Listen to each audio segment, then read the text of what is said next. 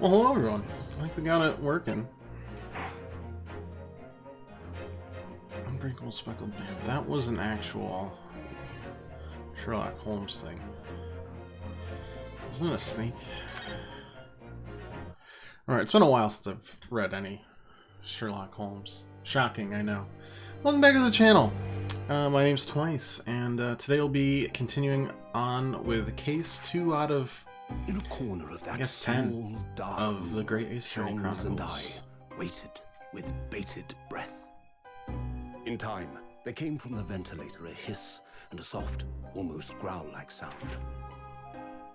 Suddenly, Sholmes sprang into action, lashing furiously with his cane at a point in the darkness. "You see it, Wilson?" he yelled, his tense voice reverberating through the air. I raised my dark lantern shutter, and the room slowly came into view. Sholmes was staring intently at one particular corner when he started whispering to me. The victim's most perplexing final words. The speckled band. I believe this is the terrible coil to which you referred, Wilson.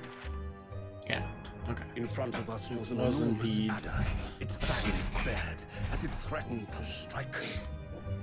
It truly was the most terrible speckled band I had ever seen. And I'd seen at least 4 in my life.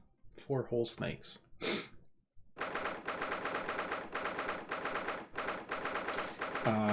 Yeah, so for those of you who don't remember or weren't here, last time that we played this. So then, let us unravel this mystery and discover what events led to this curious murder. Pray, do excuse me. The cabin door was bolted from the inside when the man was killed. No marks to suggest the bolt was tampered with in any way. So, this would appear to be a locked room mystery. In his final moments, the victim scrawled a message on the floor. Almost certainly with the ink from this upset man. Russian? A Russian word. So the victim was a Russian man then. And the letters are well formed, suggesting he was compos mentis at the time. This is a most extraordinary script. And evidently not penned by the same hand as this message. In fact, I deduce it was written by someone of a different nationality.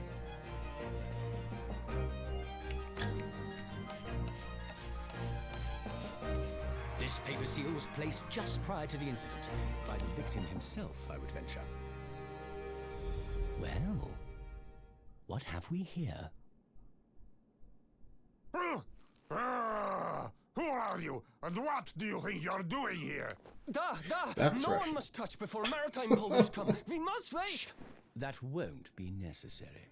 You see, in less than 5 seconds from now, I will reveal the killer to you. What? Raw.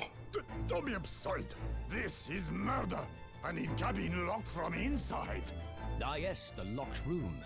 But that mystery is paper thin. You don't mean the culprit is in there? Who are you, and where have you come from? I'm a great British consultant detective, the only one in the world. Sherlock Sholmes. I presume you must have heard of me.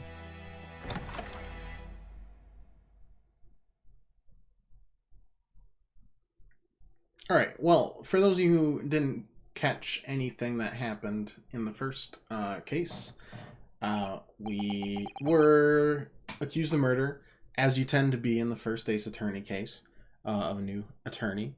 Doesn't always happen, but, you know, it's kind of like a rite of passage at this point in time. And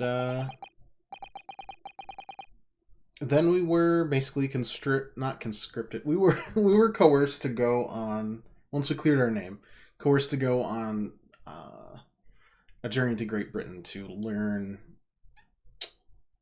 from their lawyers the great nation of law by our best friend,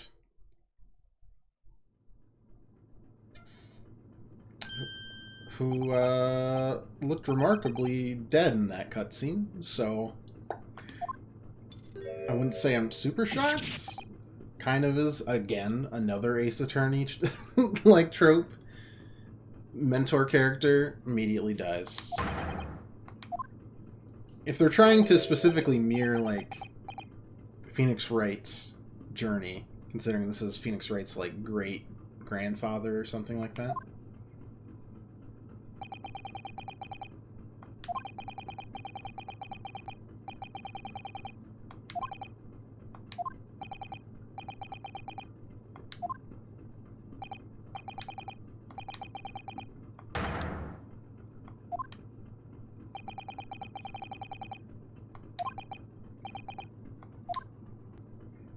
Yeah, it looks like we were a stowaway.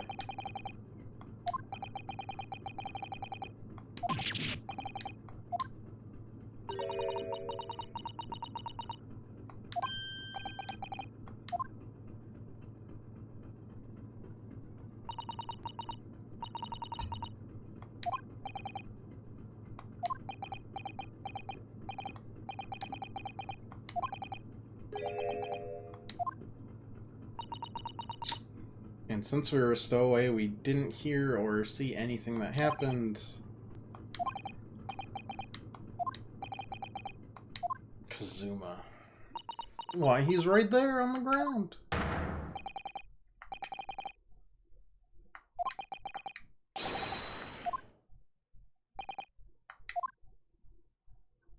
How are we gonna have a court case in here? That doesn't seem possible. His body was discovered not long ago. This is Sato, who is like the legal aid that I assume was sent with Kazuma. Here in this very cabin that was bolted shut from the inside. Please, do not try to tell us you are doing this terrible thing in your sleep. Kazuma's dead, but he can't be. These handcuffs, surely you don't think I have to know. Why did you take Kazuma-sama's life?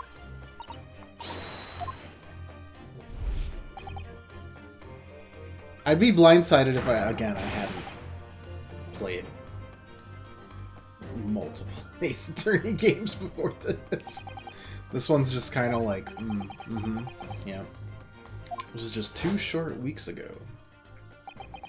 Sure about this? Won't we get in trouble?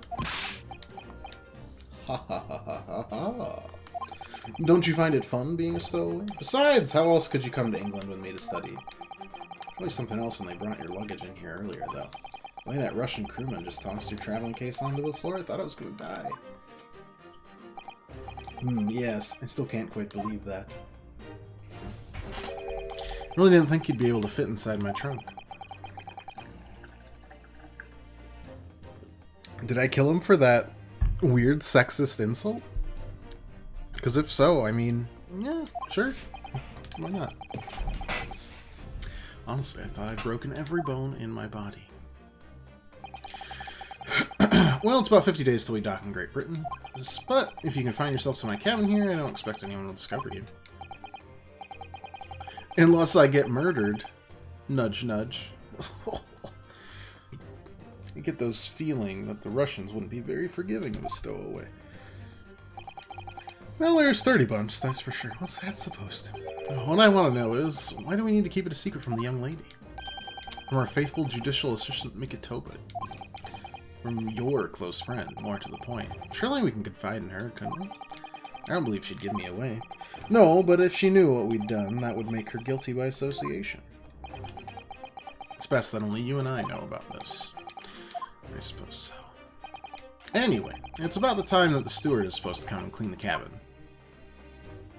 Alright, into the trunk with you. Won't be for long. Anyway, compared to hiding inside my traveling case, it'll be a breeze. Yeah, but well, if the steward decides to open the wardrobe for some reason, then I'll be in for it. Stop worrying. I tell you what, why don't you write "keep out" or something on this piece of paper? What? Then I can stick it over the wardrobe doors once you're inside. I don't know. We've only been at sea for about 15 days. How can this have happened? We were supposed to be going on this adventure to England together. We leave you at next port. Stay quiet until then. Don't make more trouble for yourself. I don't know if I can keep this Russian. Oh, blur. Ah, you said before. You said you admit everything about your crimes. I mean, yes, I did stow away on the ship, but murdering my best friend? It's almost as silly as murdering this professor I've never met. Oh right, we had a multi-hour session about that. Sasato-san, please tell me what happened. I need to know. Very well. Well, there's something I would like to ask of you too. Oh, those eyes. She looks like she's ready to destroy me. This nightmare is getting worse by the minute. I suppose all I can do is try to find out what really happened. He really has been killed, hasn't he? This isn't just a bad dream. And these handcuffs, they think I did it? They think I'm Kazuma's killer? Well, when they found him, the cabin was locked from the inside. What do you mean? I mean, it was locked from the inside, you dense motherfucker. No access to the cabin via porthole window, and the bolt on the door can't be operated from outside. In other words, after the crime, the culprit couldn't have escaped these four walls. Or to put it another way, the culprit can only have been somebody inside the cabin. Or do you have some other explanation? It's impossible. How did he die then? What happened exactly? Are you still going to deny the charge, even despite the circumstances?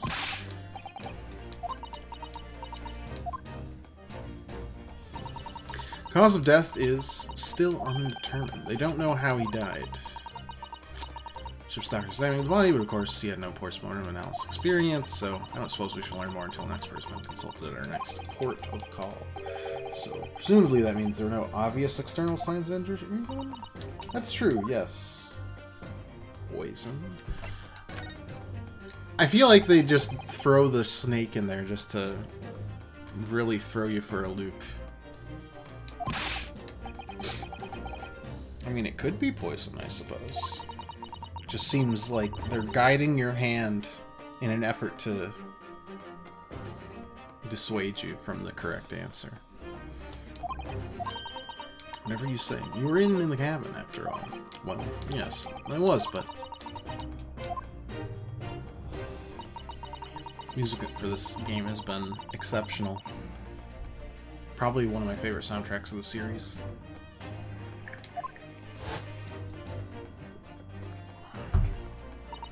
I was waiting outside his cabin, as I have every day so far on this voyage, but this morning he didn't come. I could sense that he wouldn't. He's already dead. Sato arrived at his cabin door. Probably. I knocked, but there was no reply. Then I started to become worried, so I went to find a member of the crew. The crewman forced the cabin door open, and we managed to get inside. Dead. There was Kazuma-sama, collapsed on the floor.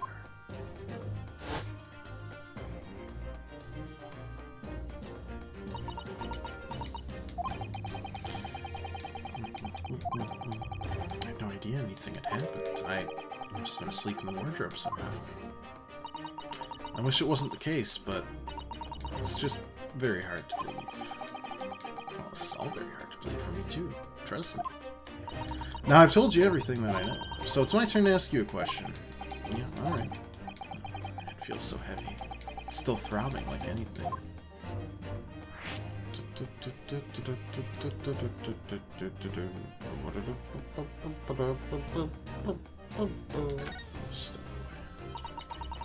Why are you even on board this ship? You said something before about being a stowaway, didn't you?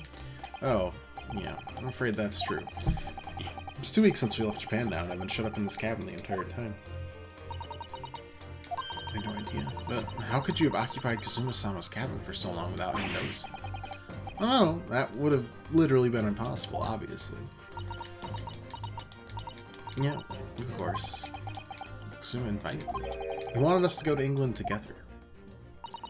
Actually asked you? But why? Well, I'm afraid I don't really know the reason myself. I don't understand. That makes two of us.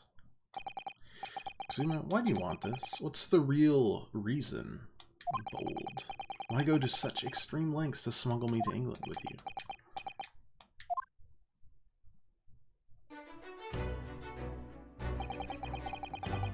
It's an idea that's been on my mind ever since the end of that incredible trial. I think I told you then, didn't I, that you ought to become a lawyer yourself?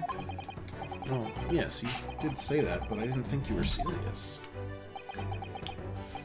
Look at my headband. I'm always serious. You have a talent for it, I can assure you of that. But I never really thought about becoming a lawyer. Well, that's something you can decide for yourself. London is at the spearhead of cultural development. Center of the world in many ways. Can't be any harm in seeing such an important place with your own eyes, can there? Well, no, definitely not. But on a personal level, if you were to become a lawyer, then what? Nothing. Forget it. Alright then, keep your secrets. Sure to be revealed in some trial in the future. Susama he's always saying the same thing, that he wanted to change the Japanese legal system. Perhaps he thought that he could do that with you. Yeah, maybe. But something's still bothering me. A little. The look in his eyes, it was darker than I'd ever seen it before.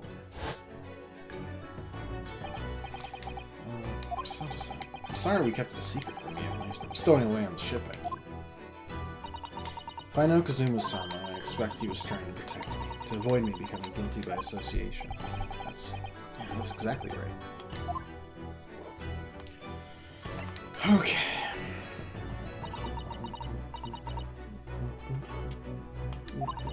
You're not the culprit. Tell me, what happened last night here in this cabin? Well, the thing is, I don't really remember. Zuma brought me something to eat, just like he always did. And I got myself into that wardrobe over there, just like I always did. After that, I fell asleep. Well, yes. So deeply you didn't even stir when Kazuma-sama was killed? Well, yes. I know it sounds unbelievable, really, I do, but it's the truth. If only I'd woken up, then perhaps I wouldn't be in this predicament. Well, we're 2 for 2 on being accused of murder. That might be a new record. Maybe we can go for the trifecta before the end of the game.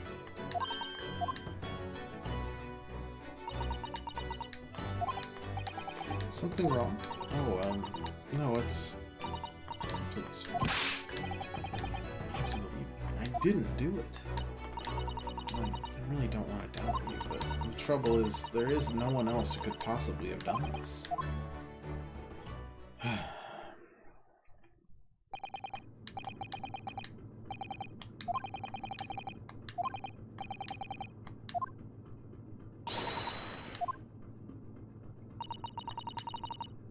Perpetrator of this crime. You can't leave. I can't allow that to happen. Sorry, but Kazuma was killed right under my nose here, and I didn't do anything to stop it. And now I'm supposed to just sit around? My hands tied? Well, whoever did this walks free. No, I can't allow that to happen. Well, what do you propose to do then? I'm gonna investigate. I'm gonna find out exactly what happened here. And I'm gonna work out who took Kazuma's life and how and why they did it. So I'm sorry, but you're gonna have to excuse me.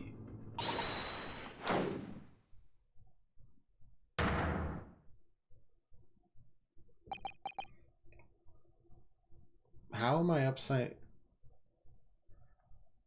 Wouldn't? Okay. Yeah, sure. That was a Susato takedown. Martial art form is that? I'm gonna need you to prove it. I'm sorry, prove it? Yes, you're innocent. I need evidence. But how am I supposed to... You've forgotten already what you achieved just a few weeks ago? Successfully defended yourself in a court of law. Maybe this won't be a court then. Expecting me to present some conclusive evidence. Well, have to get Susato to believe me. I'll show her some evidence right now that proves I'm not guilty of this awful crime. Yes! Yes. That's right. It's the one thing that I have in my inventory so far.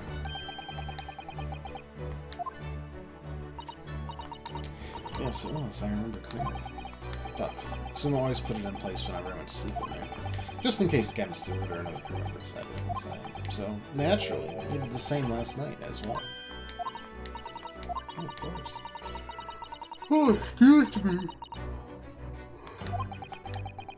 If I were truly the culprit, I couldn't have climbed back inside the wardrobe and stuck this on the outside of the doors on my own. Yes, that's quite true.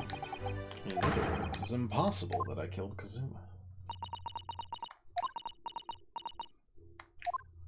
Well, even if you are sprawled hopelessly on the floor, I can see why Kazuma-sama thought so highly of you. Thank you. Now, do you think perhaps you could help me out? You may have broken my coccyx. Well, in light of that evidence, I don't see any reason why I should stop you from investigating here. Thanks. So, you finally believe me? I'm sorry. No. Not sure yet. Can't rule out the possibility that you used some sort of conjuring trick to put the sign back in position. What do you think I am, a magician? Oh boy. For now, I suggest you investigate as thoroughly as possible in this room only. I'll do the same. Alright. Well, let's get to work. Please don't misunderstand me. I still have my doubts. Oh. I shall be watching you to make sure you do nothing that might disturb the crime scene.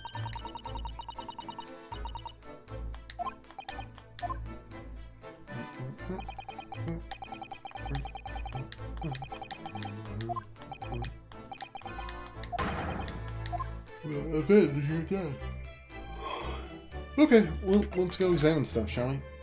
Oh, hey, how's it going? Well, this is confusing, because he definitely... I mean, he might know Russian, but why would he write in Russian? It just doesn't make any sense. This is weird. Why is this all knocked over? Sign of a struggle, perhaps? I'm not sure. Get this...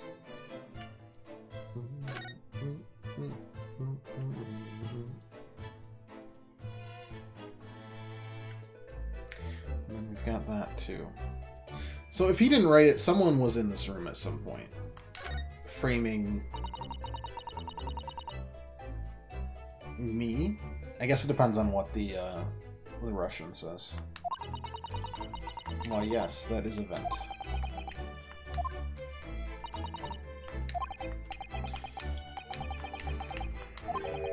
Looks like it must connect to the next door cap. Well, yes, it would appear to, you're right. But if its purpose is to allow fresh air in the room, surely it should be connected to the outside. Weird.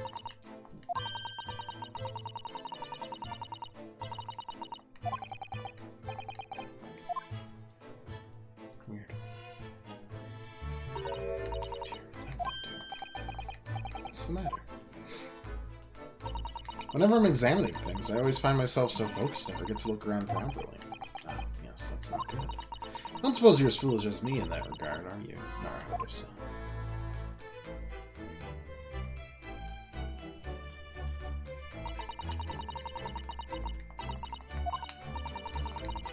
Okay. Yes, I do understand how to press the left and right arrow buttons. Thank you. It's kind of fun that they explain it away as, like, field of vision stuff. Is this, like, a callbell? Okay.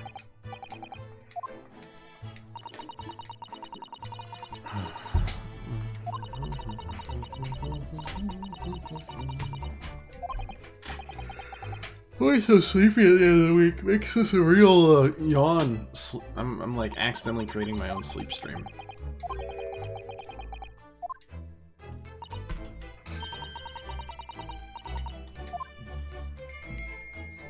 Okay.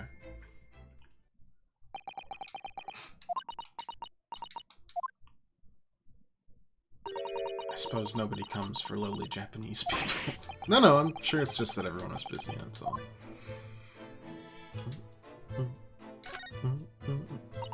Have you really been living in that wardrobe the entire time? Oh, I was gonna be yawning for like 3 hours. I'm so sorry. I think living isn't quite the right description. Oh, no, I suppose not. Although it must have been rather exciting making this voyage in your own secret hideout. The trouble was I never really knew when a member of the crew might come in, so yes, I did basically have to live in the wardrobe, and last night was no exception. But because of that, you had no idea what was happening out here in the cabin? No, sadly not.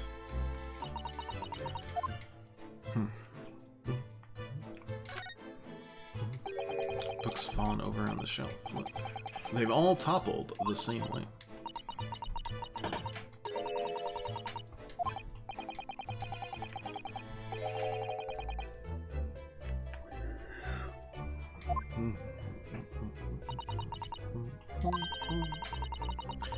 Perhaps it was Kazuma-sama doing his morning sword training, do you think? I don't think so. Perhaps it was you, in a fit of rage? I wouldn't have bothered leaving the wardrobe just to mess up a few books in the statue. Why, yes. Yes, I do think that they have something to do with the case. Okay, I guess we're just tampering with the crime scene now, for the sake of, cleanliness and tidiness. The rules of passage.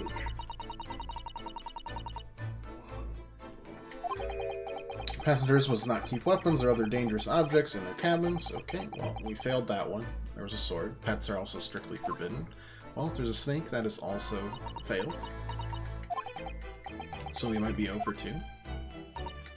Oh, sorry. I was just thinking, are you more of a dangerous object or a pet? I can't decide. Well, one thing's for sure. Either way, I wasn't supposed to be. Wow. That's some high-quality analysis. Did Kazuma write that before he died?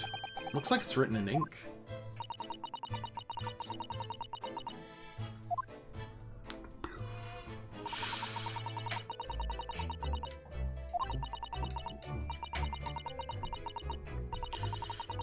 He's in terrible pain. It's almost unbearable to imagine. I suppose he was trying to leave some kind of a clue in his final moments, was he? I'm sorry, partner, but I can't read your writing. I don't think that's Japanese. Come on, what language is it? It looks very Russian. Okay, guys, it's Russian. It's not a foreign script I'm familiar with. Oh, boy. Well, that's going to be a huge issue then, isn't it? Somehow the ink bottle is not a worry? That's weird.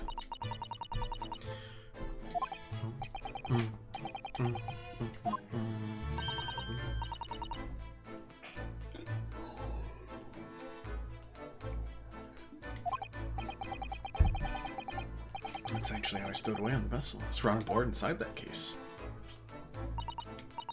Yes, I see it says "this way up" in Japanese. Which, in hindsight, I should have realized the foreign crewman wouldn't be able to read. It was turned over and over and over, and then I was tossed on the floor in here. Oh dear. Being a stowaway isn't as romantic as it sounds. Well, it was less painful than the Susanto takedown. Okay. I mean, let's check here first, if we can.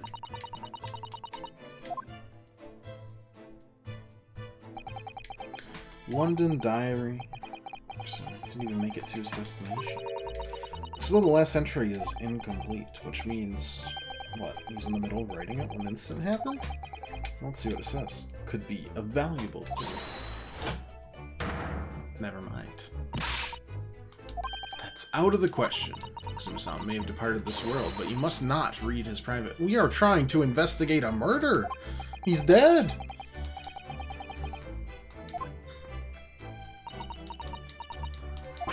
Alright.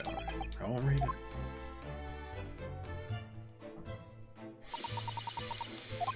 Oh, I don't like prying into people's personal matters either, but in this case, isn't the need for clues more important?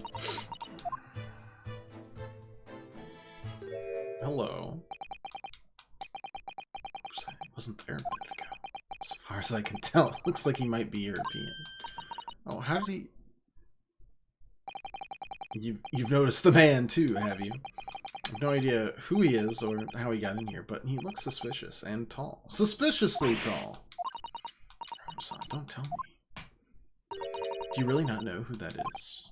Well, no. I don't have any foreign friends or acquaintances at all. Or friends. At all. Something very unusual about him. Is he investigating or just playing? I can't tell. Well, in that case, we simply must talk with him. Am I just imagining this? You look almost uncontrollably excited. By the way, I expect that you've noticed already, but just in case, if you press... Okay. Yeah, we'll talk to the suspiciously tall gentleman soon.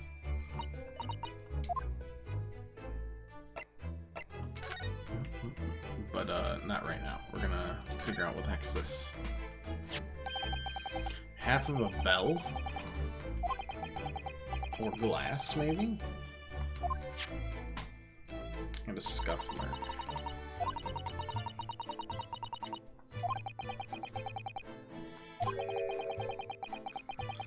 I'm gonna secretly carried a cute little trinket like this around with nobody. Only if it was attached to his headband.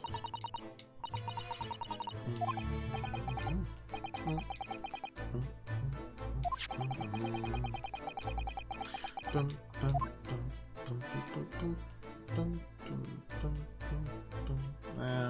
Well, let's talk to the crazy detective, shall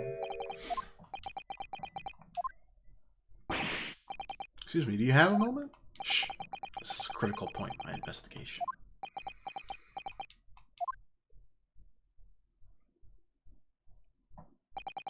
Maybe I should leave him alone? He seems a little unfriendly. Yeah, perhaps that would be for the best. Greetings! I hope I haven't kept you. What exactly were you doing on Kasuma's desk just now?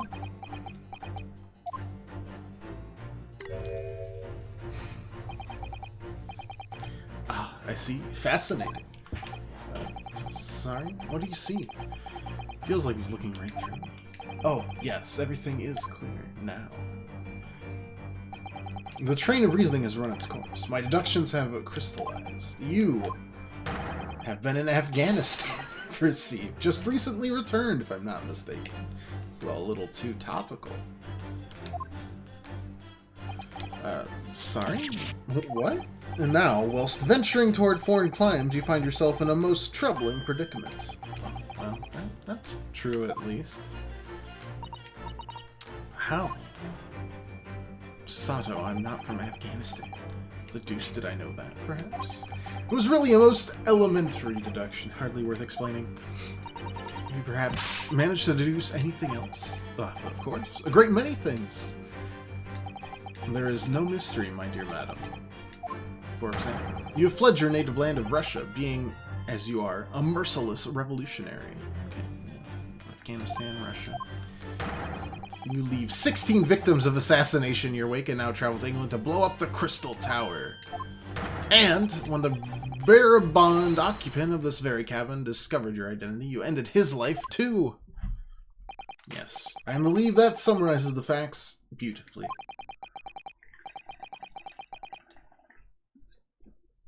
No need to hide the truth now. Nothing deceives these eyes.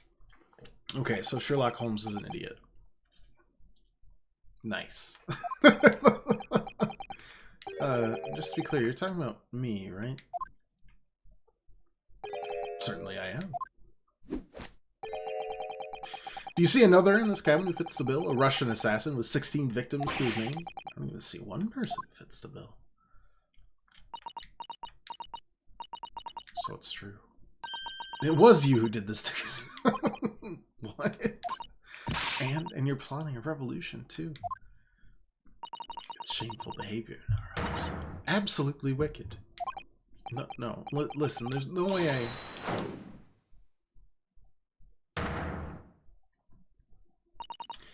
Explain yourself. Tell me everything.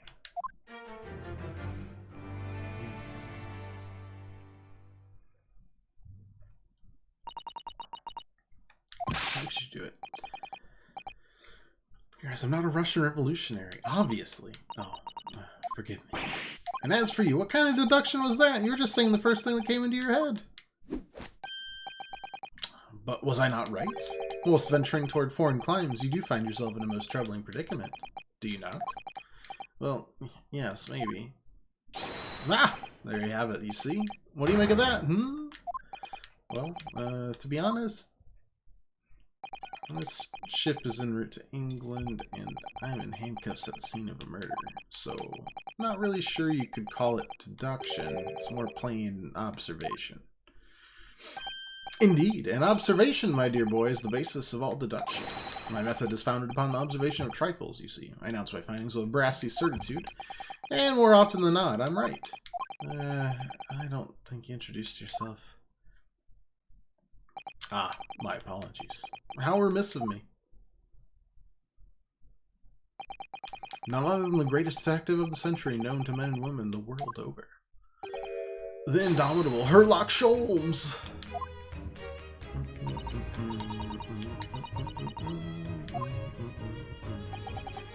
The very same. The inimitable, actual Herlock Sholmes.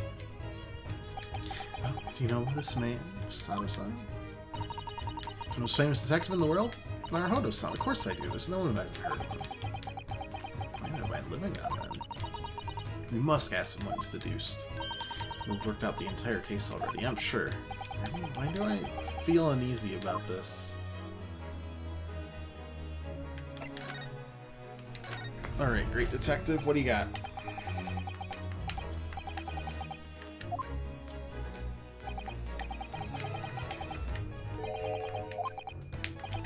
You're German?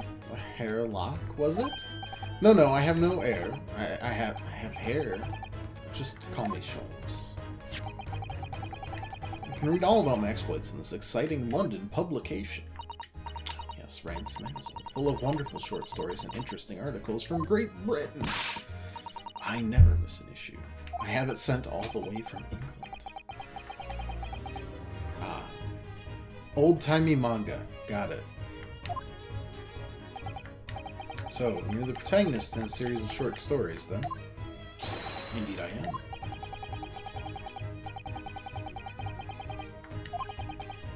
Make no mistake, I'm not the poor deluded fellow you take me. Your inference is backward. My trusty biographer records my greatest detecting achievements and chronicles them in the magazine. Biographer? Doesn't everyone? Mine goes by the name of Dr. Wilson, presently keeping shop in London. Hey, I killed a guy. I mean, I was around a guy who was killed named Dr. Wilson. This very moment, I'm returning from Asia, having solved the mystery of a cursed royal crown. Can't remember if that's another case or they're just making it up. I feel like that's an actual case. Deduction, you see, is to me a science. Logical reasoning in its purest form. Science, really? Well, the astute observer notices even the most subtle of reactions in this subject. A furtive glance, a twitch of a muscle, a slight inclination of the posture, fingernails, arm sleeps, furrows in the skin. All these things are data. And the trained logician makes deductions from this data in the blink of an eye. The ultimate conclusion is, without fail, the truth. As I demonstrated only a few short moments ago. How do you look me in the eye and claim that? So you see, I return both for observation and for deduction. And fame! That is what makes me the one and only Herlock Sholmes. I see. Can I introduce anything about this particular person? My dear fellow. Who do you suppose discovered the culprit in his most cunning hiding place? That's right. None other than the great detective before you now. Ah, I see. In other words, I'm in these now because of him. I became anxious about suicide this morning. I summoned all the crew members to force the cabin door open. and I concealed myself among their number, gaining entry to the scene of the crime. Yes, luckily for everyone, the great detective was on board. And the handcuffs seemed to be an excellent fit.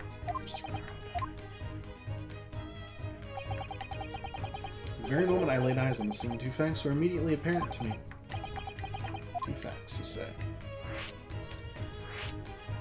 Give them to me. Well, Mr. Sholmes, tell us, please. What 2 facts were apparent to you when you came into this cabin this morning? Yes, but first, let us be precise. The 2 facts in question were immediately apparent. Yeah, I understand, but what were they?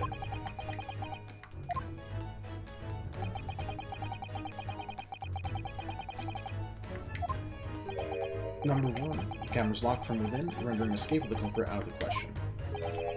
Number 2, still holding up 1. The victim was Russian and killed following a dispute with an acquaintance. Okay.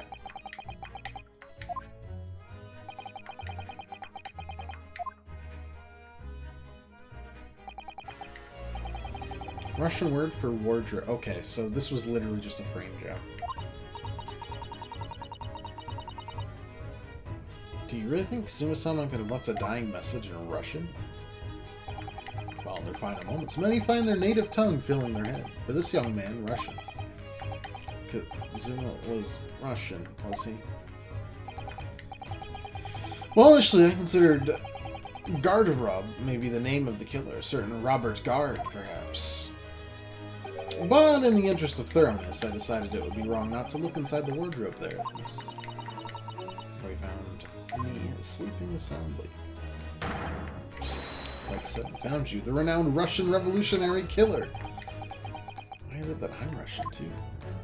Well, if we're comrades. Just makes sense. I observed that you were wearing the same attire as the victim. In other words, you were acquainted. If my memory serves, that outfit is the traditional dress of the Russian people. Our school uniforms are the traditional dress of the Russian people. And I had no idea a detective could get something so wrong. Let me introduce you to Detective Gumshoe sometime. We'll hit it off.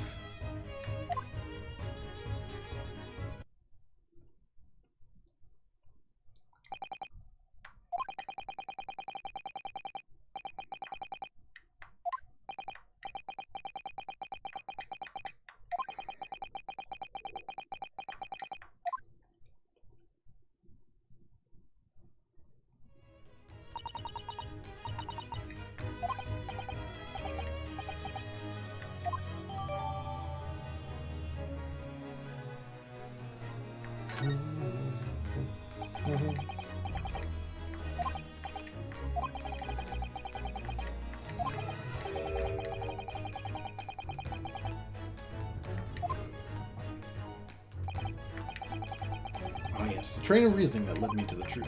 Would you mind explaining that train of reasoning to me, do you think? Yeah, certainly, if it interests you. How many times? I'm not Russian, I don't speak Russian. Ooh.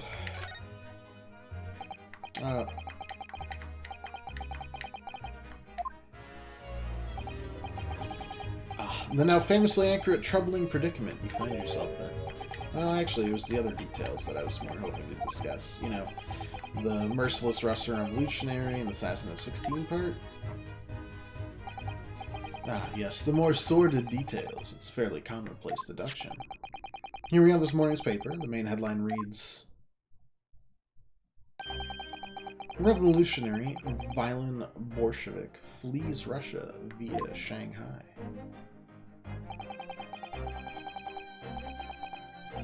I don't really look a lot like him. This vessel made a port call at Shanghai yesterday, and last night a young Russian was murdered. Again, no.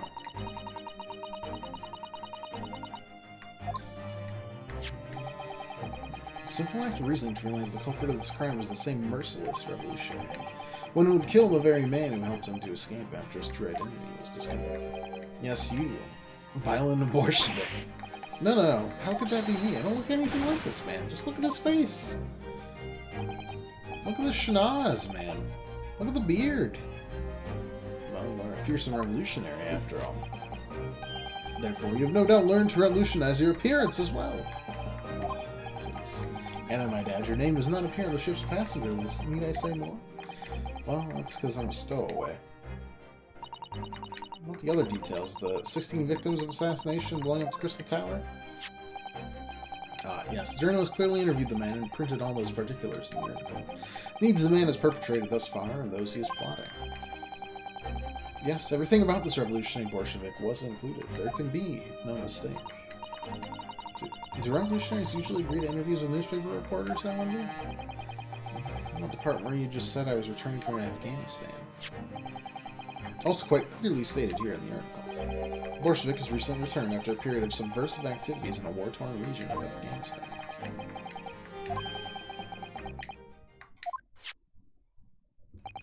Here, take the paper for yourself, as a little memento of this great deduction. Oh, thank you? I have absorbed all that is of interest to me within its pages, but I see no rubbish bin nearby.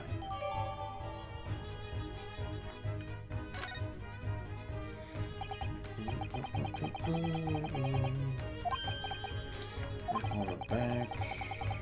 Okay, I'll read that, because that probably is the more important of the articles. But it's written in Russian, so...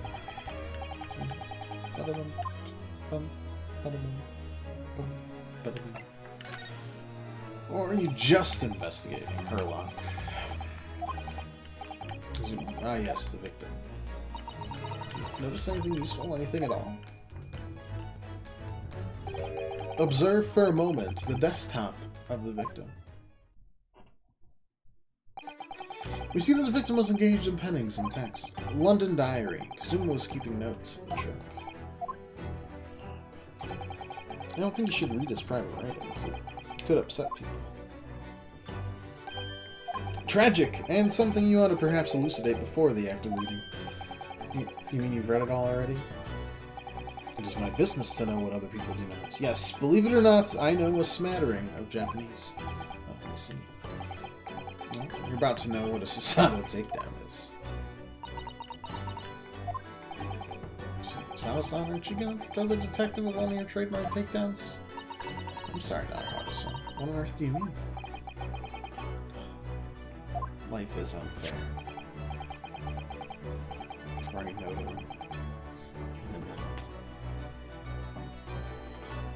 Namely, this diary belonging to the victim. It would appear the final sentence is incomplete, as if the author were cut short. Tell me, what's the nature of the writing? Pray, be precise as to the details. But I thought you knew Japanese. A smattering, dear boy, a smattering. Sayonara, Banzai, Mikado. Nado. I trust you are suitably impressed. But this diary is littered with complicated-looking characters, which I can read precisely none. So, what was all that showing up about before then?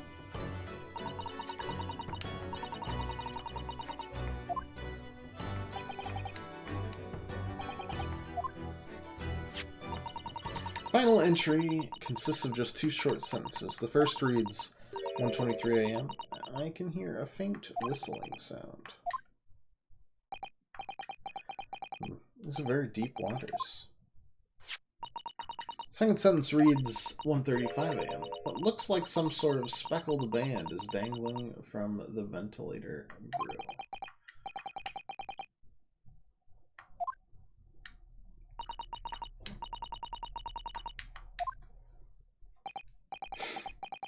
Ventilator grill, you say? The man was presumably referring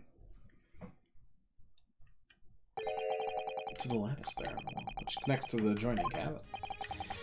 Alright.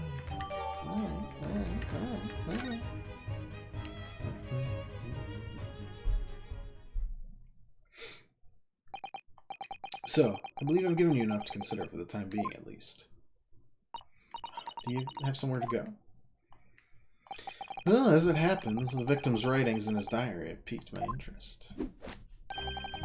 The matter warrants further investigation, I believe. And if I'm still too long, the seasickness takes hold. I suppose you're thinking of investigating the cabin next door, which the ventilator connects to?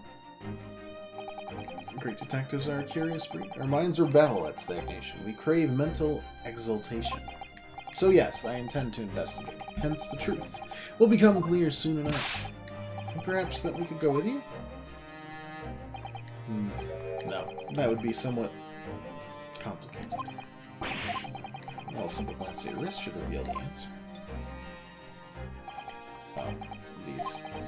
After all, you're the prime suspect in this matter. No? There's no point trying to turn it into a question. You're the one who decided I was the culprit in the first place. Whatever you do mean. I have no recollection of naming you as the culprit at any point.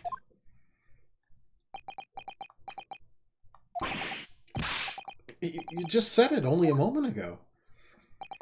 Dear me, you are clearly misguided. I would have no cause to say such a thing. Well, actually, Mr. Sholmes, I did hear you say that, too. Quite sure. Well, that's very strange. I wouldn't have said you had the face of a criminal, you know. Not really. So what, were you looking at my knees before? Some great detective you are. Well, anyway, that was then, this is now. What do you mean? What I mean, sir, is this. If you are the culprit, then you must play the part more convincingly. Roll over and accept your fate.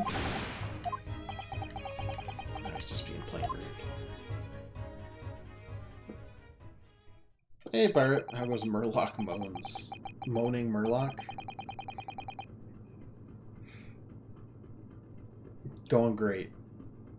He haunts the cruise ship of Doom over here. More of like a frigate, I guess. How are you? How was the birthday overall? Hopefully A-okay. Didn't really get to ask much about it.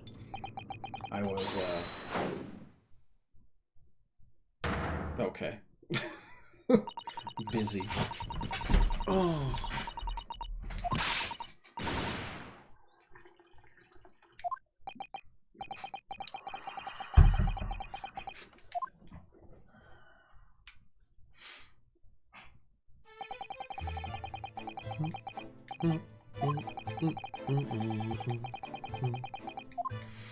If you've missed it, we've been accused of murder again, so 2 for 2 on that, of our best friend, Kazuma, who we definitely thought was going to die. In a locked room where we were stowing away, so we are the only current suspect. Also, we met Herlock Moans over there, next door now. And we're investigating, trying to prove our innocence.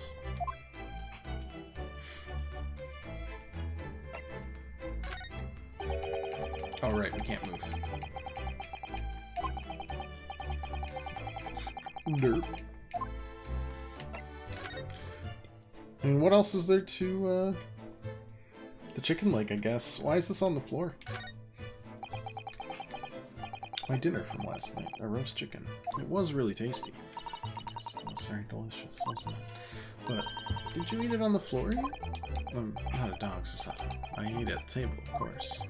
Which begs the question of when and how the plate ended up on the floor. Kazuma didn't like chicken at all, did he? No, that's right. So he didn't touch it, which meant all the more for me. Does that mean... Did Kazuma-sama spend his last night on Earth with an empty belly? It's just too horrible.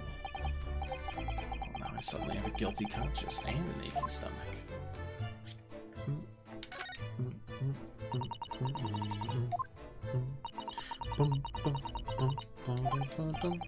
Okay, so, I mean, there's like multiple signs of a struggle here. We've got the scuff marks.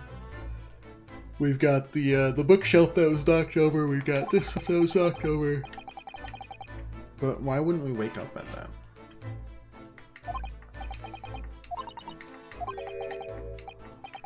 I can't seem to remember anything about what happened after dinner at all.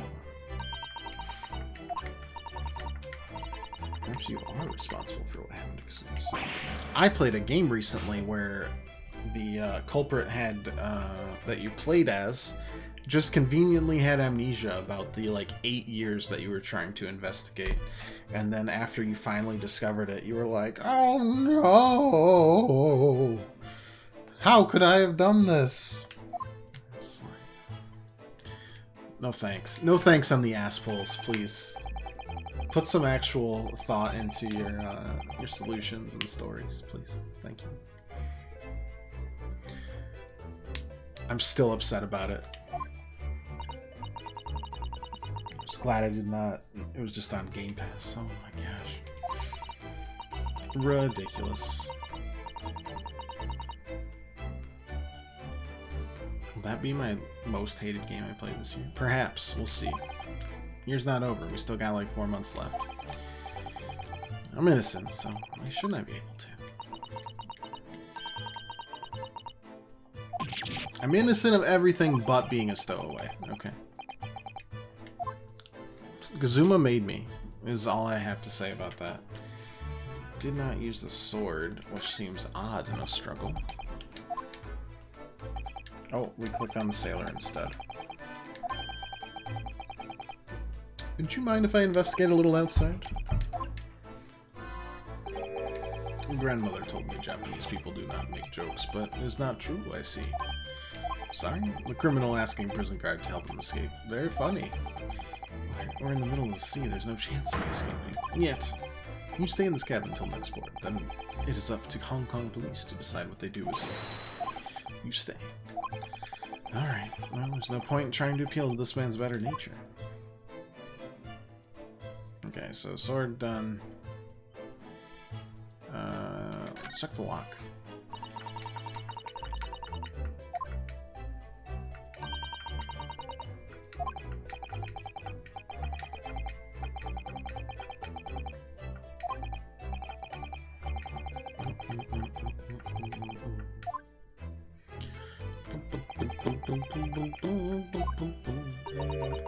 Classic locked room mystery. I remember reading once in a detective novel, a culprit used a needle and thread to draw a bolt across from inside the room in a situation like that. Yes, that's a clever trick, isn't it? I'm an avid reader of detective stories myself, but the door of this cabin and its frame are made of metal, and they're sealed together perfectly. There'd be no possibility of using that needle and thread trick here, I'm afraid.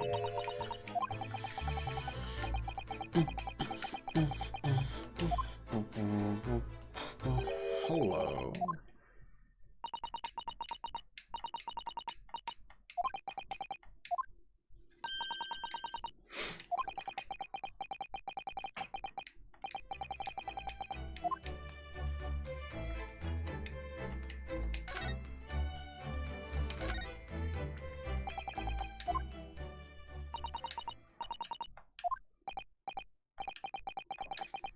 Crewman's standing by the door. I can't help feeling like I've seen him somewhere before. Oh, yes, you're right. He does look familiar. Excuse me, sir. Oh, no. Oh, it's the waiter again. It's the stupid it's Interpol nonsense. Oh, my gosh. How hasn't the tuberculosis grabbed your body and, you know, wrung you out yet?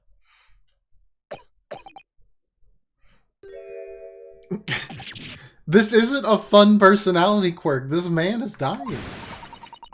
Didn't know you were in here, Inspector Sanaka.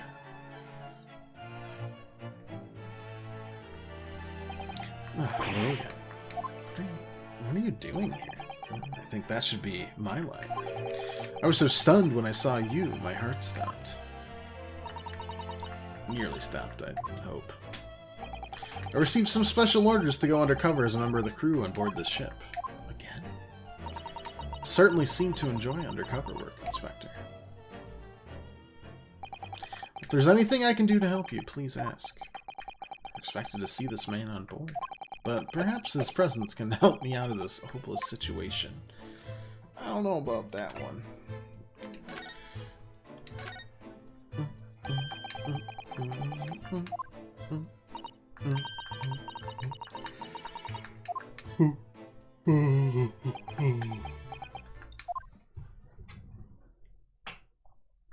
Alright, we gotta check out the back of that newspaper as well. I'm so sorry.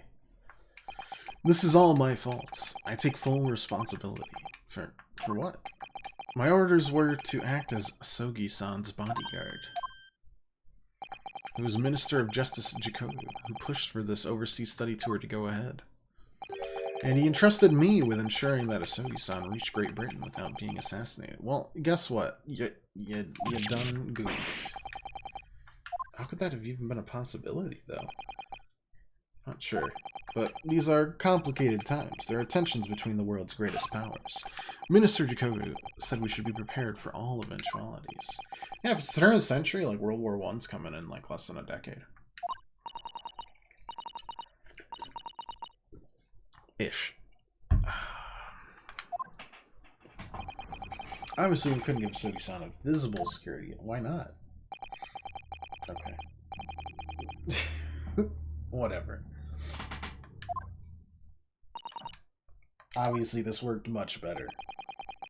Didn't take my eyes off him the entire time we've been on board, from morning until night, every day. But I never imagined it would happen here, inside his own cabin. Not here on the first class deck.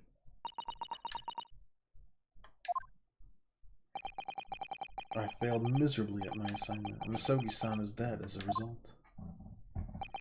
I'm a disgrace. All I can do is humbly apologize. If there's anything at all that I can do to help now, just say the word. Yeah, can I actually investigate so that I don't get arrested for murder a second time? Please. You didn't do it, did you? You're not the killer? Of course not. We'd really like to investigate the cabin next door. Yes, so we need to be allowed out of this cabin. I'm sorry. You've been deemed a risk to the ship's safety. If you moved to even touch the handle of the cabin door, that stormy-looking seaman there would surely snap your neck in two. I suppose I'm not just a stowaway now. I think I'm a murderer as well.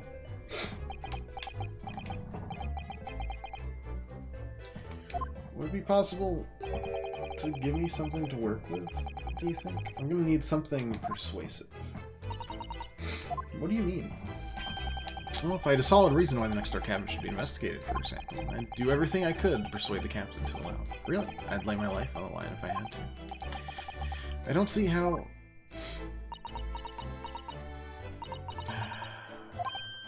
Maybe a way. Think of how you're trying to persuade me of your innocence, Naruto, by presenting me with a piece of... Okay, still doing tutorials. Got it. Still doing tutorials. Yep, still a tutorial case, kind of. Boy howdy, I hope they don't have as many in the second one.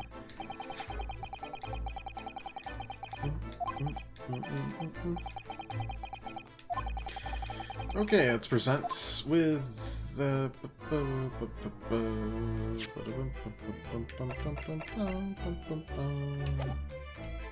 I have to go out of converse to go to present, and then do this, and then present it. Yes! Just before he died, he wrote something rather strange in his diary. Strange in what way? He wrote, what looks like some kind of speckled band is dangling from the ventilator grill. My dude was using the diary as a live tweet. I am now going to go to dinner. I have fed my stowaway the chicken I did not want. There's a weird thing hanging out of my ventilator grill. Does anyone else hate it? When the blankets are too short for your whole body. And other ship-shaped thoughts from Kazuma-san. Don't tell me the ventilator, is it? Very astute, Inspector. Ventilator clearly joins to the next door cabin.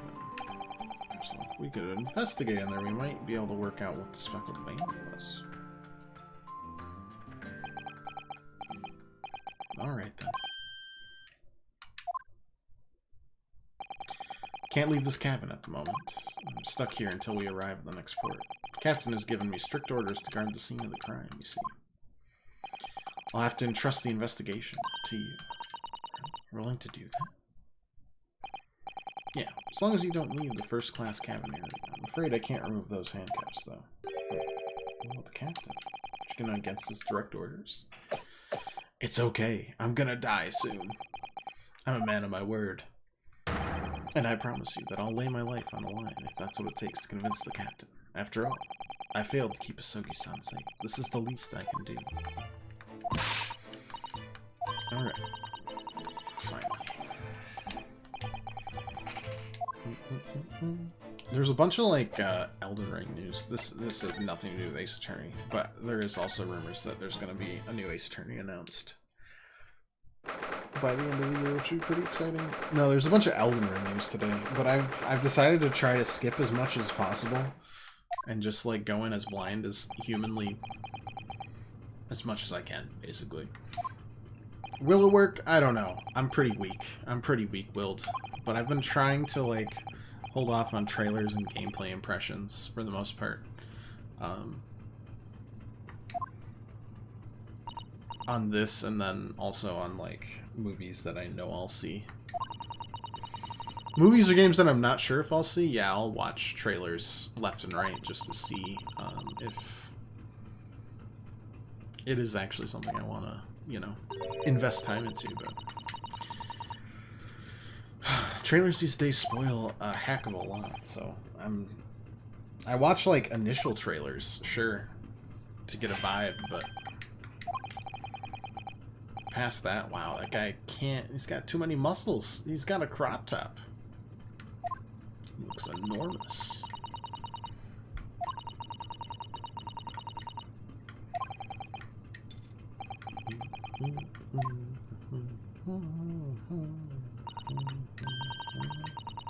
Look like a little boy visiting a toy shop for the first time. Would have thought you'd be used to the ship by now. I've been at sea for 2 weeks already. Yeah, I know, but the thing is, I was inside the trunk when I first came aboard, and ever since then I've been shut up inside that little wardrobe. It must have been a very trying time for you. Please, don't give me that pitying look. There is no music in this section. This SIP section has no music. Any evidence besides the very large blue glowing book that says ship protocols that it's like forcing me to click on.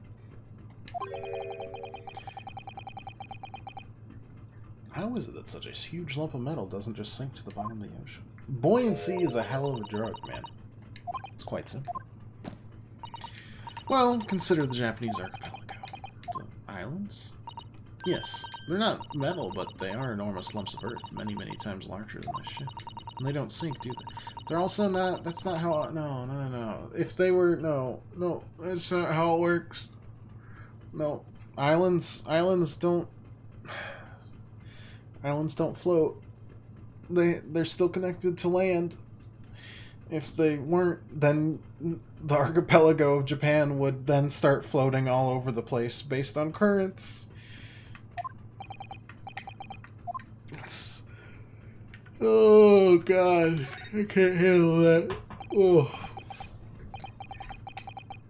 Can I ask you something? Like, oh, where's Hawaii today? Oh, it's a little south of Australia, mate. Don't worry, next week it'll float up to the Philippines.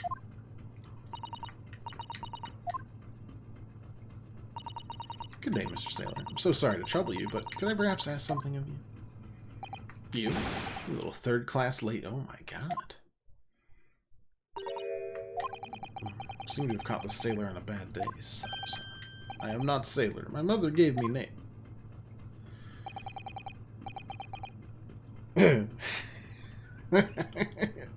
I am senior crewman Beef Stroganoff. Now I want some beef stroganoff. The best thing is just to avoid eye contact, I think. Beefs.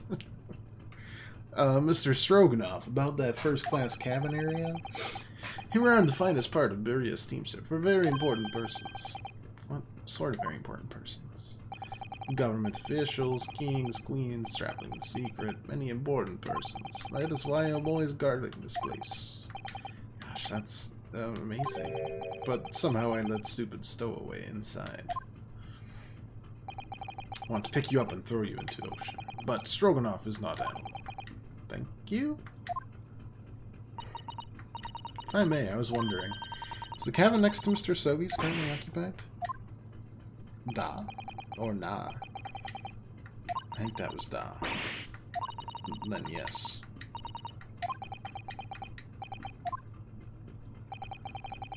It is not permitted to visit other cabins without invitation.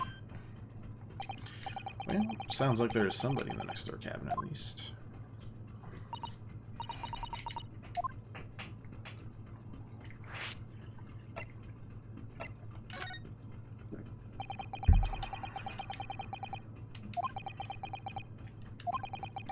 His name is Mr. Grimsby Roylott. He is a very important Western gentleman. Do not think about it. He has nothing to do with murder or student bug. Okay, so he has everything to do. Got it. Authentic Western gentleman. Such a man would have no interest in lowly student from insignificant Far East islands. Man, we are like stomping all over the racism card here. We got the English and now the Russians. And then in episode 3 we'll probably go back to the English being racist. Hooray!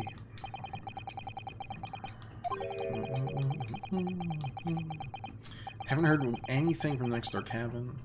I felt like there's anyone there for 2 weeks. Well, presumably since this gentleman's occupying one of the first class cabins, he must be rather important. Is that right? Yes, it's in the name. That is not your business.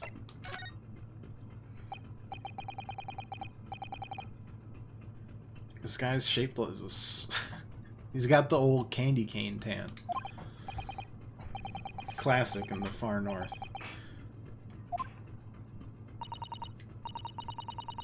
Tell us anything about last night at all? It is sad about Student Boy. Were you on watch last night as well? Of course. And did you notice anything at the time? Anything unusual? Mr. Beef? I think that was neat. Saw nothing unusual. Nothing at all. You didn't hear any strange noises or sense anything was wrong in some way? Okay, you've removed eye contact. You're looking over there somewhere. All right. No, that's yeah, totally believe you. Yep. I'm not so sure.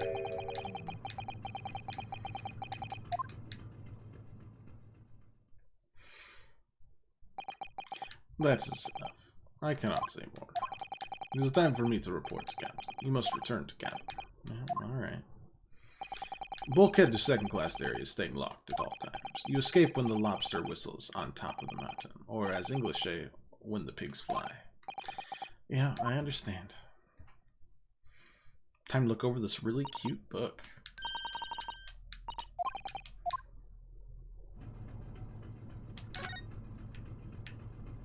Boop. The book on top of the table there really is huge. There's a pen with it too. Yeah, I'm sure that's the ship's log. Showing a little look through it. Writing is something precise. Every detail about the voyage has been meticulously recorded. Anyway, look here. Last night's log is mostly blank. Presumably that means there was nothing to report.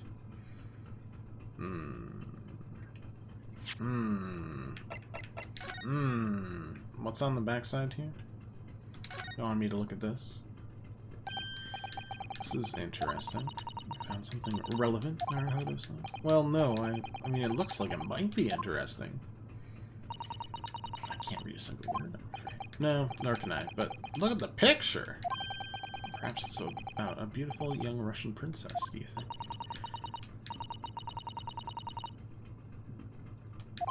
I don't know. Can't make any sense of it. Ah, I'm glad you noticed this article. Oh. Allow me to give you a short summary of its contents. Oh, thank you. Pops up everywhere. It's about the disappearance of a young lady last night. Renowned prima ballerina of the Novovich Ballet disappears from Shanghai. During a performance in Shanghai, the famous dancer was reported missing. She's, of course, the talented young Nikolina Pavlova. What's her name so hard to remember? I don't know. I'll be remembering Beef Stroganoff for months. Bearded woman was in costume when she was found to be missing from her dressing room, wearing the diamond tiara you see pictured, which is worth some 20,000 rubles. How much is 20,000 rubles? I have no idea, but I'm quite sure it must be an unbelievable sum of money. Maybe. In 1900s, for sure. The company is most anxious to recover both Miss Pavlova and the valuable tiara. They've requested international assistance at all ports with sailings to Great Britain. Could this be another case of a Russian fleeing his or her country? Does seem to be the Russian thing to do.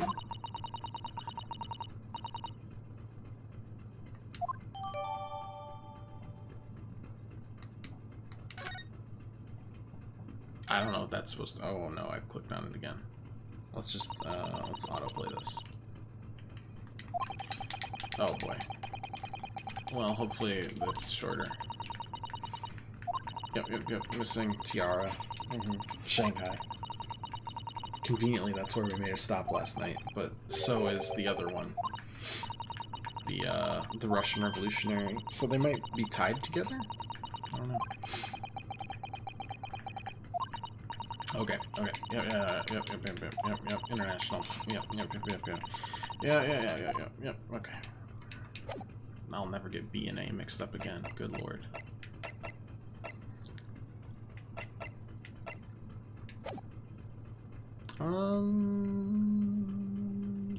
Boop.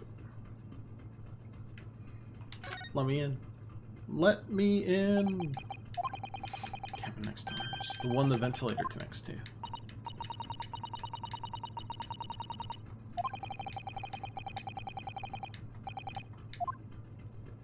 Knock, knock.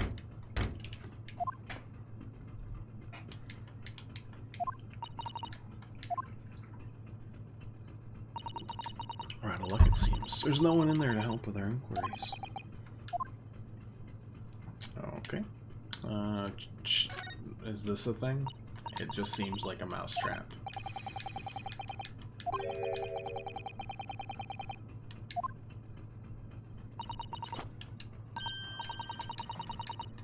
Yes, I think that is what is called cheese. Cheese. Did Japan not know about cheese in like the 1900s? That seems untrue.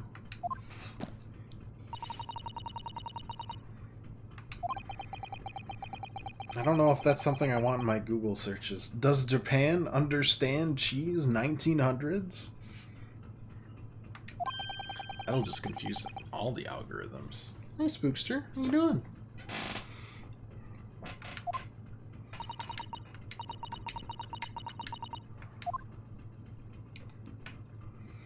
Alarm bell. Yeah, alarm bell.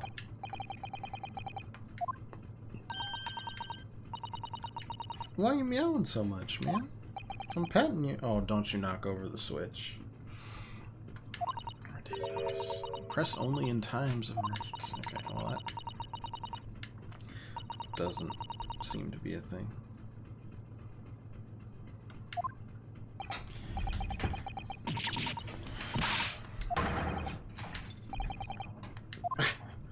This is an emergency. Look at the handcuffs. If you were to bring this vessel to a standstill for no good reason, it'd be an even worse situation. Wish everything would just stop, the ship included. If you have to do something foolish, at least make it something that doesn't affect anyone else. Oh, come on. Oh, what a good girl. Oh, inside the cabin. Stand aside, I'm about to break the door down. I shan't be stopped. When the fit is on me, I revel in kicking doors off their hinges. Please wait, Mr. Door doesn't appear to be bolted. Doesn't?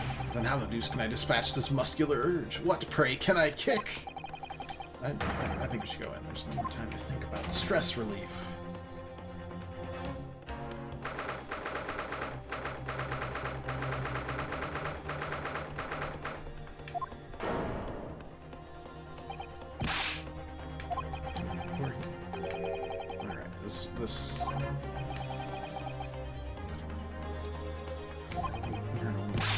Don't be absurd. As you can see, there's nobody but me in this cabin. True, the Soul Man does appear to be the only person in here, but in that case, who just screamed? Okay. All of you. Now! Please excuse the intrusion, but Mr. Grimesby Roylott, I believe. Yes, that's me. And you are? The one and only, the actual Herlock Sholmes. You've heard me, no doubt. No. I am a great detective amongst great detectives, one who adorns the cover of popular magazines, no less. So I assure you, you may trust me completely.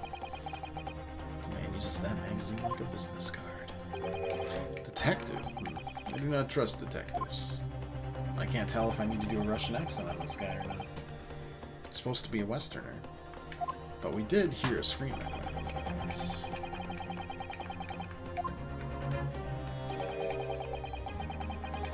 You think that the woman is in the small traveling case. How could anyone fit in a small trunk like that? Well, it's quite fashionable these days, is it not? Traveling inside one's trunk.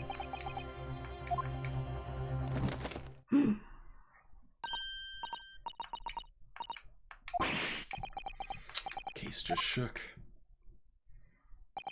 Leave. Now, otherwise, I'll call the steward. This is Kazuma's neighbor, Mr. Grimesby Roylott.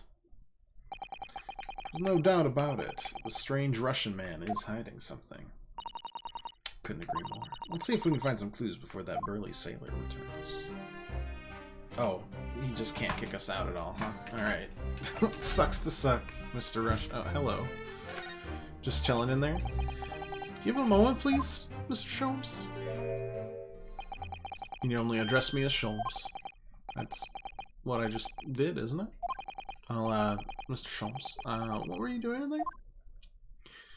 Why, I was resting, of course. I was contemplating our sea voyage from the confines of the wardrobe whilst waiting. Waiting for the inevitable time that you would need to call my great powers of detection into service. It would seem that the hour is upon us now. The time has come. Am I mistaken? Well, no, actually, you're spot on for once. Observe closely.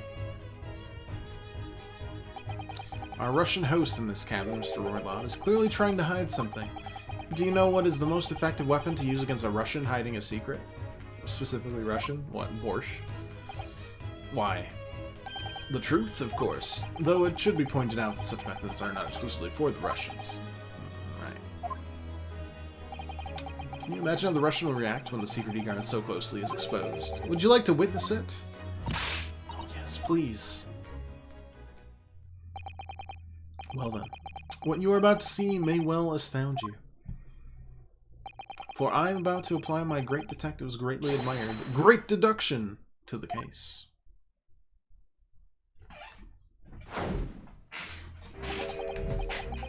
Could this man be a more hackneyed portrayal of a dubious Russian, I ask you? What? From time to time it occurs to me. Is the fellow dubious on account of his Russianness, or Russian on account of his dubiousness?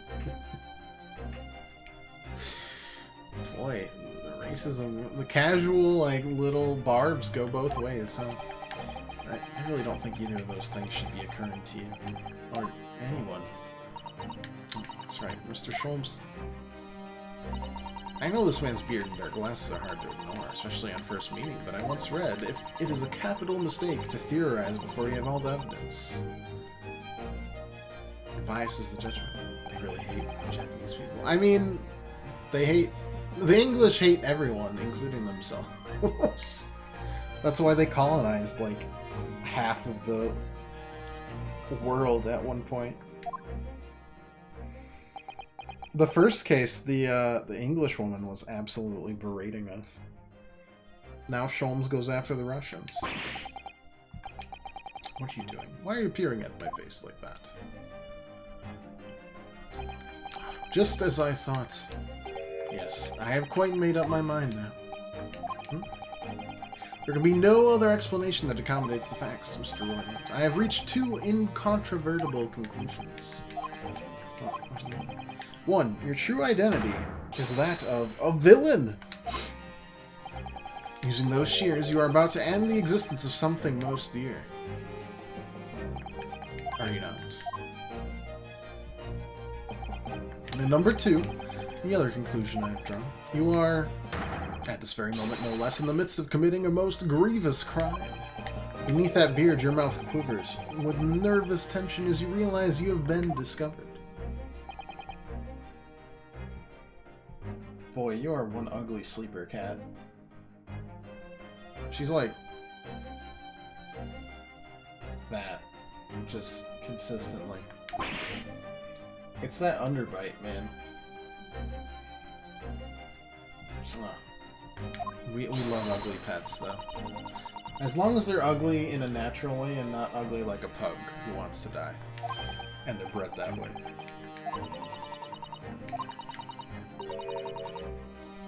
In a single glance, you can deduce all there is to know about a person. What ineffable twaddle.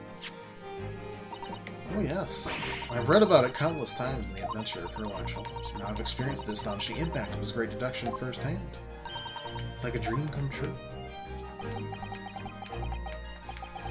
What color has drained from Mr. Roland's face? Looks like somehow both of his conclusions were right. How could you... How could I possibly know such things? You wish to say? Very well then. I shall elucidate. I shall explain how it was that I arrived at this pair of conclusions.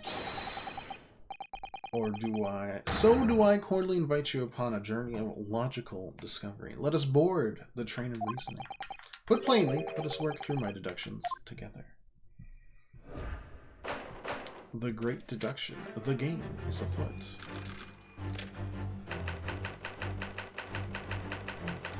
Old man's identity, topic 1. So the dubious-looking Russian Mr. Roylott, obviously what catches the eye in the first place. This is new. I'm digging this. Maybe it's just the music. Is the enormous pair of shears in your hand. Yeah, hide it behind your back, that's good. Now we ask ourselves, what could you possibly want with such an implement? The answer, of course, is staring us in the face. You are on the verge of using the shears to cut away the copious beard you sport. Now, moving on. The question then begged is this. Why would you desire to rid yourself of this magnificent beard, Mr. Roylott? Once again, the answer is plain. With clear evidence to shed light on the matter.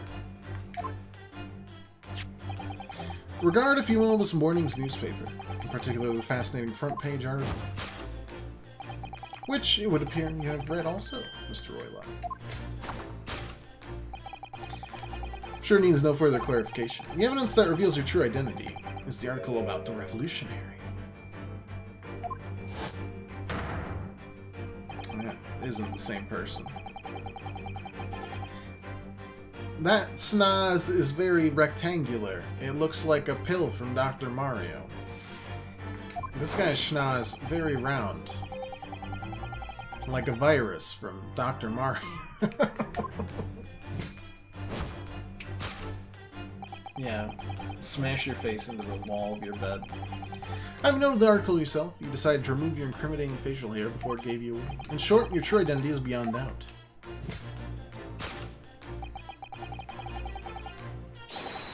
You are the fearsome Russian revolutionary himself, Vilin Borsevik. Not that I've heard of you myself, to understand.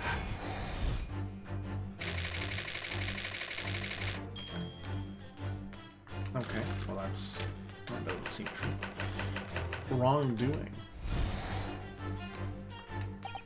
Now, as for my second conclusion. You are at this very moment on the brink of committing a most grievous crime. And the proof of this crime, over there. Oh yes, Mr. Roylott, taken unawares, people have a propensity to let their eyes stray, you see. I assure you, I speak so much more eloquently and honestly than the mouth. The answer we seek lies where the furtive glance follows. The proof of your crime sits before our very eyes. Yes, that traveling case.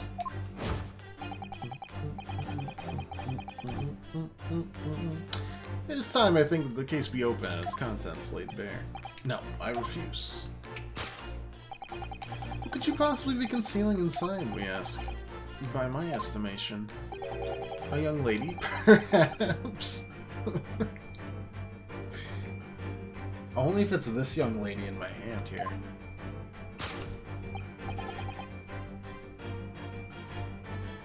Yeah, you that likes the belly rubs and ugly faces.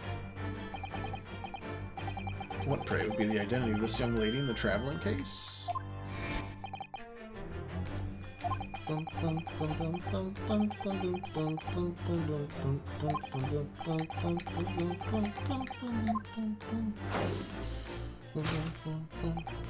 Yes, the reason you refused to open your traveling case can equally be found in the pages of this newspaper.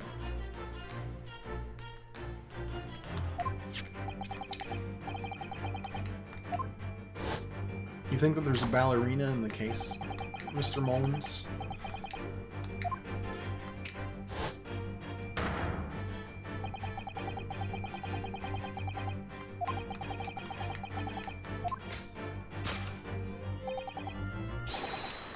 Abduction. I don't know about this one. I don't know about this one, boss. But I do like the music, so bring that back. Elementsky.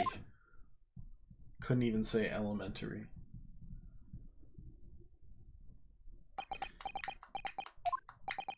Sanderson. That wasn't one of the great deductions I've been hearing so much about, was it? Well, the stories are full of Mr. Sholmes' brilliant deductions, you know. But that did seem a little different somehow. Excuse me, Mr. Sholmes, could you come over here a moment?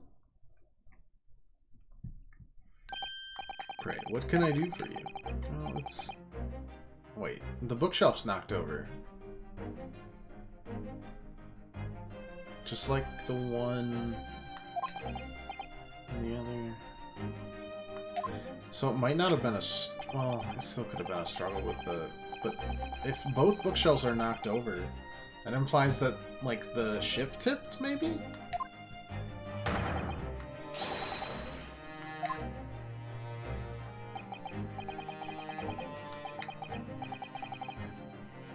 Because it stops, maybe, in Shanghai. No.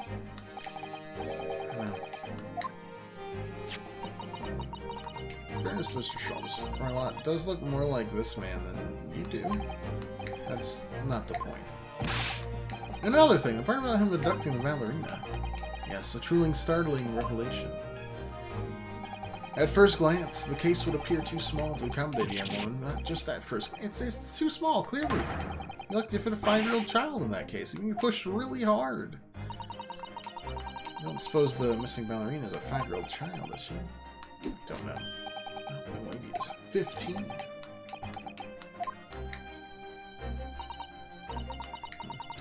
Well, if she's 15, then 10 years worth of her would be poking out from the case. Some years ago I read something pertinent, I believe. A troop of men consuming vinegar daily in order to promote a certain litheness in their bodies. For such a sour bunch, it would surely be simplicity itself to contort oneself into the confines of that small case. No, I think you've watched too much Ocean's 11. Ocean's 12? I don't remember which one it is. Things turning into a circus. It occurred to me somewhere. I think his powers of observation are, well, magical. His eyes cut to the heart of a matter almost instantly. It's just where he directs his attention and his logic that seems a little off.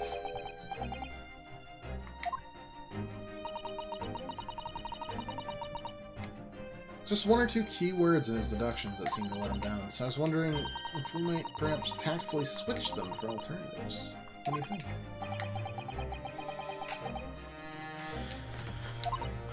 Yeah, but very tactfully. I'm sure if we could do that, we'd unlock the true genius of his great deduction.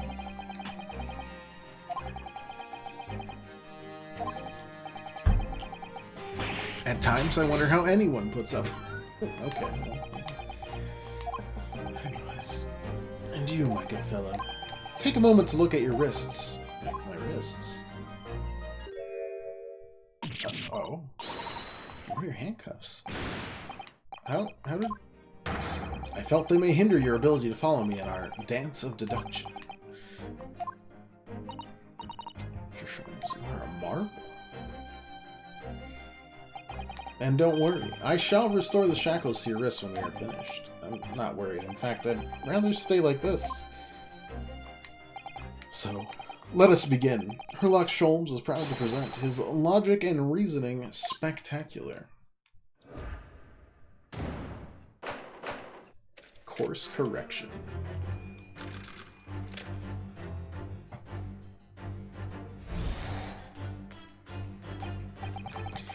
So the dubious-looking Russian, Mr. Roylott, obviously what catches the eye in the first place.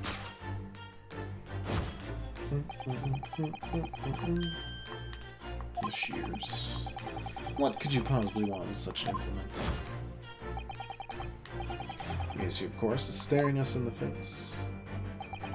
You're on the verge of using the shears to cut away the copious beard! You sport.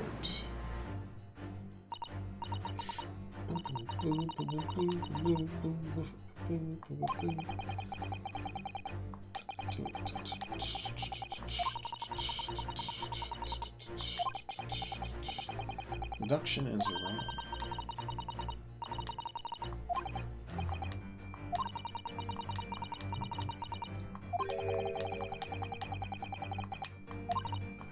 Not his beard.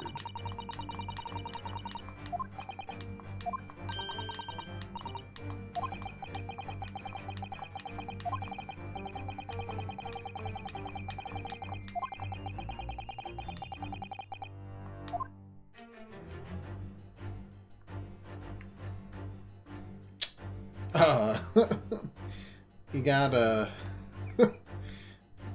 got quite the locks back here, Mr. Roylott. Anything else?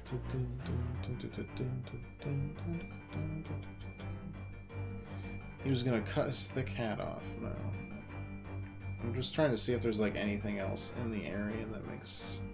I mean, it's okay. Yes. Got some hair over there. Mr. Roylott.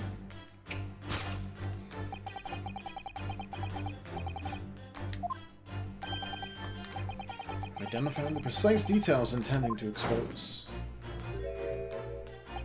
Such a lush golden hair certainly is not befit an old man. You're not a man. You're a woman. Quite possibly a ballerina.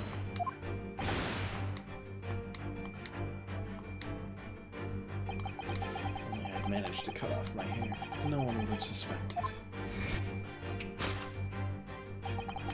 Question then begged is this: why would you desire to rid yourself of these magnificent locks? Once again, the answer is plain. We have clear evidence to shed light on the matter. Sure, it needs no further clarification. The evidence that reveals your true identity is the article about the revolutionary. Let's just flip that paper upside down. And then upside down again, because that actually wouldn't do anything. And then flip it left to right. There we go. All we've done is spin it like a pizza sign. Click here on your own as you dance around the room deducing the facts with Mr. Sholmes. I'm just doing what we agreed. I'm not having fun or anything. Strictly business, not strictly...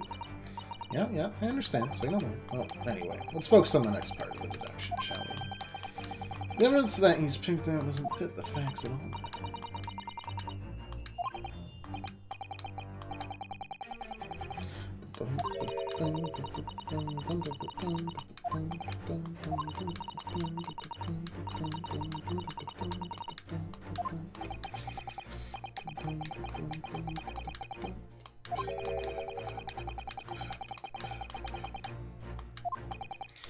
All right. Yeah.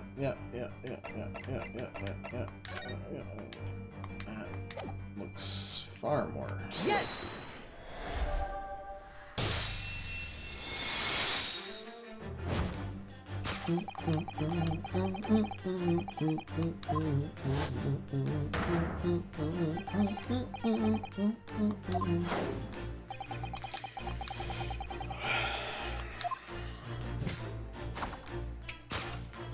So is she absconding with the tiara now? Try to use that of the Novovich ballerinas. Ballet's prima ballerina. Nikolina Pavlova.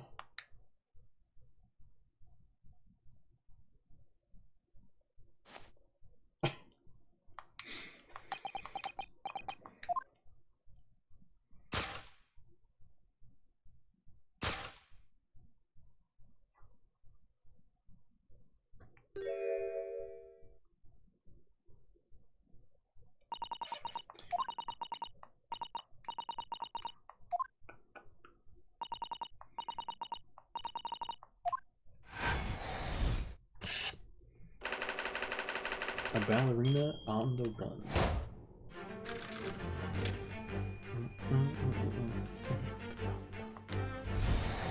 Well, definitely didn't kidnap the young ballerina.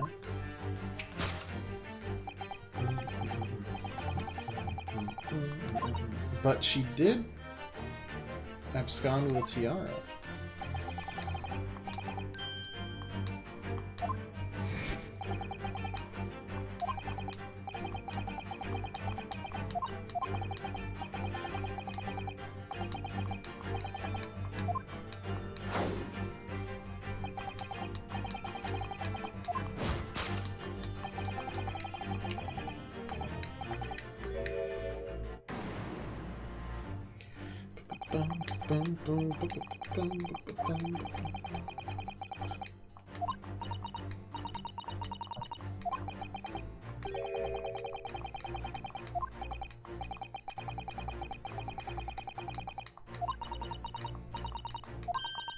Do you like the idea of another chance to dance around with Mr. Shoulders? Stop it. Anyway, there must be something else here that shows what this woman is up to. Okay, well, if it's not the traveling case... the tiara is literally right behind there. How did you miss that? Yes!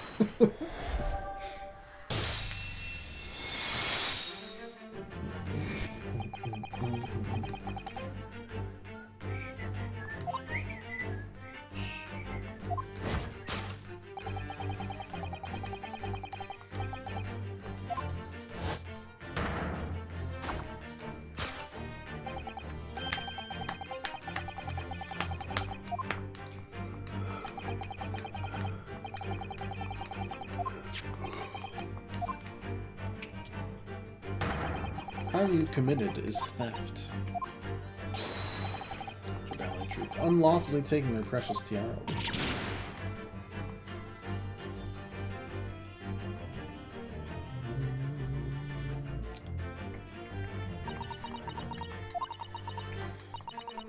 No family, no friends. I'm all alone, and I need one. But I did not steal the tiara. It was a present from, how do you say, an Earl of Prussia. It belongs to me. This girl's like 15 years old. She's run away all the way herself. She must have been extremely lonely.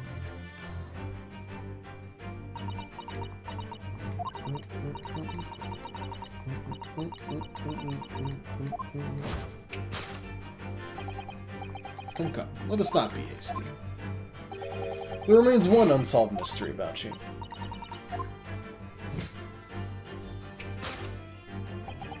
You've staunchly refused to open this traveling case of yours in our presence. It's reasonable to conclude, therefore, that there exists some reason why you wish it to remain closed. Is that not so, Miss Pavlova? My dear girl, there's no sense in playing games with me. Nothing escapes my attention. indeed have a very good idea of the contents of your case even before I've ever laid eyes on them. Dear me, we're not well suited to a life of crime, are we? A careless coup duel betrays you. Once again, we know following furtive graze to find the answer. Yes, the reason why you refuse to open your case is written on the books on the shelf. He's completely changed tack with seduction. He's adapting his logic to the changing circumstances, don't you? Maybe, but I just only brought the bookshelf from all this. You think so? Well, it doesn't seem likely the reason why this young woman doesn't want to open her case would have been written in a book that doesn't even belong to her.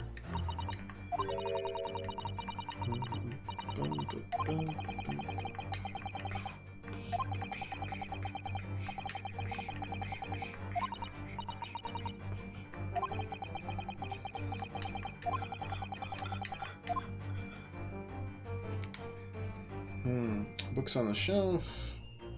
Okay, it literally cannot be the books on the shelf. It could be this small picture. Or it's the rules, so, I mean, I guess it's the rules. The no dangerous weapons? I don't know.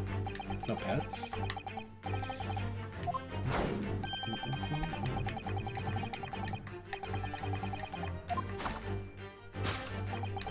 Inside that case of yours is something forbidden from... Oh, I guess it would be a pet, wouldn't it?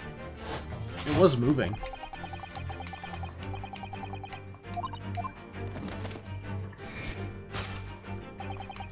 As we've seen, the trunk wobbles from time to time, but no weapon or other dangerous item will move if it's on the court. There's but one possibility, Miss Pebble. Inside your traveling case. Oh, stylish. A pet. They're like, alright, let's practice this beforehand. Get to show off our cool spin moves. Possession of a prohibited animal.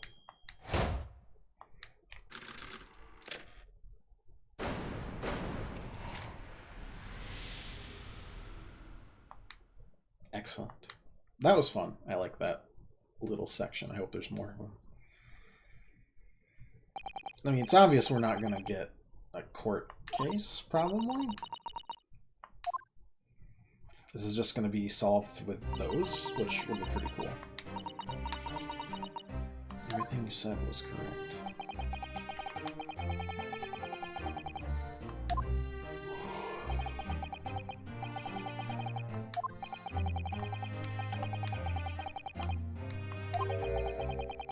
She really have snuck on board without being noticed? No. And they were protecting her.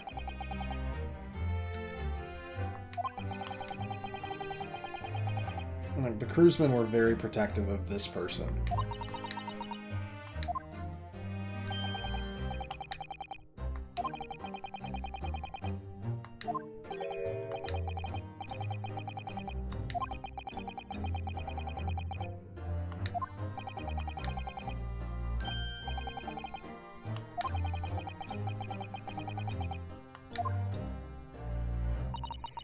So scared when I ran away in Shanghai. I was sure they would come looking for me. That's why I decided to, how do you say, disgust myself? So that no one would recognize me.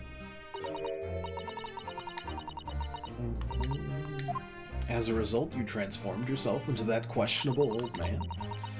That's right. You put on the fur hat and fake beard, and just before you came in here, I saw in the newspaper, right on the page, there was a picture of me. So frightened I couldn't stop from screaming. I knew that if I didn't change my appearances completely, they would find me. So I decided to cut all my hair as fastly as possible. Picked up scissors in my hand, and at that precise moment we walked in through the annoyingly unlocked cabin door.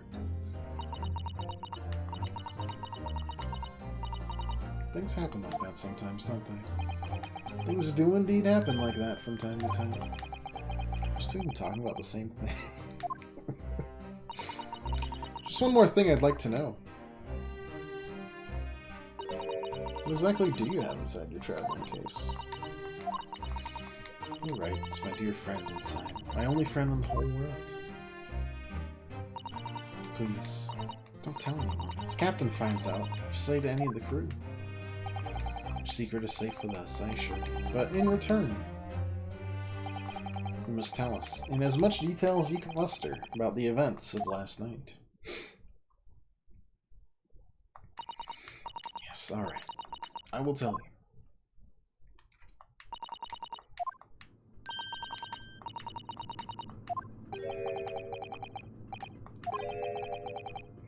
It was something, I'm not entirely sure what, but Miss Penlove will agree to tell us what she knows. That's incredible. That's incredible. And one more thing. Oh, yeah? What is it? Observe your wrists, my... They're cuffed again. What? But how?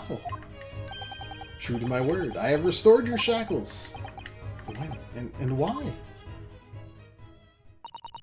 Still a shadow of guilt cast over you, Mr. Navarro. I'm sorry to say. It can't be helped at the moment. Can it? Really? Anyway, let's listen to what Miss Pavlova has to say. I can't go on not knowing. I have to find out what the speckled band that Kusuma-sama wrote about in his diary really was. Bum, bum, bum, bum, bum. Did you know that someone was killed in the cabin next door to this one last night? One of the crewmen told me this morning when I was eating breakfast. The man who died, he was a friend of mine. Oh? That's why we're trying to find out what happened. Did you notice anything unusual last night? Perhaps you heard a strange noise, for example. Perhaps people talking. Perhaps the ship was absorbed in a wild tempest. Perhaps its steam engine exploded.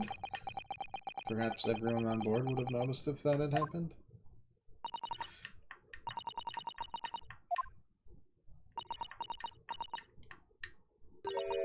I don't know. Sorry, but all I could think about last night was what I had done and whether they would find me. I didn't notice anything that was happening around me. I see.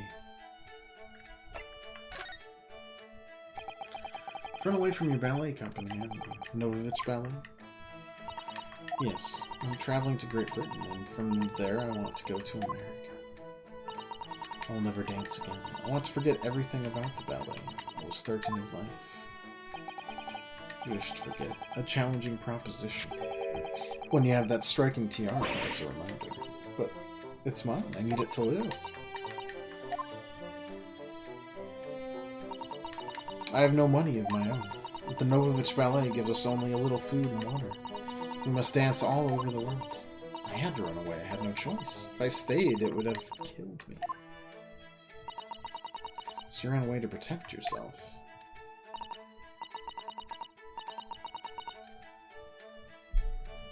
Yes, and the crew of the ship, they've all been kind to me. Let me come on board, and they said I could hide in this cabin. If that is indeed the truth, it creates a most intriguing conundrum.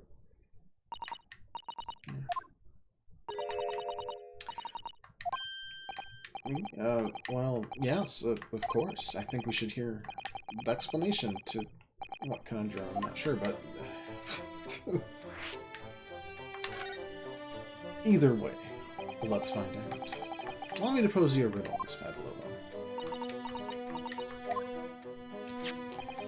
According to this newspaper, it was only yesterday that you absconded from the ballet. Now, that being the case, it must have been last night that you boarded this vessel. However, SS Buria stopped by no port last night. I thought it did. So how is it, pray, that you come to be on board?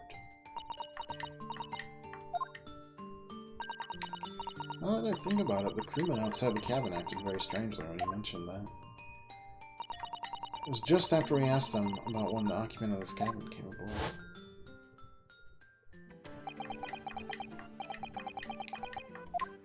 None of our business, Mr. Beef Stroganoff says. He didn't seem to be hiding something.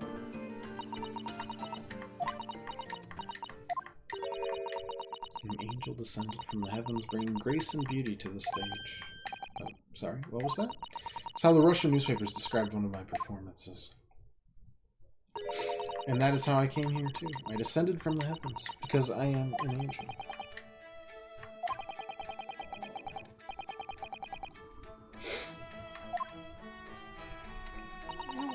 I don't know about this one.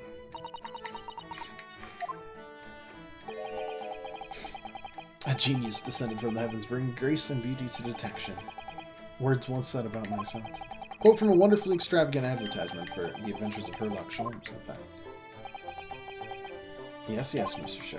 Anyways, doesn't look like Mr. Level's going to tell us what really happened.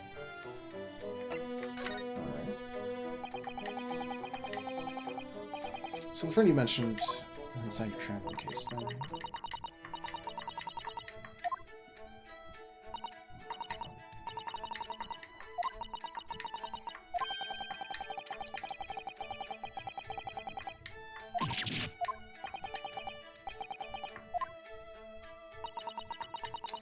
What sort of pet is your friend? A little puppy? It is, isn't it? Maybe an adorable little rabbit? Credit Russia's a land with small rabbits, do you? Don't they have small rabbits there, then? You may well ask. I have no idea. Alright. Herlock Sholmes exhausting. So obvious. It must be a chicken! Really? Consider the benefits. A rousing wake-up call. Daily fresh eggs. And when adversity strikes, it could satisfy the needs of sustenance. So, you eat your friends. Oh, I'll remember that.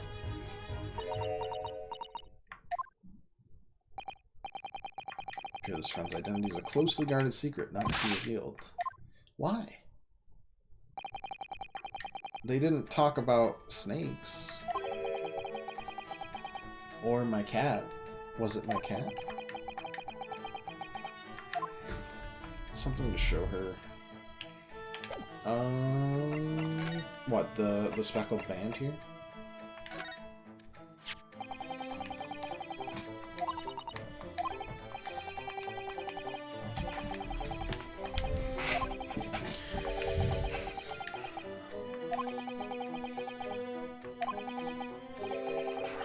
Whistling and then a speckled band dangling from the ventilator girl. Speckled band? I don't understand. It's strange, isn't it? But the ventilator he mentions joy into this cabin, you see. It's up there on the wall. In other words, this cabin and the victim's cabin are connected together. Oh. Spalova, has something occurred to you? Does the speckled band the victim mentioned mean something to you? Or the whistling sound, perhaps? No. Okay. Yep. Things I believe. Not that. Knock, knock. Excuse me, Mr. Roylock. Yes, what? Oh, she's fast. Captain would like to speak with you. You must come to Captain's quarters at once, please. Alright, I will come now.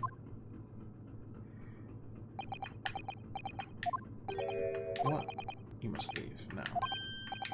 Oh no, it's fine. Don't mind us. Yes, please don't worry yourself, Mr. Roy.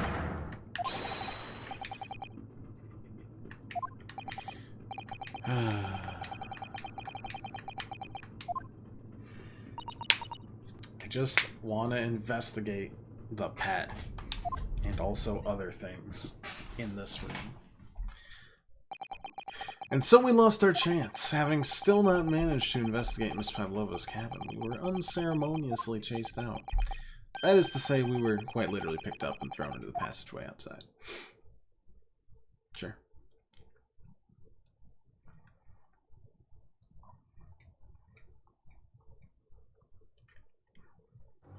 I didn't even think there would be a to be continued. I thought it would just kind of go off.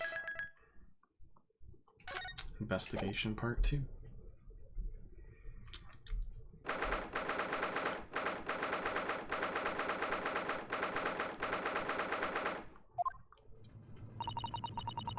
hadn't been thrown out like that. Or find some clues to what the speckled band might have been. We didn't manage to investigate at all. And I imagine that we won't be able to for a while longer.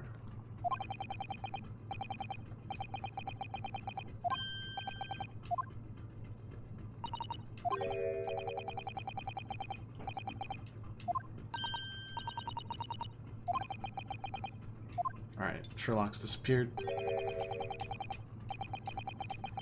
But that seems to be kind of par for the course for him.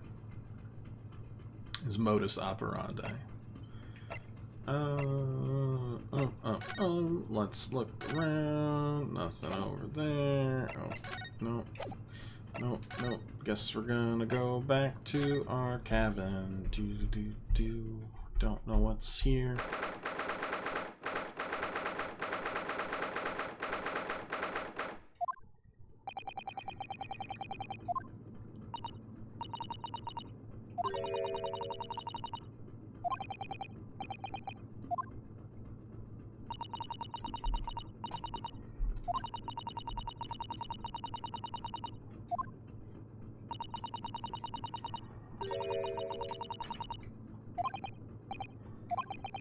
I'm sure he was exaggerating. Let's see what he has to say for himself. Might have some new information for us. You never know.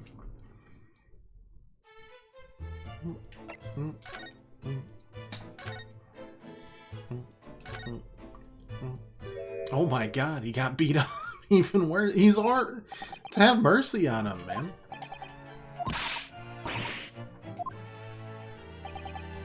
Please, don't worry about it. They're just scratches. Made by a bear, maybe? I told the captain I'd given you permission to investigate. He told me he'd pummel me with his fist, then toss me overboard.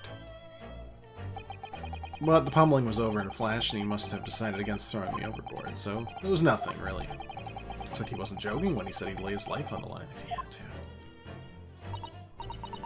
Thanks to your efforts, we now know a little bit more about the neighboring cabin. So I understand.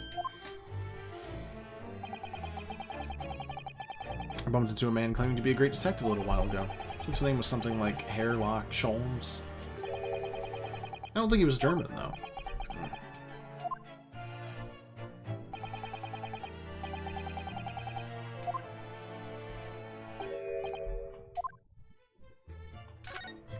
What do you got there? Clean Pavlova. She's in the cabin next door? No, there she is. Please. What self-respecting ballet fan wouldn't know that graceful angel? Oh, we killed him. Got him too excited. Well, that tells us the neighboring cabin is unrelated to the case, at least. How?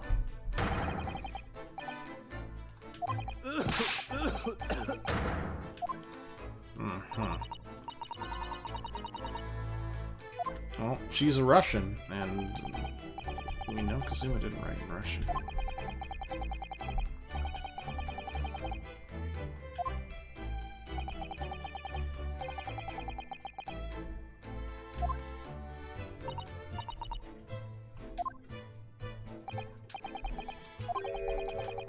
Small piece of new information, you say?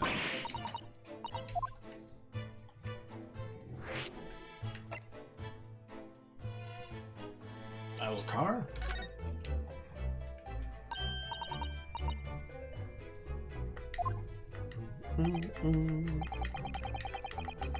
Showed himself a little too much as he crept about the floor investigating. But then he suddenly left. I suppose he must have become bored. Did he say anything at all? Actually, now that you mention it, yeah. Just one thing, but he practically shouted it. It's shoe polish, was all he said. Be the okay, so that's what the scuff mark is. Who the heck uses shoe polish around here, though?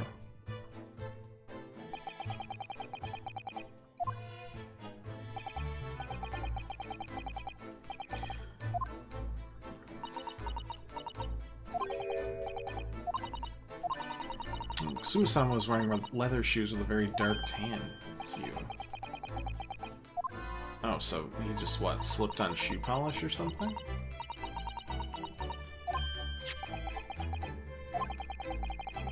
This mark was made by the polish on... Okay, so they just scuffed.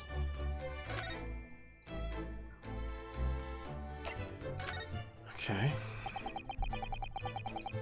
It's the new information, though. The medical officer has finished his examination of the body, managed to obtain the report.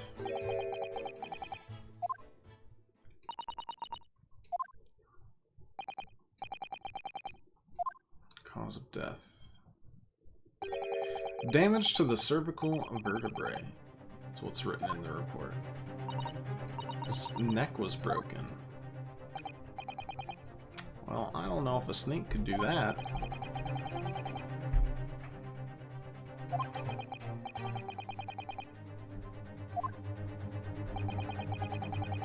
No trace of poison in his system at all. Nothing has been found as of yet, but the fact that there are no signs of a wound suggests it may have been a blunt object, something that wouldn't leave a mark.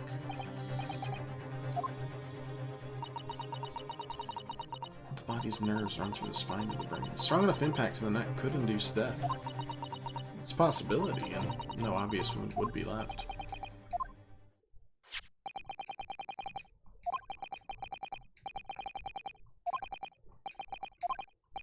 We'll take a peek at it.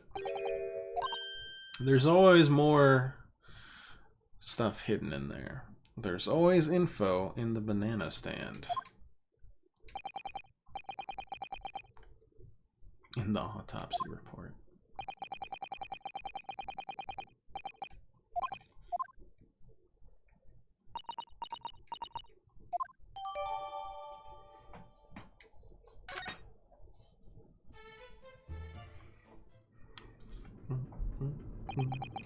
It's really all I can tell you at this stage. I should return to my post. My fellow crewmen's eyes are boring into the back of my head. Yeah, that might be for the best. Thank you.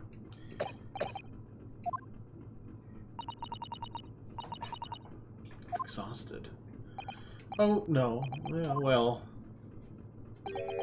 I feel terrible that I failed to protect Asogi-san.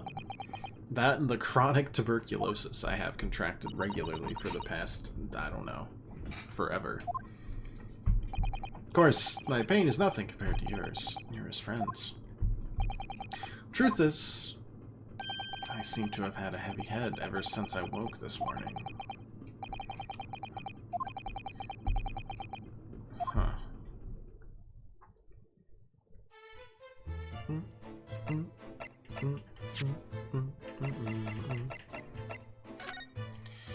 Death sometime between 1 AM and a little past 2 AM, okay?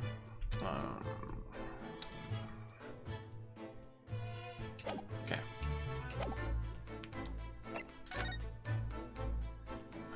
I mean, we've talked to everybody. I guess the bookshelf was knocked over, so maybe now we, like...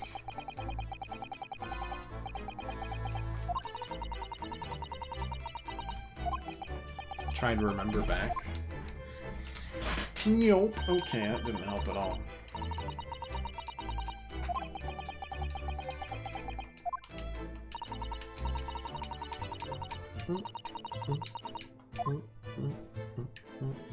I guess just talk to the scooter, right? You. Where did you go? Oh, sorry. I just went to the next door cabin to investigate. Why? Who gave you permission for this? Well, I mean, Seaman Hosonaga did.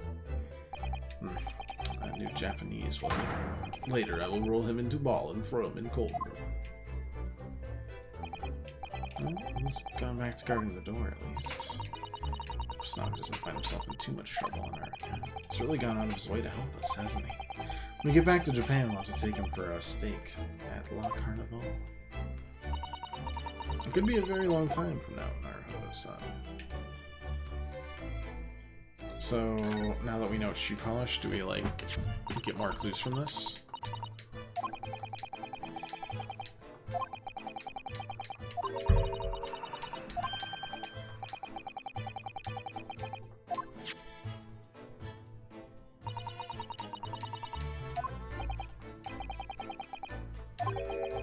can the detective be so sure it's shoe polish and not something else? Because he's a great detective, of course. It's hardly a reason, is it? Okay, well...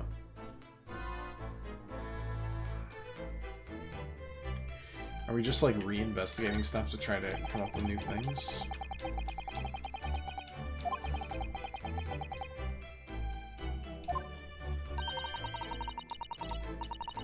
I mean, if his neck was broken, like, he wouldn't have had time to write that. And we already knew it wasn't him because it was written in Russian. It was very obvious, but, like, as evidence, you can just be like, yeah, he died instantly. He had his neck broken.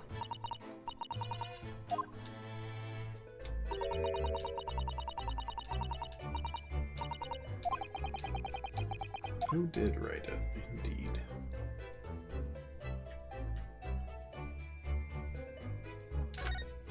Anything else on the desk, maybe? We barely investigated that. Or maybe we try to look through the vent again?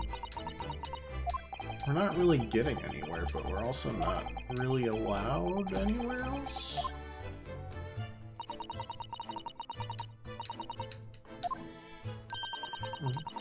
Bum, bum, bum, bum, bum, bum, bum, bum, bum, bum, bum.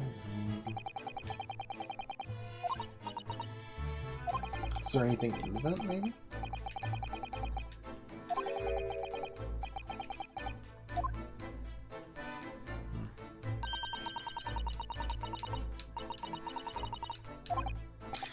I don't know if she was baffled. I think she was just withholding.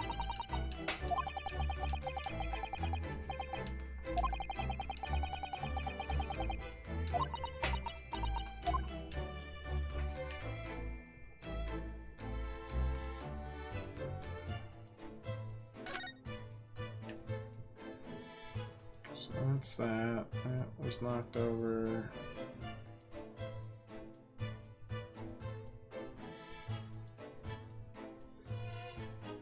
I mean, there's not really anything new.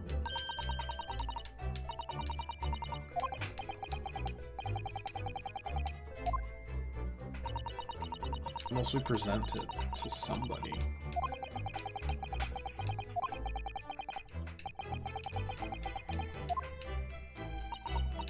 And the sword's not proving anything new.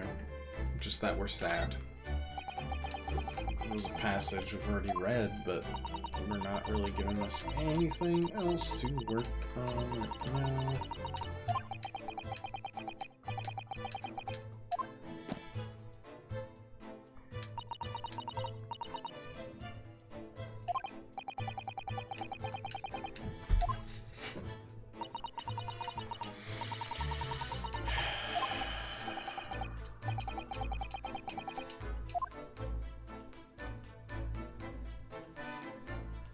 Nothing there, nothing there, nothing there, nothing there, nothing there.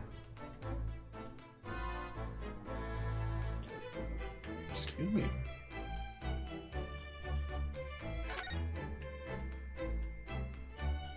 Nothing there, that's a bed. That's checked out, that's checked out.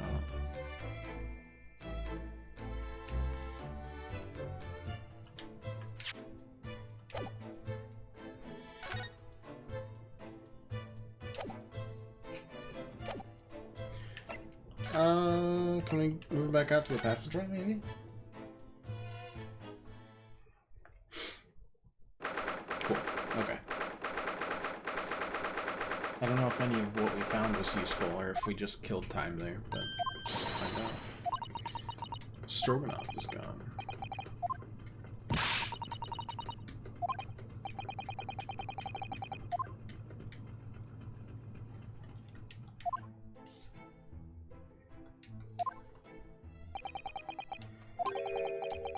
Someone sing.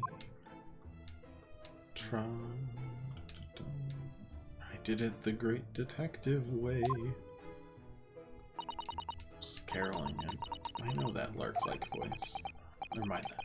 It's a golden opportunity for us. Let's break in. They didn't learn how to lock their doors from the outside yet. A perfect opportunity.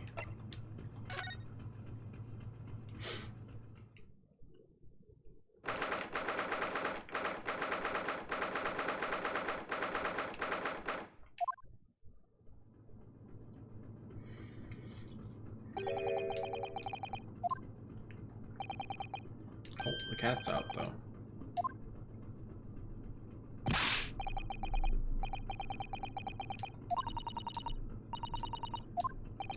At least I assume it's a cat. I mean, I guess it could be a snake, but like... They went from right from puppy, and they skipped kitten and went to rabbit. Which is weird. Going to 100% all of this tonight. Like a GDQ? No. I can't imagine a speedrun of a narrative game being particularly interesting other than watching them mash a button like 100 times. Oh, a game's done slow. GDS. If there was a game's done slow, I would be the opener and the closer. You might think, oh, you're just that entertaining? No. I would take one game that long.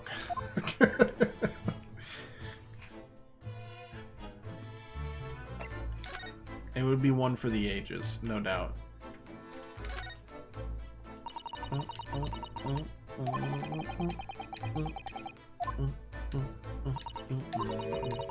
It's important I get to go sifting through someone's rubbish. It'd be like 2 months long if it was 3 houses. Oh yeah, no. Just constantly being like, come on guys, keep it up. We're almost to our goal of $5. Please. That's all we ask for. I've been doing this for a month and a half. Looking forward to Advance Wars. Me too. Looks good. Yeah, it's the first one, so I never played the first one. I only played the second one. Don't ask me how that works. I was a kid. I'm kind of, like, looking forward a little bit to, I haven't seen the gameplay yet, because it's not out till September 1st, but the XCOM dev is making, like, another strategy game, but with Marvel characters, which could be pretty darn entertaining. Done decent. I mean, it's the XCOM people, so I have, like, solid hopes, but also I haven't seen gameplay, so I'm not gonna, like, go wild yet.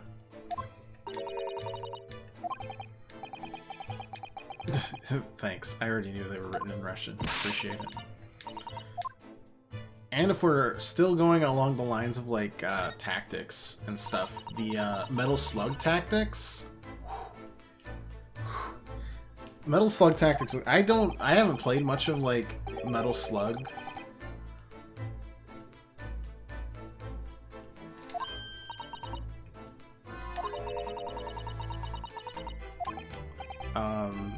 In and of itself, but like the pixel art and the detail on it, it looks delightful. Like just so heckin' vibrant and just blows me away. Advance Wars looks fine, but like Metal Slug Tactics looks great. That's highly on the radar. I'm disappointed they said that it's not got any of the XCOM stuff in it. Like they're not doing. It's still a turn-based strategy game, right? Or is it something completely different?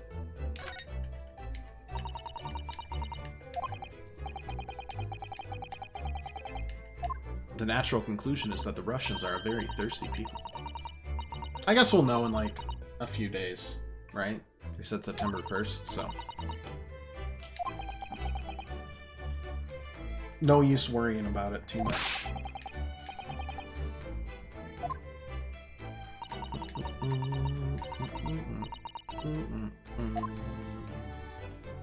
Okay, nothing there, nothing there. How about in this giant suitcase?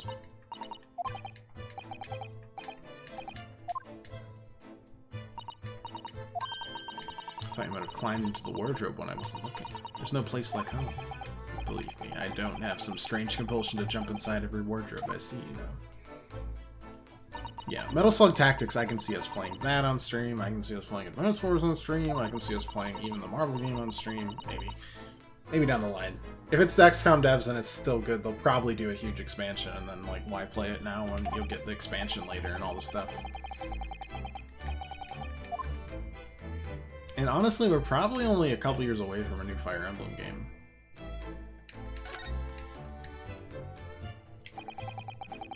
I would guess.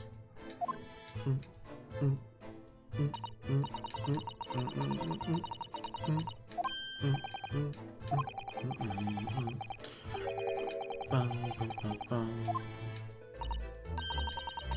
both Cabin would die from gas poisoning. That is a possibility. Anyway, last night, Xuma wrote that he saw a speckled band coming out of this ventilator.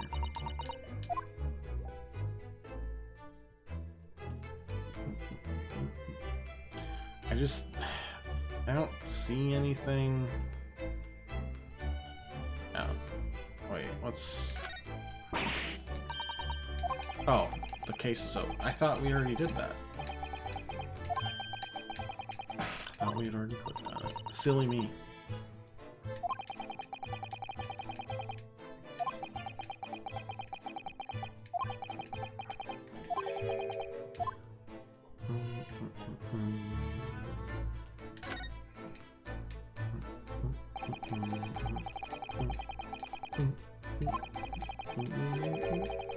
I don't think there's any other turn-based ones that have, like, popped out to me lately.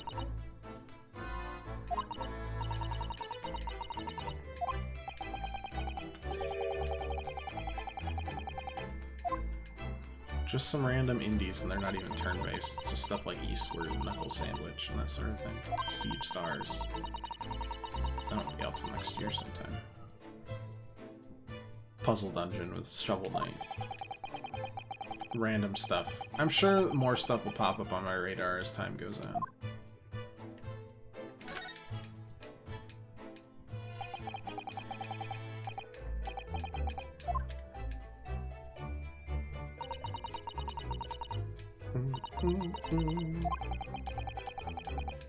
Exactly the same as the bookcase next door. Perhaps Miss Pablo was practicing a difficult ballet pose and fell against the bookcase. I don't know, would she really be practicing ballet on the same night she ran away from her ballet company? Alright, it must have been you. You lost your temper and knocked them all over in a fit of rage. Not everything bad that happens on the ship is because of me, you know. Well, anyway, I'll set them all straight again in here, too. I don't like seeing things in disarray.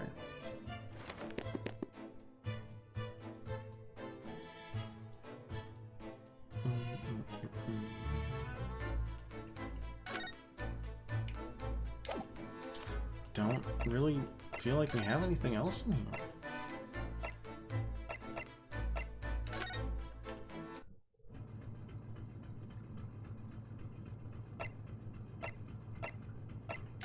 Said we need to investigate more here.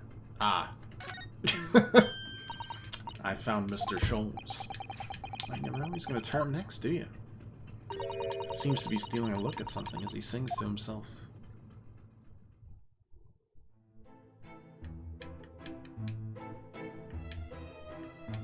Still talking about doing things the great detective way. Still singing. Do you think he hasn't noticed this? Or simply in extremely high spirits? Yes, there were times, I'm sure you knew, when the yard bit off more than it could chew. And through it all, when there was doubt, it's lucky Herlock was about. Excuse me?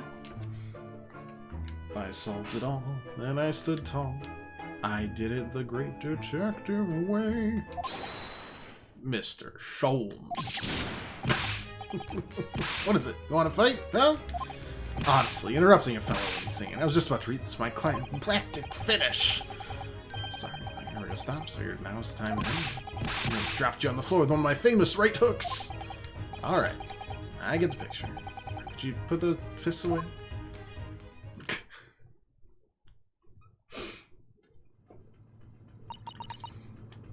Sholmes, you seem to be examining something when I interrupted you. Ah, yes, that. I was immersed in the study of the ship's log, as penned by the stockily built crewman who's usually on guard here. Oh, yes, the ship's log. Did you find out anything useful from it? Well, after 2 a.m. this morning, the majority of the entries are blank, which means that there was nothing to report. So...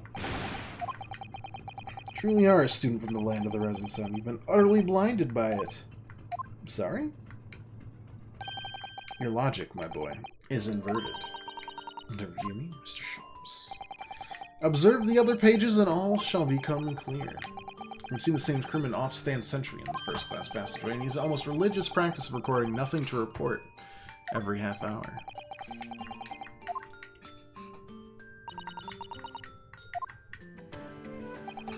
Precisely. Put simply, the seaman writes nothing to report when there is just that. And yet, ship's log from last night is largely blank. Didn't even write nothing to report. You mean... Yes. There were circumstances afoot last night, which led to the seaman being absent from his post. What kind of circumstances? What happened? Well, that remains a mystery for now, but we can be sure something significant took place. So significant that it caused the seaman to forget his regular habit of scribing nothing to report in the log. These are important details. I would stake my life on it. You must log the ship's log in your mental file. Now that deduction was worthy of a great detective.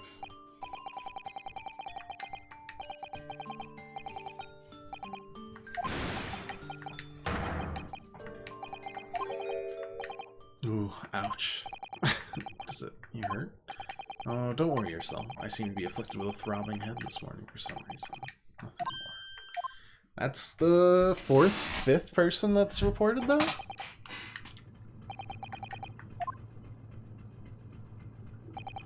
It's odd.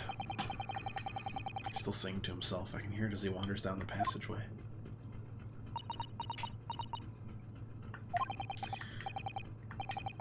Seem lost in thoughts, Asano-san. It's just... Well, I feel the same. Ever since I woke this morning, I've had something of a headache. Sort of continuous throbbing. You see? I hate it when I have a continuous throbbing. It's the worst. Alright. None of these people are really telling me what to do. Let's go to Kasuma's cabin, I guess. Okay, not promising.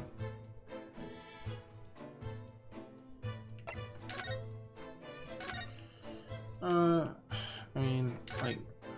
Oh, no, I didn't want to do that. I wanted to present the, Okay, we're not allowed to present, so... You know what? Let's go in there now.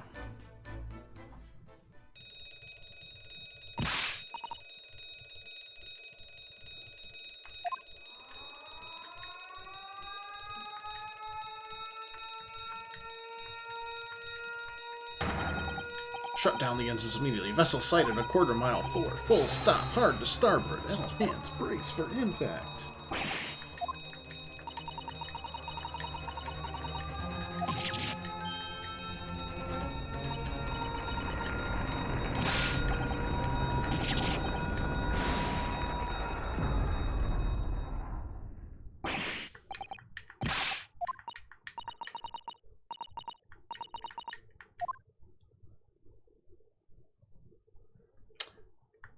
Everything's... The lock is engaged. Which would lock the door, wouldn't it? Hello? Is anybody in there? Shout if you need assistance. Sounds like Inspector Osaka. Unbolt the door, quickly. The bolt. The door's bolted. Do that, Susato? No, I didn't touch it. Well, that's strange. How did... Man, look at all the books. They're just like they were before again.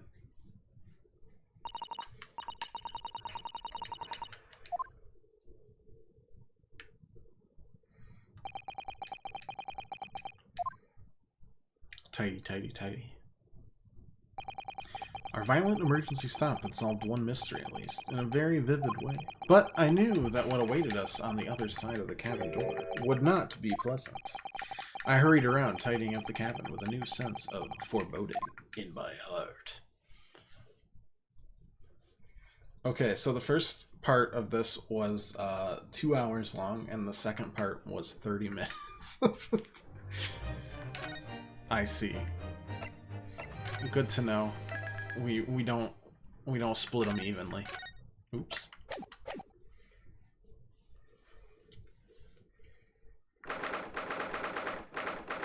Maybe it was just all the tutorializing that took so long.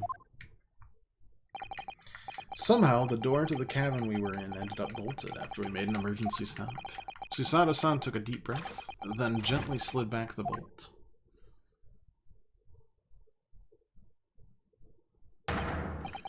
What are you doing, Miss Pavlova's quarters? You both look unhurt. Good. Yes, we're fine, thank you. What on earth happened? We heard something about how we were going to collide with our ship. Yes, it appears to have been a false report, though. How did that happen? There's a dense fog outside, so it's extremely difficult to see. Someone must have thought he saw a ship ahead. The person actually triggered the alarm, and that's why we made an emergency stop. Everything is chaos. Passengers are screaming. Crew are running everywhere. This first class area is the only quiet part of the ship at the moment. I see.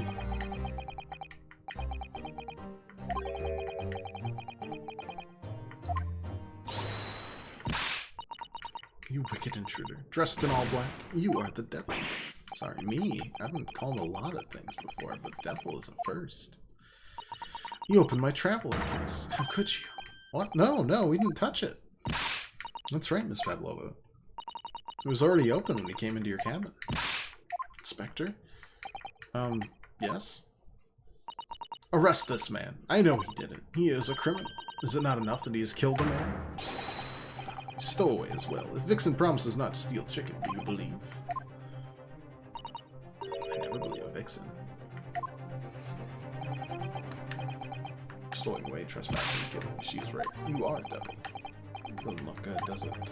There's a cell below deck. Throw him in. Tomorrow we dock in Hong Kong. Then we give you straight to police. Cell. Inspector Hosonobu, there's nothing you can do. This is a Russian vessel. I really have no jurisdiction. After my last effort to appeal to the captain's good nature, I think I'm out of options. This is terrible. A real crisis.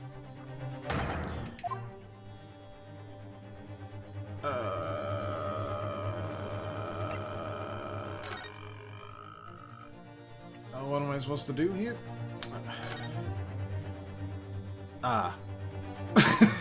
Hello. Hanging there like a hat. How you doing there, boss? What the? What are you doing up there? He's got the tiara. Naturally, I was analyzing what a weight of 20,000 rubles feels like on one's head. Haven't I told you that as a detective it is my business to know what other people do not? This isn't mere tomfoolery, my boy. Oh, no. Oh, well, why were you hanging from that hook before then? Isn't it obvious? To properly assess the weight of the 20,000 rubles, naturally. I wish to determine if it would bend that conceited-looking hook on the wall, so full of brag and bounce. I never know whether to take this man seriously or not. You again, the great detective. Inspector. Confess I've been looking for you. I have something to report to you most urgently. Well, you might try looking for me somewhere other than a hook on the wall next time. What is to report? Speak. An urgent report from a great detective can mean but one thing. Yes. In the case of the curious murder that took place last night here on this vessel, the steamship Buria has been solved by me, naturally. Are we about to do some more grand deductions? Great deductions? Great Eastern, yeah. Yes, I've eliminated all other possibilities. No other explanations exist, so allow me to illuminate all your minds. For I'm about to reveal my great detective's greatly admired great deduction to the case. You've solved it. Even Hedgehog understands this case. Why you gotta bash Sonic like that, Stroganoff? It's a stowaway. He needs handcuffs to prove it.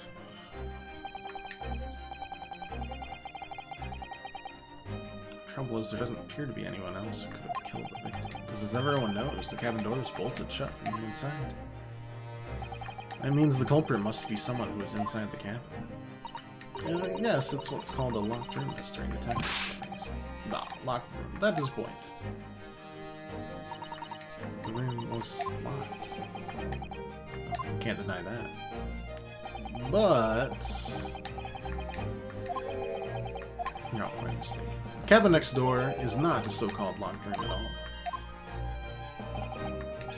Oh yes, there's another entrance.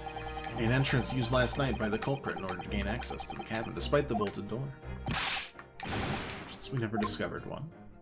Why, it gapes open-mouthed at you even as we speak. The ventilator man!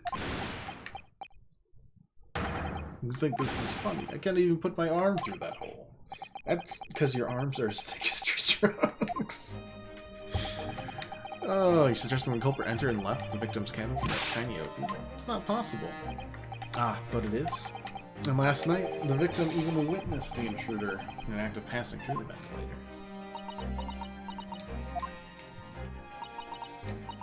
Mr. Sholmes, do you mean the speckled band?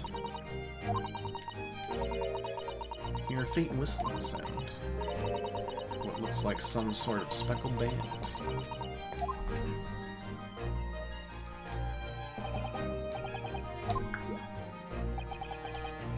But what does it mean? Well, the answer to that particular conundrum is in this very cabin.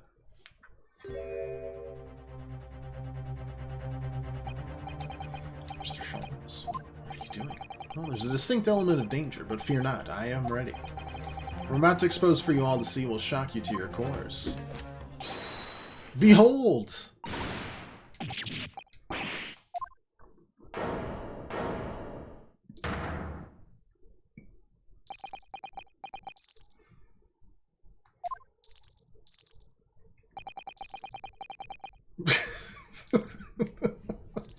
Allow me to introduce you all to the band, the Speckled Band.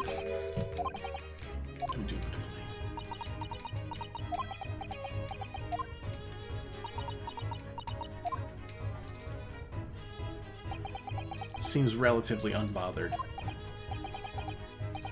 Sholmes, just one thing. Pray, what troubles you? Well, that snake isn't really speckled, is it? It's more stripy, wouldn't you say? Hmm? Yeah, you're right. I think in this case you'd have to call it the Striped Band, wouldn't you?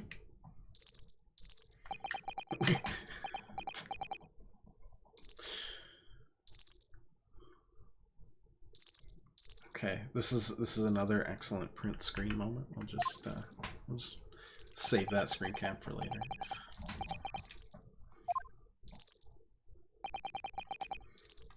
Do not think it's precisely the trap into which the culprit wishes you to fall. It's a trap? How, exactly? Well, I think perhaps it is time I explain the intricacies of my train of thought. Are you ready, Miss Pavlova? I'm sorry for the young man who died, but that is all. His death has nothing to do with me. The whole thing has nothing to do with me. There are two conclusions I have drawn from the facts. Number one, last night your friend infiltrated the victim's cabin. And number two, that same friend was responsible for the victim losing his life. He's turned as white as a bowl of rice again. Must be right, he's hit the nail on the head. This young woman's friend killed Mr. Ahsoka. I maybe agree, Mr. Stroganoff. Perhaps. Looks like he can't speak with that snake coiled around his head. It does explain his candy cane tan, though. I would advise as little movement as possible, see. You wouldn't want the fangs of that long friend in your neck. So, everyone, let us begin. Herlock Sholmes is proud to present his logic and reasoning. Spectacular. Oh yeah, hit me with that music again.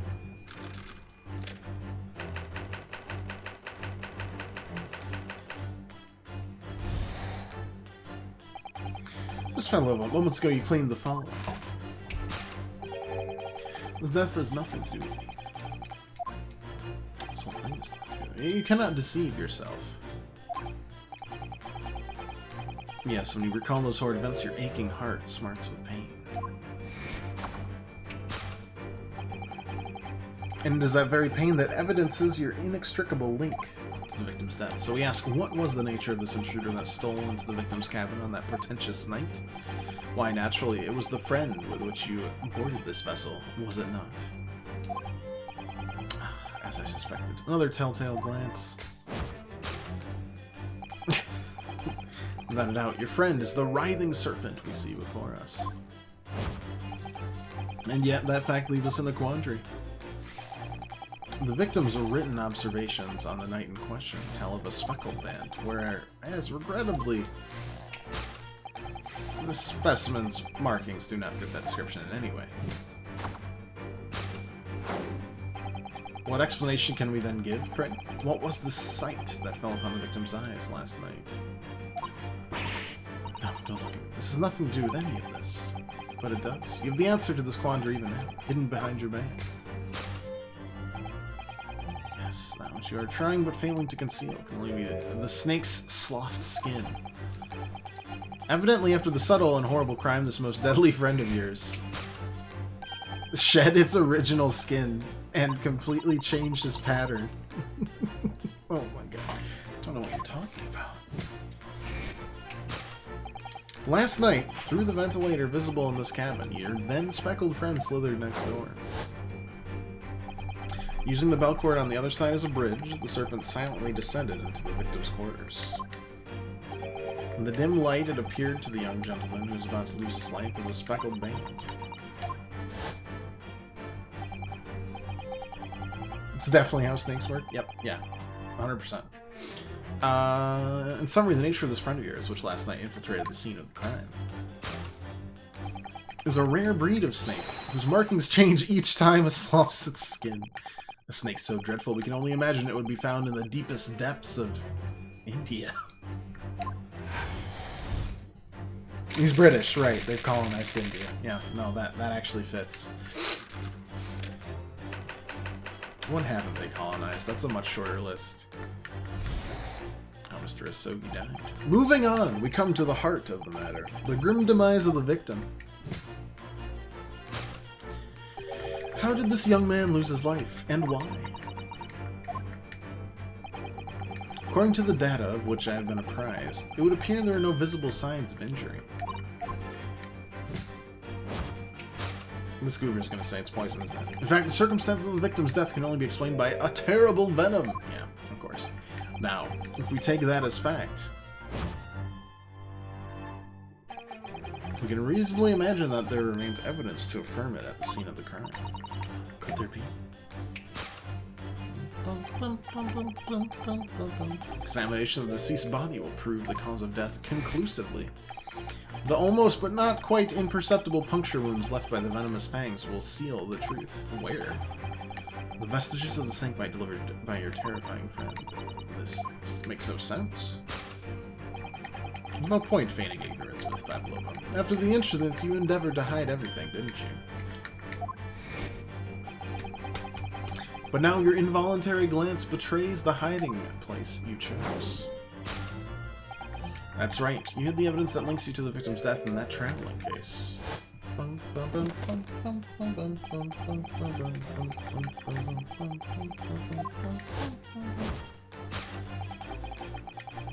Your serpent assassin was restless inside, no doubt.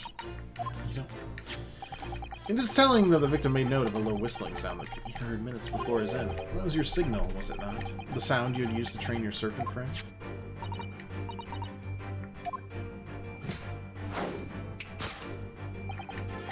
Indeed, you put the serpent through this ventilator and wait. After a period, you'd summon it back with a whistle.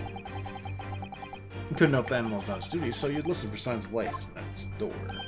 If the victim appeared not to have been dispatched, you released the snake once more. Do you deny the snake has undergone such training? It's not true. Having slithered through the ventilator and down the bell cord, the creature needed only to sink its fangs in once. And its venom would course through the victim's veins, ending his existence forever. Again, not explaining the Russian. That's the true nature of the speckled band that took this poor man's life. There can be no doubt my logic is infallible. Death by a venomous snake's bite. I'm gonna need you to roll that one back for me, Sholmes. Everyone is stunned.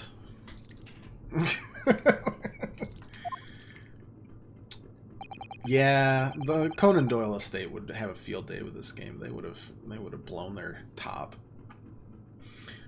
I kind of like Sherlock as a doofus, though. Need more doofuses in media. The Pink Panther doofus detective, very popular. Like OG.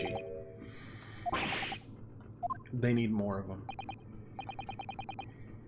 Great Deduction really lives up to its name. I see now why Herlock Sholmes become such a household name. My dear man, it was nothing remarkable. As the Russians say, I could have done it with one left hand. Or left paw. Right there. That paw right there. Can I venture an opinion, Mr. Sholmes? But of course, what's on your mind? It's just... some things don't quite make sense to me. I welcome questions as to my method, and will answer both loudly and proudly. Oh, well, good. First of all, snakes are egg-laying creatures, part of the reptile family. You are well informed about it.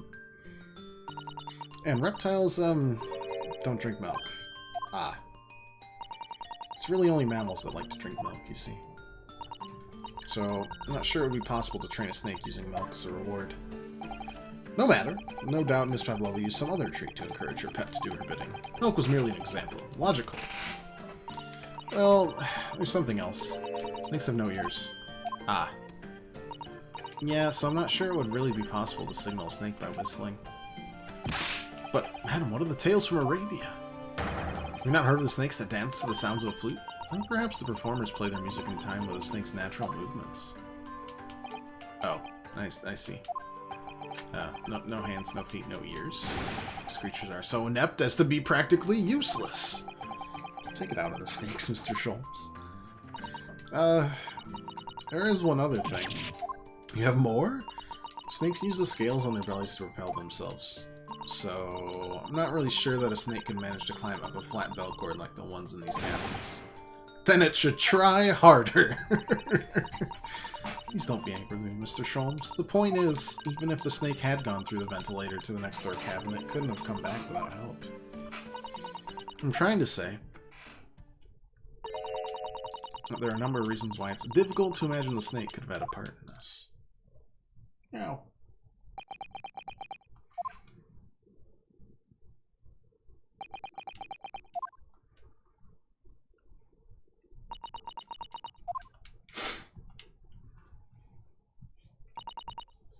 I think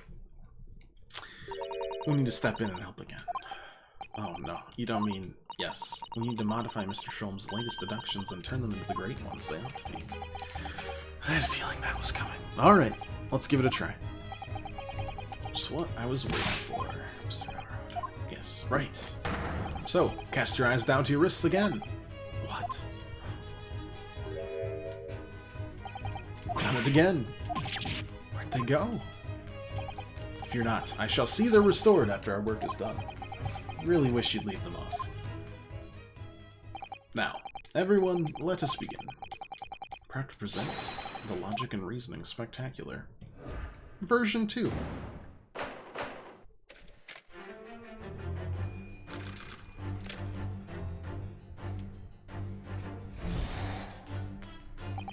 Was it you, Kitty? Did you murder this person? I would believe that.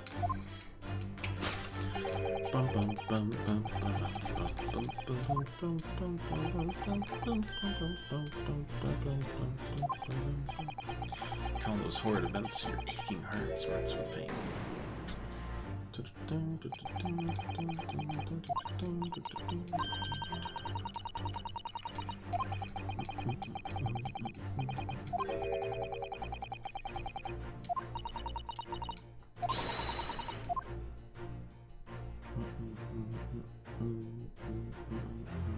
Gee, could it be this very obvious claw scratch? Yes!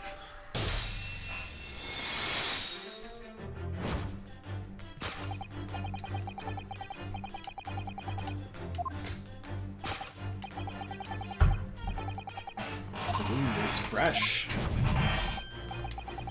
It's Philoma, did you in fact receive that scratch sometime last night?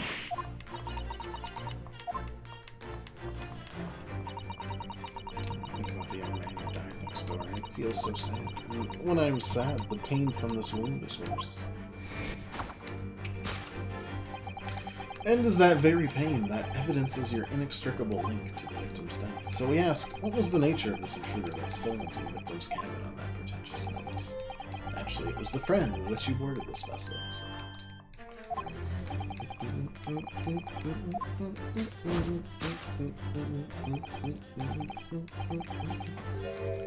definitely not a snack. Scratch mark on the back. Made by this friend. Yeah, looks like something you'd do.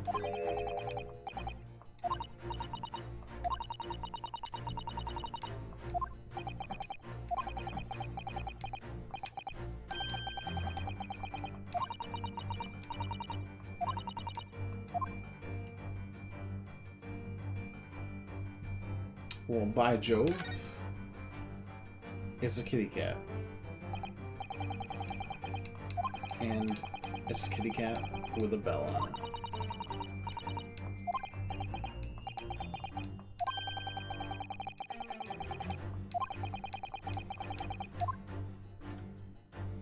Yes!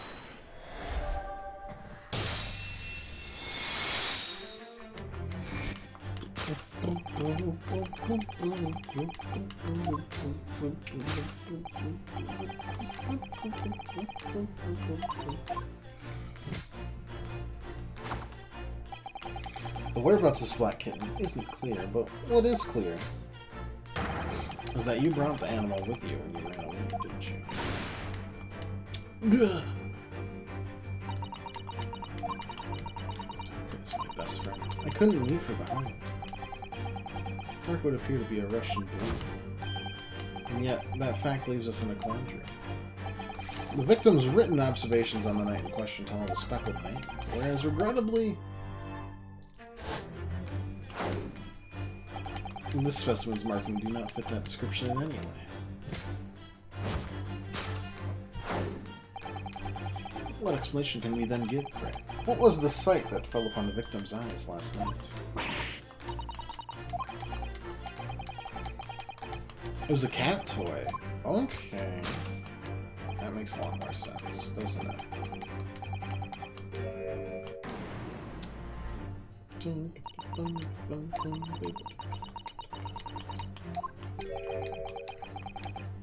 She just left it in her pocket. No one would ever know.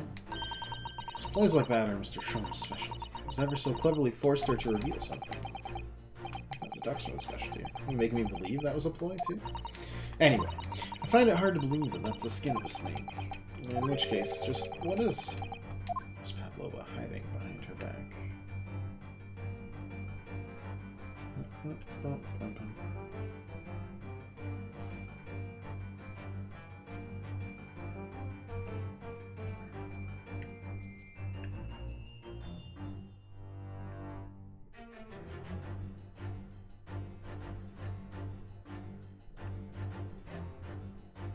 I mean, I have it. It's just.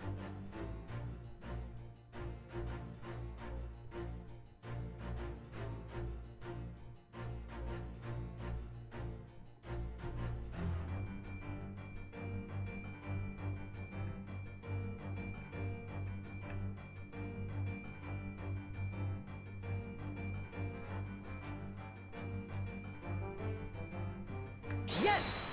I mean, it's that. It's just no.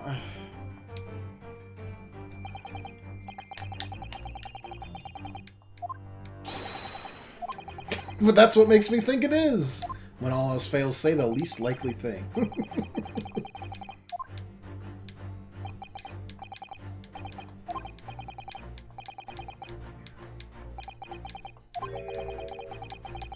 Wait, I'm trying to like focus on the handle.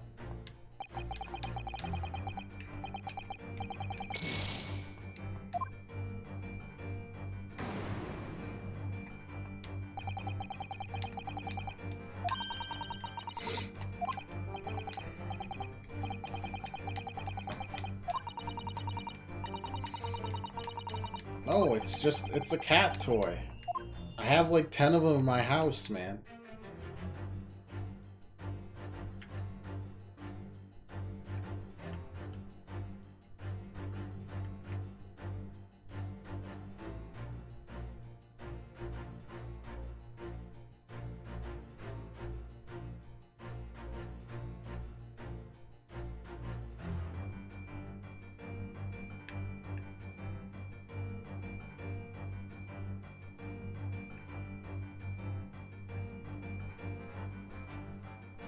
Wish I could, like, zoom in. Yeah, I do. Could only be her left ear. Or her right ear.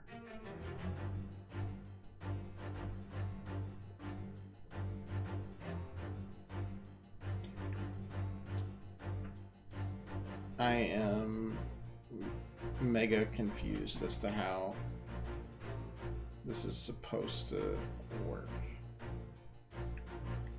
Because, like, obviously it's a cat toy. So what am I... Right ear, left ear.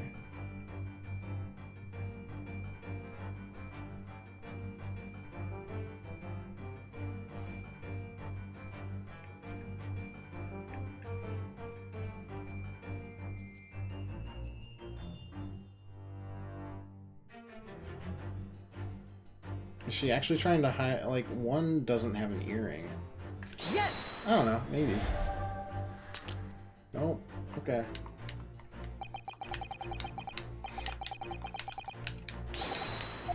Your tiny ears.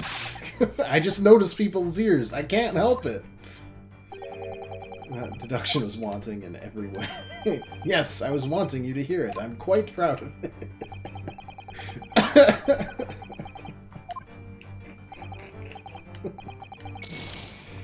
Oh, I'd press it again just to say it again. I mean, like, I see the handle. It's just like, what do you want me to do?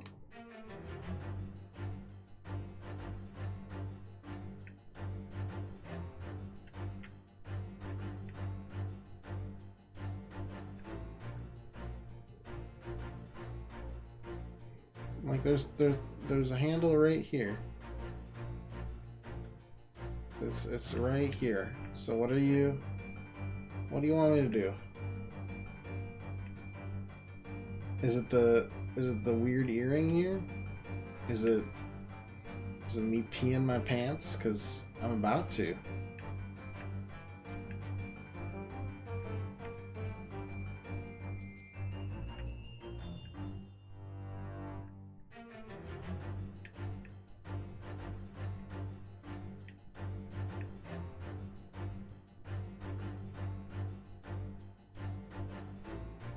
I mean, she's trying to hide a cat toy. I don't... I'm missing something stupid, but...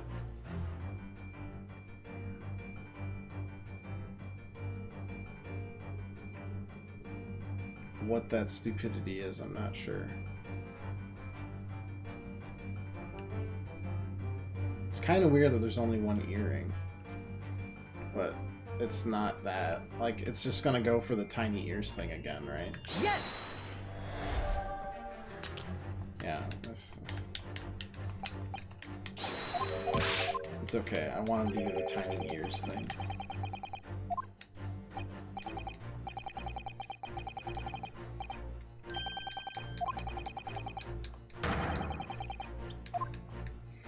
I'm gonna have to look this one up.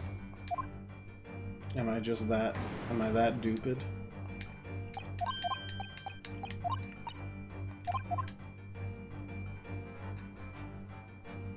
Or is it more like... No, it can't be that.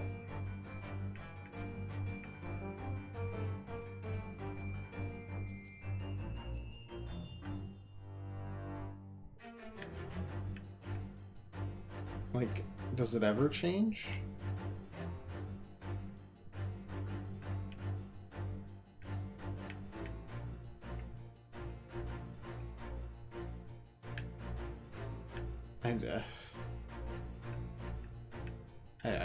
I don't know. Like, we all know what it is.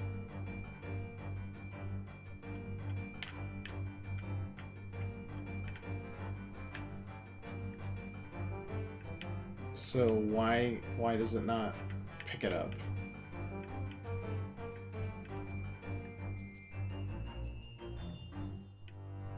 Is there something else that we're like very obviously missing?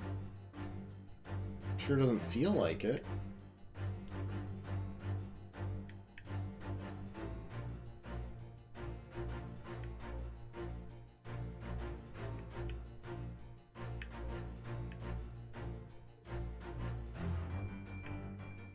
Okay, one second. I'm gonna look this.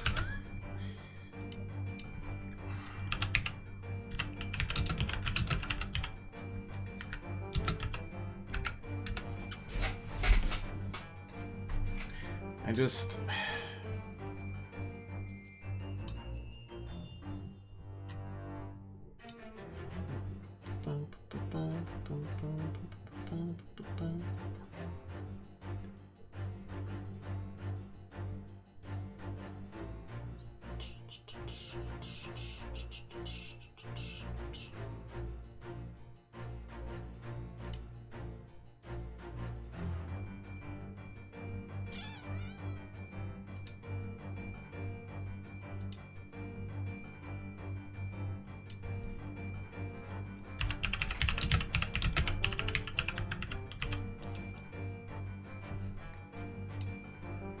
just...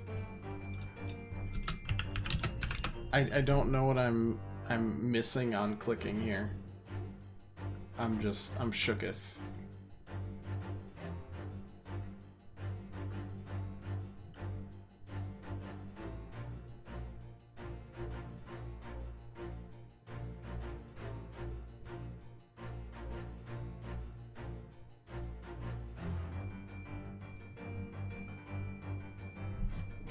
Is there like a examine thing here?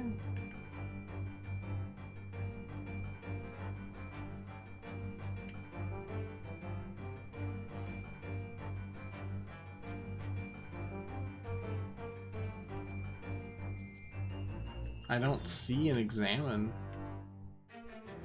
There's a bunch of present.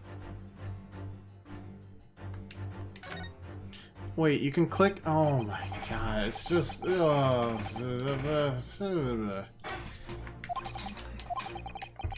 Just had to click A, even though it's not an option to press A to examine. That's okay. It's a cat's toy. Shocker. Wow. Oof. Okay. Yes! Hacking cat's toy, man. Blowing me away. You're stunned too over there, aren't you? Okay, well now that we stalled for 10 minutes. Dangled the toy through the ventilator. The ground. Naturally, the victim could not fail to notice it. But why? For what reason? My dear boy, there can be only one answer to that. After a feline friend disappeared through the ventilator to the neighboring cabin, Miss Pavlova attempted to use the speckled cat's toy to incite the creature to return. In summary, the nature of this friend of Miss Pavlova's, which last night infiltrated the scene of the crime, is a blithesome Russian blue breed of cat by the name of Darka.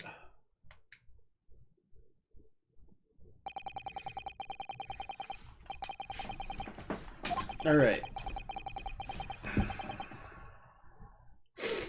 Let's go. On to the next one.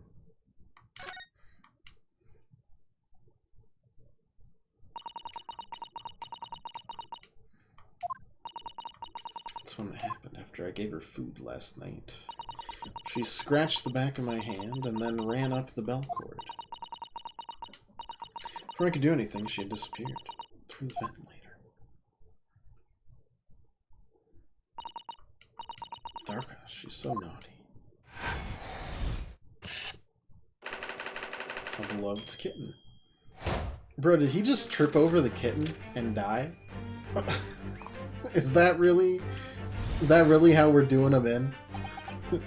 That's not What an ignoble way to die.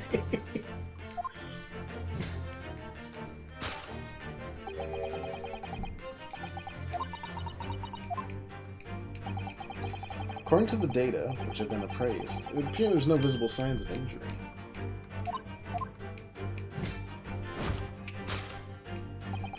In fact, the circumstances of the victim's death can only be explained by a terrible venom. Nope. A terrible accident, perhaps. No signs of a wound, but also no signs of venom.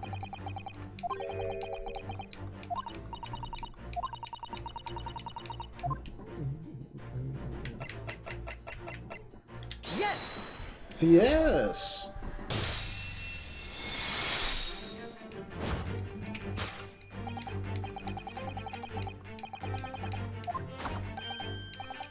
Ah, yes. I knew it was one or the other.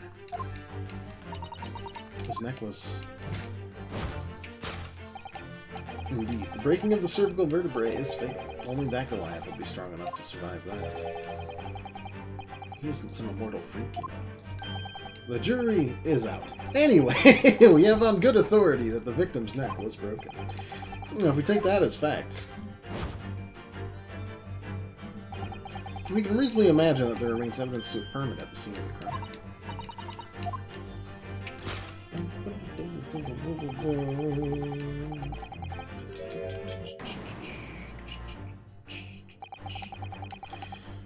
Died because his neck's broken, in other words, he's probably struck by something or someone. It's a distinct possibility, but as of yet, no weapon's been found. Presumably, Darker didn't silently creep up behind Kazuma and deal him a fatal blow.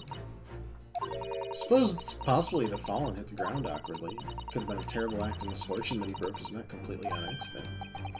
Oh yes, a bad fall could explain it. It's rather hard to believe a Kazuma-sama, though. He wasn't a clumsy man. Well, we need to fix this deduction somehow. Anything from the scene that can explain what happened. Yes!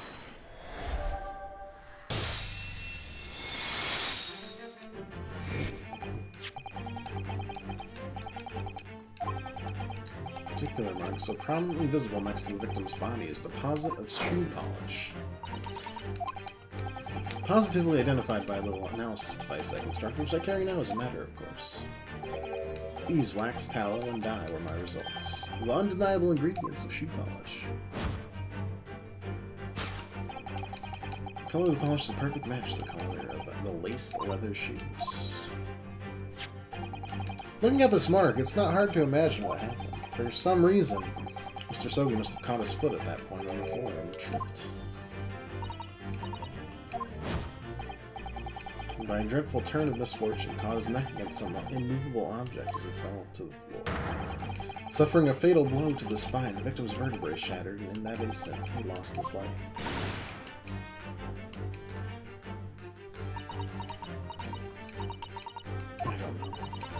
I don't know anything about this. Is that really true, Miss Pavlova?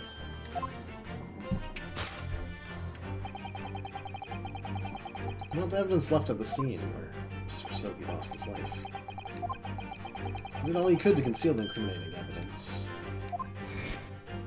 But now your involuntary glance betrays the hiding place you chose. That's right. You hid the evidence that links you to the victim's death in the traveling case. And it's completely empty.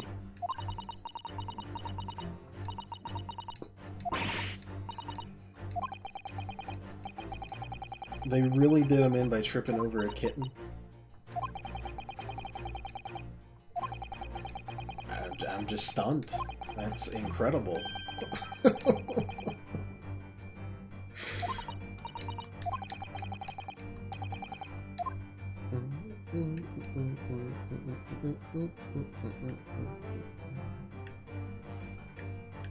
It's gotta be in here, right?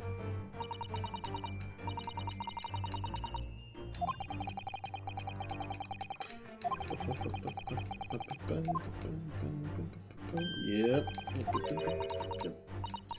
Why couldn't we see this the first time we examined this? Well, now we know we can click on A on stuff, so we shouldn't have ever...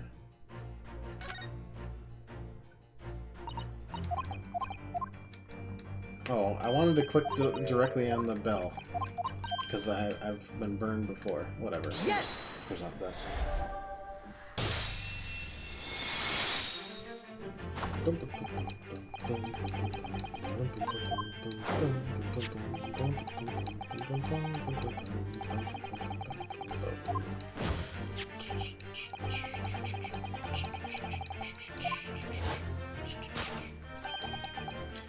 The two pieces fit together perfectly. So, Miss Pavlova, shall we consider what this tells us? Why would it be that part of this glass object, which was evidently broken at the scene of the victim's death, should be found in the waste paper basket? Okay.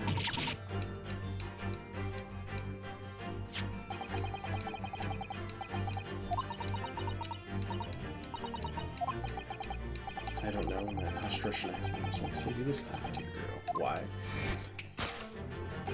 Because we have conclusive evidence linking you to the bell in question. Take it away, Mr. Narod. Yes. Evidence linking Miss Pavlova to the little glass bell, that would be... Boop. Yes!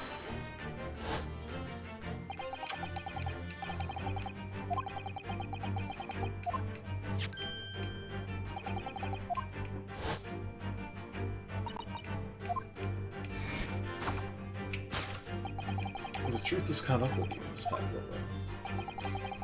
The young man has lost his life last night, did so after a truly inauspicious fall. And the cause of that fateful stumble?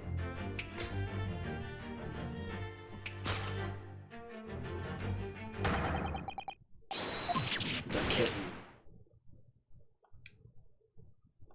What a wild ride. I couldn't tell anyone. I'm sorry. Death by tripping over a cat.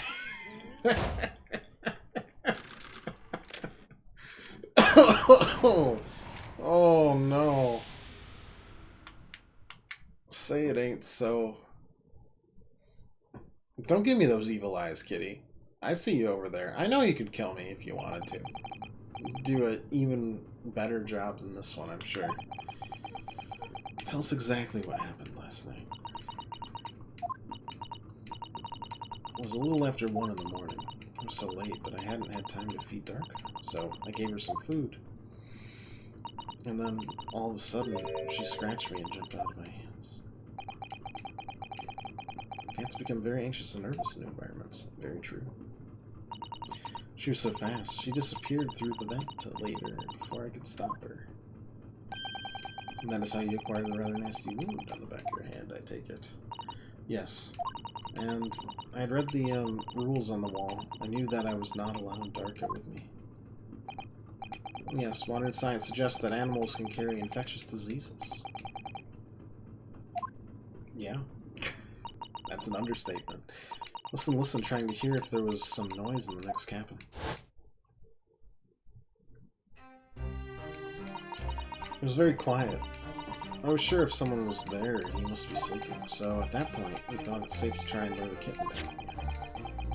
By dangling the toy through the ventilator into the cabin. Dirk always loves this toy, but it didn't work. Nothing worked. I tried using her favorite toy, I tried whistling to her softly, but nothing. She didn't return.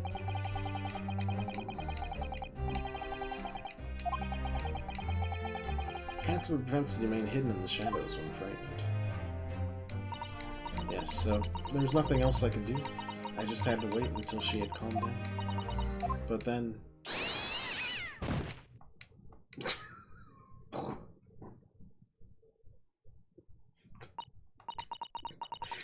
Nearly passed out with shock. I hear her cry out, and then... Oh, it was such a dreadful bang. Then afterwards, nothing. It was totally silent.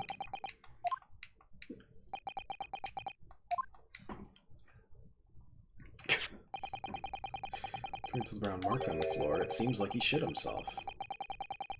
Oh, just kidding. He stepped on the glass bell and tripped up. My bad. Buri is a large vessel, but even she can pitch and roll violently without warning. Sogi is already off balance as well as the ship lurching when the kitten got under his feet, and a combination of unfortunate factors could easily have caused him to fall over. But what became of the kitten afterwards?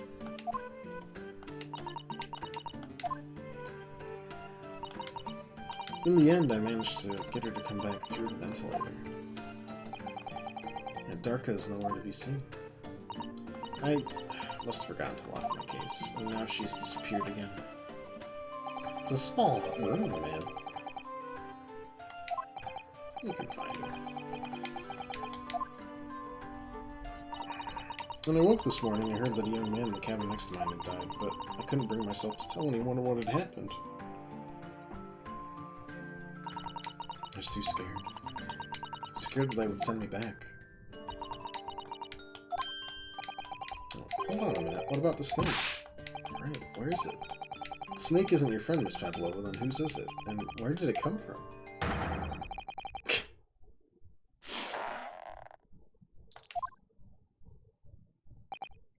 Oh, I didn't say? Snake is my friend. His name is Pirosko. What? That snake belongs to you? Oh, he escaped from cage when emergency alarm sounded. I was looking for him. We did not expect to find him in here. Yeah, how did that snake get into this cabin? But animals aren't permitted on board. Ah! You're at sea for 1 year.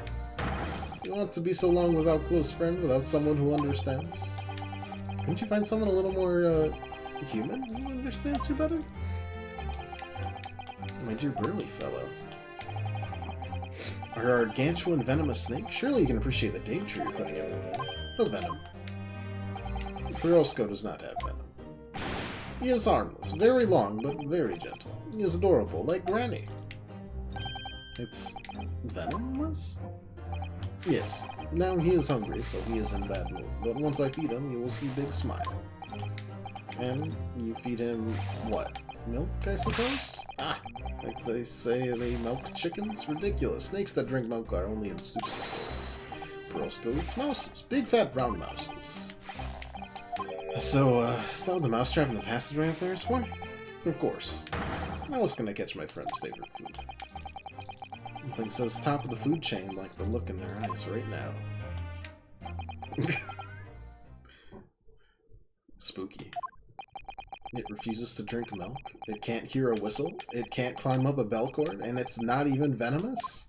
How the deuce did something so inept land a starring role? Not my fault. I do not make up stories. My Pirosko has nothing to do with this incident. That's what happened. That's the truth behind my best friend's tragic death. He tripped on a cat. Oh. It's not even satisfying. It just is like, it sucks. God. At least an Ace Attorney is like, oh, she was targeted by, or he was targeted by, like, a crazy person. Someone out to get him for revenge. Like, yeah, I tripped over a cat. What's Pavlova? I understand the difficult situation you found yourself in, and I do sympathize, but please remember this. A young man lost his life. If you're going to attempt to cover up your guilt with lies, then no matter what the circumstances, I cannot forgive you. But the lies. She just confessed everything. Actually, yeah. It was just a series of unfortunate events. An accident.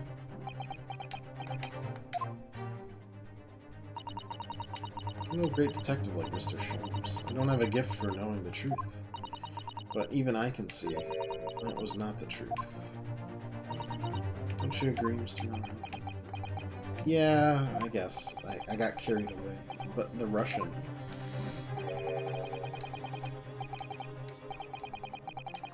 It's the Russian, guys.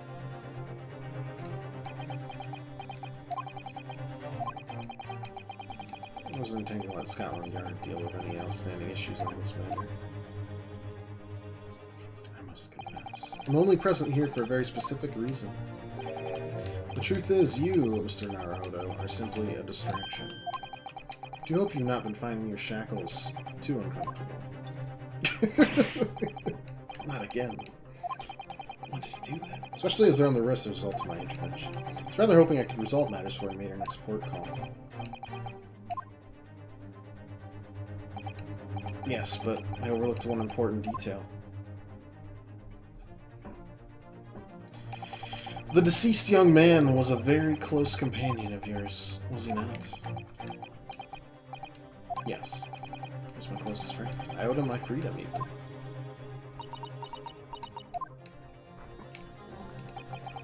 In that case, we must follow this to its conclusion. No further distractions. We must uncover the real truth here, Mr. Naruhodo. Okay. The key to this is the discrepancy in Miss Pavlova's story, I'm sure. If I can chase that down, maybe the truth will become clear.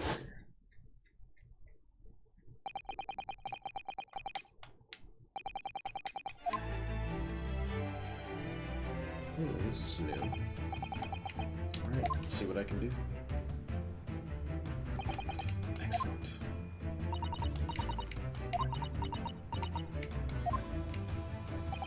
So then, shall we begin? What we should ponder first is the victim who lost his life in a cabin house bolted shut from the inside. Was this truly an unfortunate accident, or was it in fact no accident at all? This is what we must establish in the first instance, but we've already established it, haven't we? The man tripped over the kitten that had climbed into his cabin via the ventilator. Tragic, yes, but still an accident.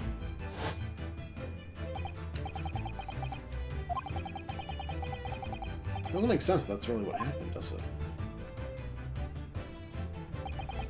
I'm gonna have to ask you to spell it out for me, I'm afraid.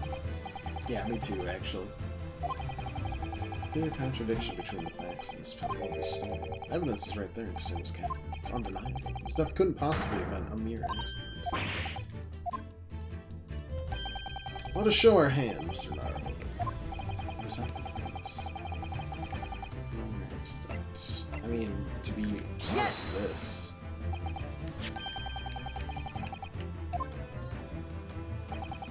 There's no way Kusumi could have worked this message out before. That script, it's Russian, isn't it? Indeed it is. And the word written means wardrobe. I see what you mean. Most people would leave a dying message in their native language. Japanese in this case. And you're studying Russian. You'd be studying English, man. It is a simple language. You could have picked it up very fast. It doesn't seem like it. It's actually not the point. It makes no difference whether he knew Russian or not.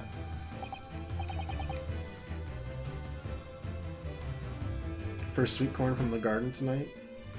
Nice, Dad. We'll have to get out there soon for it.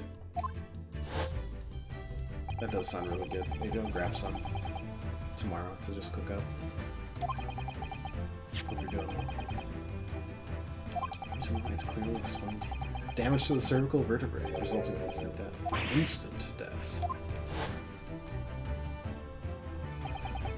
Which means after the victim fell to the floor, he couldn't possibly have written anything, because he was already dead.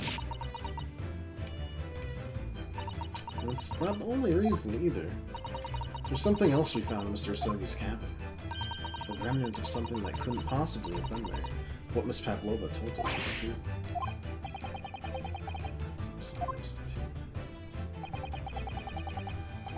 There's something else that gives the truth away. Another piece of evidence that proves it was no accident.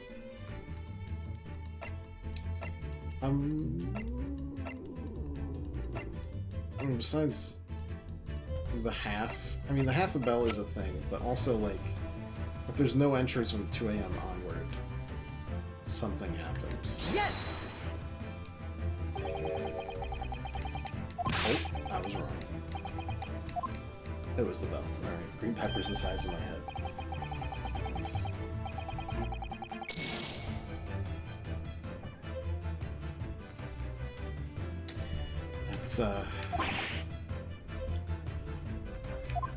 That's scary. Make one stuffed pepper you could feed in a small village.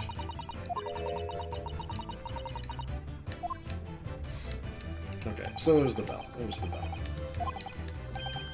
Because half of the bell's there, half the bell's missing. If half is shattered, it wouldn't stay there?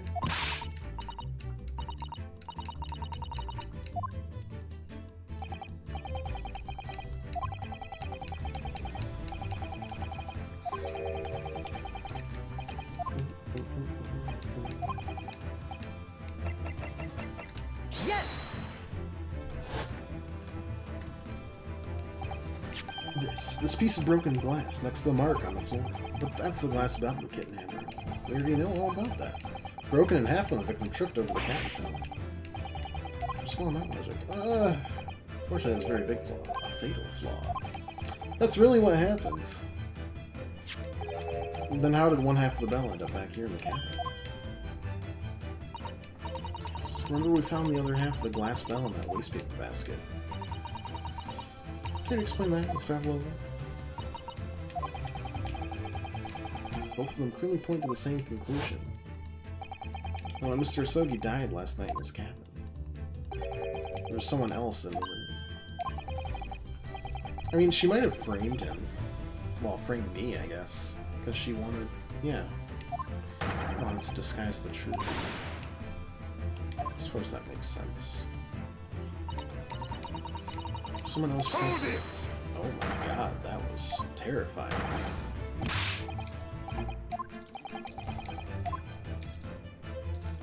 Why do you care?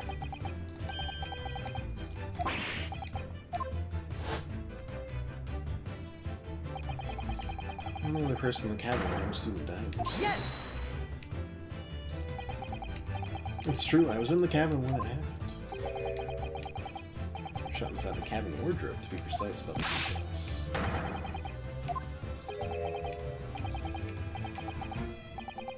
There's no way you could have left that message, not even would have.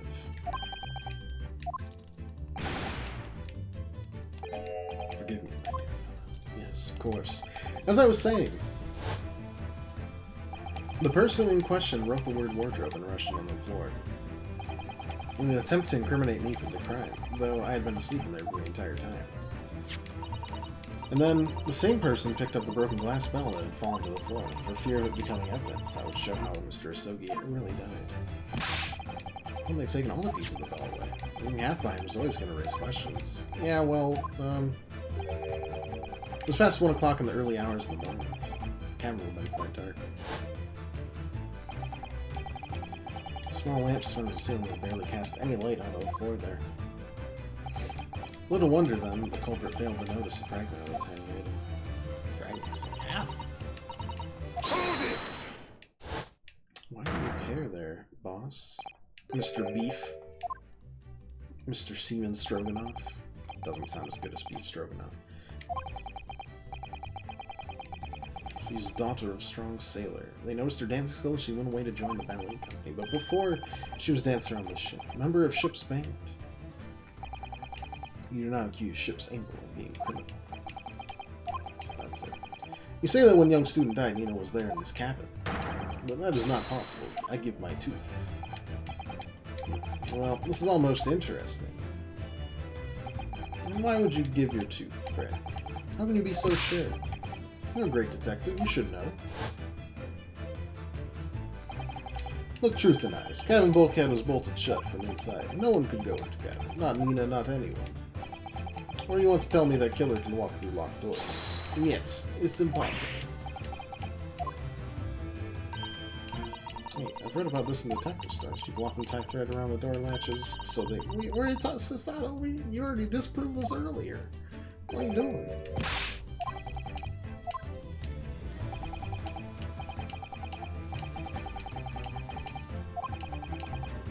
No, it's simpler than that. It was just... The ship stopped. And that slid the doors closed.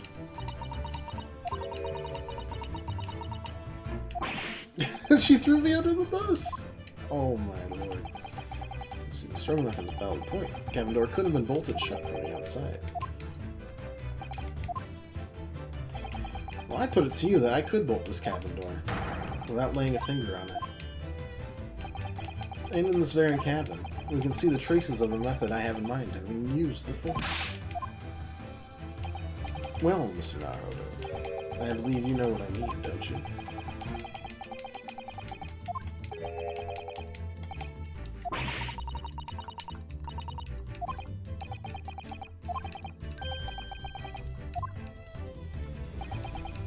Alright. Yep, doing the honors, doing the honors. Point out the telling signs, the method that was used to sound Yep. It was the alarm. Yes! Just knocked everything over. Because of the emergency stop. Must have happened when the ship made its emergency stop. Yep. We're like 2 steps ahead. Come on, follow the logic. Characters that have been programmed to do this, so arguing this does nothing except for make me feel better. Any small objects that aren't fastened down are bound to fall over. I believe, yes, it's what's known as the force of inertia acting on the objects.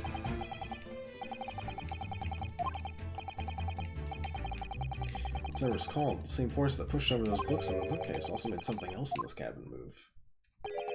The bolt on the cabin door. It was very obvious just after the emergency stop that the ship made earlier.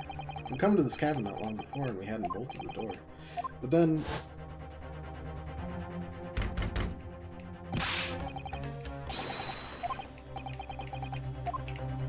it was bolted.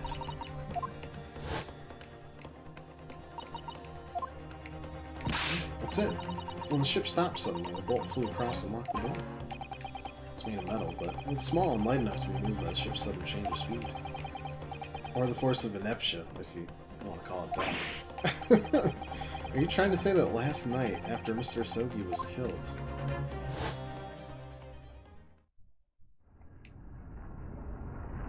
Yep. Slide it into place, baby. Just like that.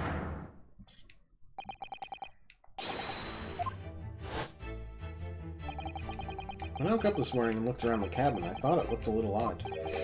All the books on the shelves had toppled over, and all the ornaments. It was almost as if someone had run their hand across the shelves and deliberately knocked everything over. Like a cat. What a mischievous cat. When we came to this cabin, we were surprised to see the exact same thing again. Everything had toppled over, just like in the previous cabin. You have anything to say about this, Miss Pavlova? Are you out of your mind? You say Beria made emergency stop? This is a little far-fetched. How could that possibly have happened? Unless you're saying the culprit is actually someone from the engine room? Oh, it is simple enough. You're forgetting the button in the passageway outside? Used to trigger the emergency alarm? Yes, of course. There was a notice, wasn't there, telling you only to press the button in times of emergency? On dark nights when the fog is dense, the captain cannot afford to rely on the eyes of his lookout alone. Hence the placement of a number of buttons around the vessel to allow any crewman to raise the alarm. Sort of button one is almost compelled to press to satisfy one's curiosity. Wait, it was you?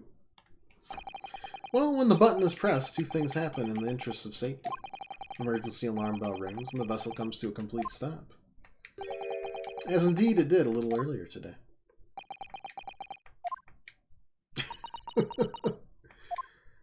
Well, he's not a complete doofus. He's a little too earnest. Sholmes, it wasn't you who... Well, as I always say, a button has but one purpose in life. To be pressed, whatever the occasion. Sounds almost proud of yourself.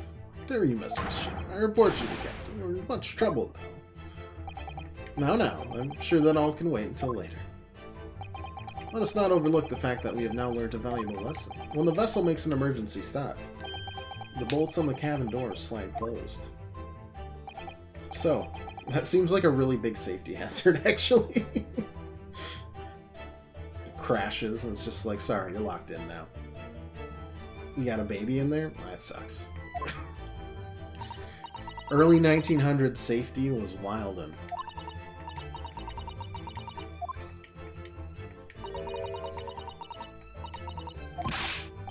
It's Beria's huge ship with many passengers. If we make emergency stop, even in middle of night, there would be chaos everywhere. What are your thoughts, Mr. Naruhodo? Well, it's certainly possible that some kind of emergency happened last night. We have evidence to support that idea. Fascinating. Do show us, my good man. What evidence promotes the theory that some emergency gripped this vessel late last night? Alright, we were too far ahead on the log. Siemens Droganov, it's your duty to patrol the first-class area of the ship, isn't that right? No, that is correct. Well, why? Ship's log here, and be where you record the details of your duties? That is mine. You rather carelessly left it atop the little makeshift bureau in the passageway out there. But as responsible passengers, we took it into our care with a mind to return it to you later. Look at that on purpose. It's where I put it always. The point is, looking at what you usually record, it's clear that under normal circumstances you write the phrase nothing to report every 30 minutes. But from 2 o'clock last night until first light this morning, nothing was recorded at all. That is... that's because nothing happened. But if nothing happened, you would normally write nothing to report, wouldn't you? A gulp. Indeed so. Which tells us that shortly after 2 a.m. something happened. Here aboard the SSP.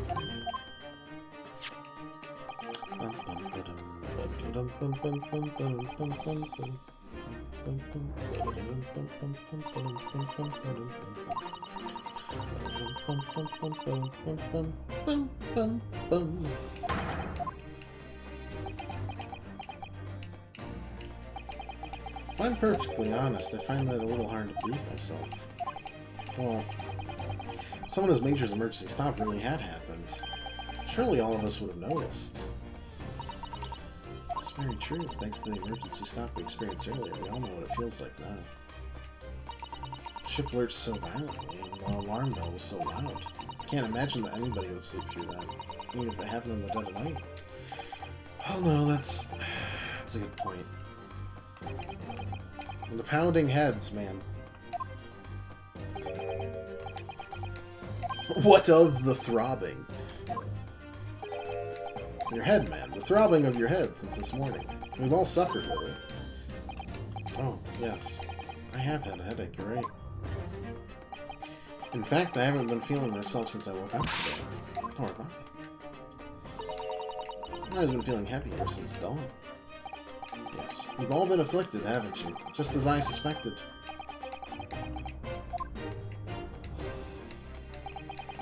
Since eating dinner yesterday evening, everything has felt...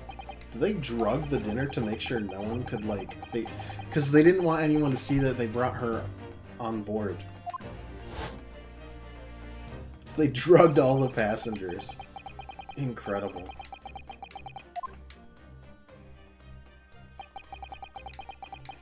I'd already been dragged out of my wardrobe.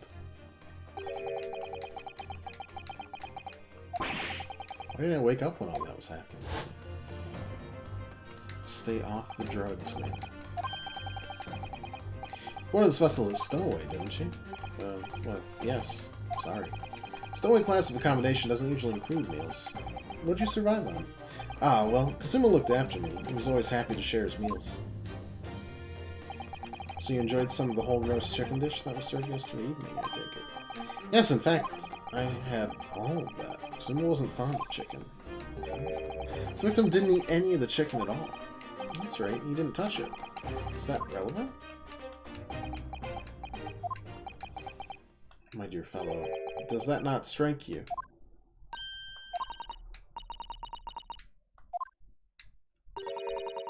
There's something wrong with the chicken? I do. Meal prepared for the passengers last night had been tampered with. Tampered with by the addition of a soporific, designed to induce a very deep slumber in those who consumed it.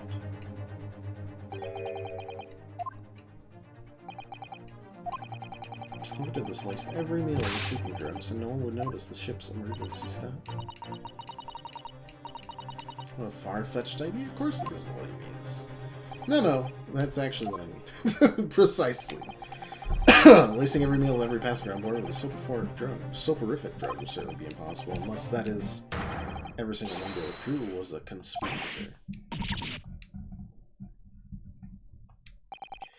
Well, see? Yeah. I'm sorry to say that any more deception in this matter will get you nowhere. If you refuse to talk, there would have to be an inquiry made through the shipping company, of course. And were that to happen, every member of the crew, and the captain himself, would be hauled over the coals. For aiding and abetting a renegade.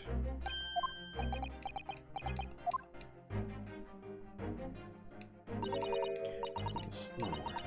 I will tell everything. I cannot make problems like this for everyone anymore. Criminal are your former comrades, I believe. Yes. So when I decided to run away, I asked them to help me. They all agreed to help. Everyone together. She threw away everything. Her fame in the ballet. Mother Russia. We wanted to help our angel.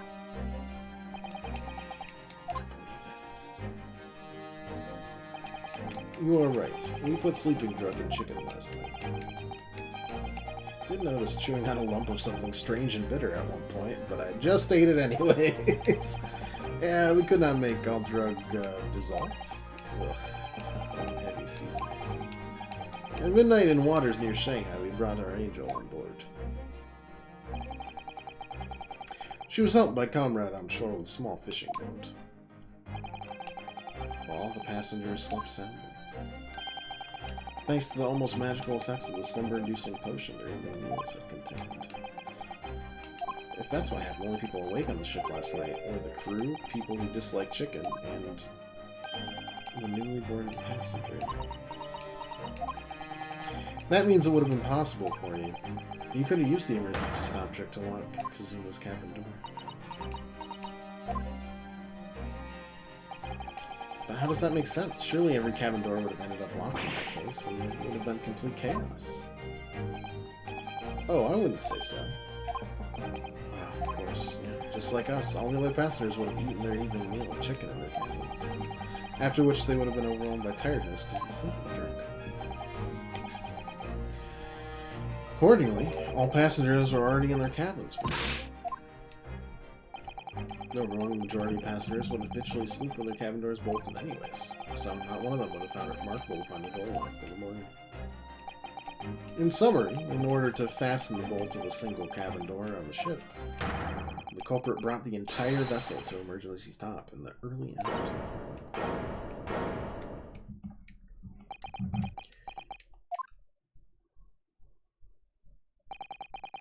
You've talked a long time and said many things. What is point?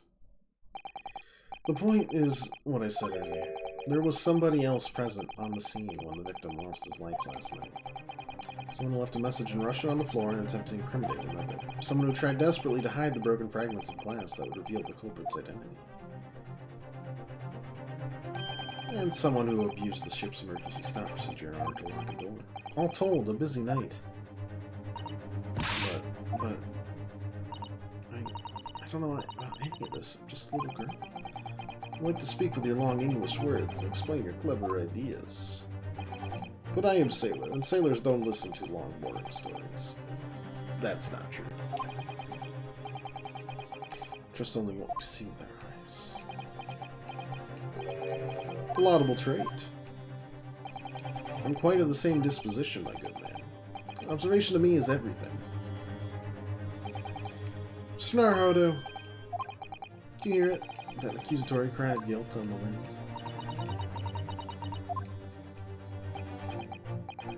Sorry, you've lost me. Proof of involvement, man. But you can't hear such a call with your ears. No. You must hear it with your eyes. I see. What are you talking about?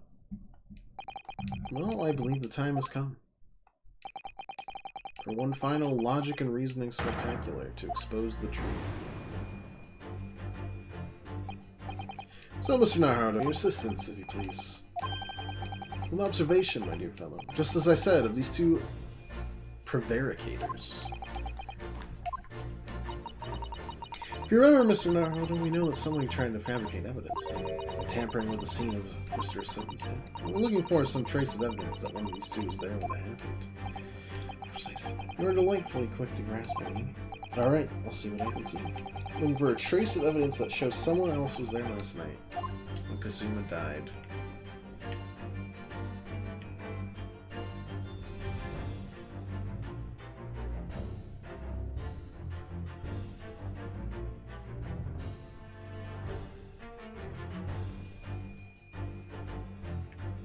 Is it time for the ear? Is it time for the chunky arms?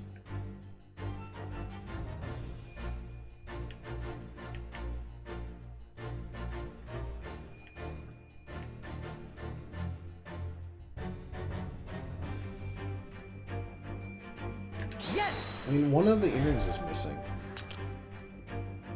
Okay, well, it's not the ears.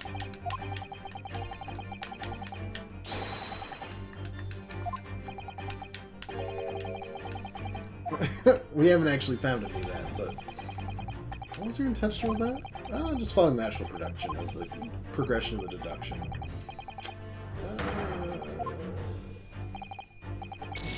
Alright, well, it was worth a try. Someone else was there who died.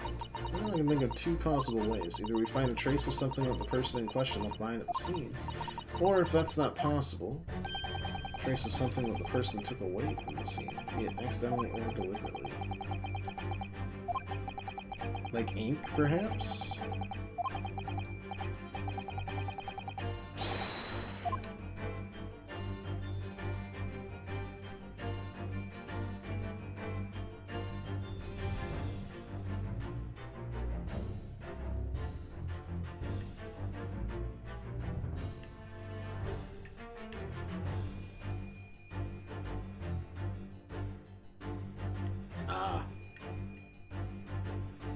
Yes!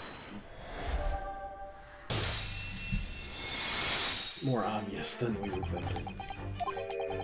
You have quite a large purple stain on the back of your white uniform there, Mr. Stroganoff. Yes, I don't know where the dirt comes from.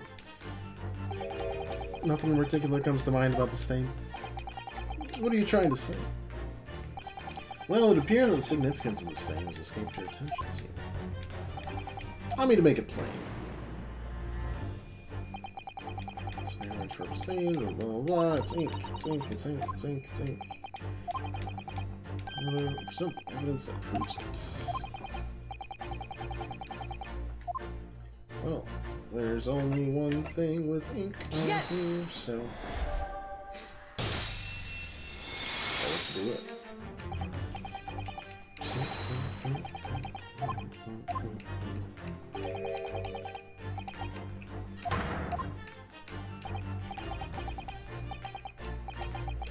Now you see the significance. The penny drops at last. The Russian word on the floor is written in purple. The stain on the back of your uniform is ink of the exact same color. If the ink had been dry, it couldn't have possibly been staining your uniform that way, which means you must have been present in the cabin in the moments immediately after the ink was spilt. Alright, yes, it was me. I did it. Everything. I arranged everything in Dead Student's cabin to make it look like Wardrobe Man did. Then I pressed button to make Birdie do emergency stop and bolt cabin door shut. I did everything so no one would suspect our angel. Beef, please. Don't worry, Angel. Let me do talking. It was after 1 in the morning. I was on duty patrolling the passageway. Then our angel came to me. She was white like sheet. And also white like Russia. Please help. I went with her. The door to cabin number 1 was open. When I looked inside, I saw a student boy on floor. What happened to you? Please don't tell me. My little one. My little furry friend. Everything that happened in cabin is like Angel told you. The kitten escaped through the ventilator to Mr. Asogi's cabin, then he tripped over it and broke his neck when he fell to the floor. Yes, that is right. So after the incident, when the cat ran away, Mr. Lowe then visited the cabin next to hers, only to find his occupant lying lifeless on the floor. She said she was worried when she heard sound of something falling on the floor. That's when she went to look. no, Angel.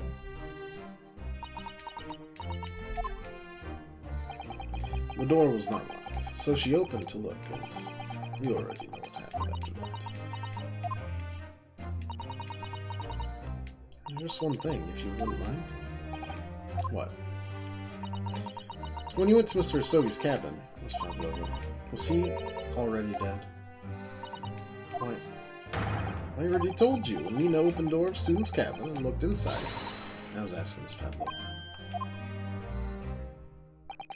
Well, Miss Pavlova.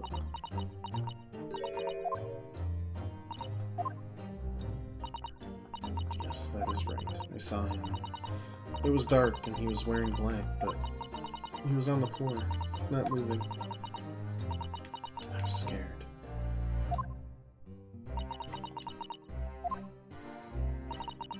I understand, and I believe you. So is that finally it now? Have we discovered the real truth about Kasuma's death at last? Still tripping over a kitten? Oh, something very nearly slipped my mind. Mr. Schultz. This photograph. Yes, I took this myself, you know. The cause of death was a broken neck. Therefore, the victim died instantly, and the unfortunate incident that precipitated these events, a kitten, on which the victim stumbled. However, if those are the facts, there is one particular area in this photograph that seems to me somewhat unnatural. What do you mean unnatural? What are your thoughts on the matter, Mr. Naruhodo? Oh, well... If he tripped and fell, which part of this photographic print seems unnatural? Yes! No, I didn't actually want to click there. I have two back buttons on my controller.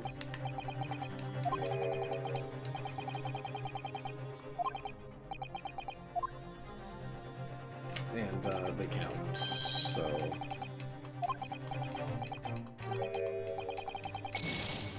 That's annoying, because I didn't actually want to click there.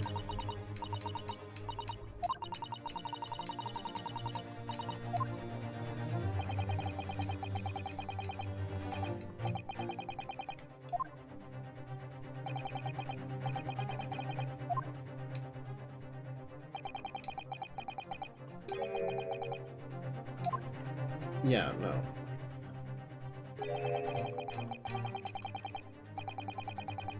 I wanted to click on the fist, because if you're falling, you sprawl out. Yes! If you really fell due to an unfortunate accident, then this fist just doesn't seem quite right. Hey Matt, how you doing? In the fall, one's instinct is to open the palms flat. And here we see the victim with his left hand tightly balled to a fist. Almost, you might say, as though we were gripping something.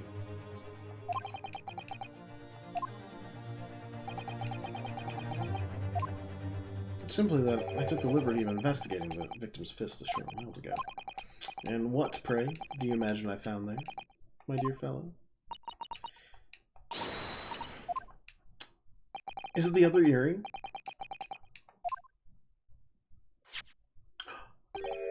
Gasp. Good. It's Friday. Believe it or not, my posture is worse than yours. Well, this is like 4 hours into the stream posture. This is my victory pose when I know that we're closing in on the end of a case. But that is impressive that you have worse posture than mine. It's hard to do.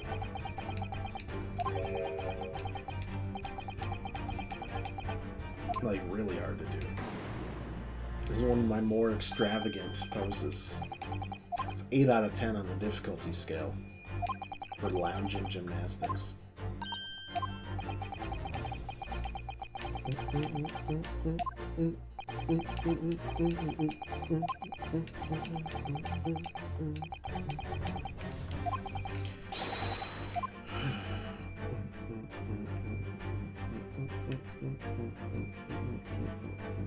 Well, where did it come from? I suppose theoretically it was really the right ear that it came from.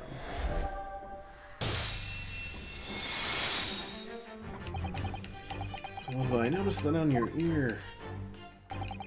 Even though you have a metal earring, the decorative part of it seems to be missing. The little link holding it on must have broken, I suppose. But looking at your other ear, no, it's a crescent moon.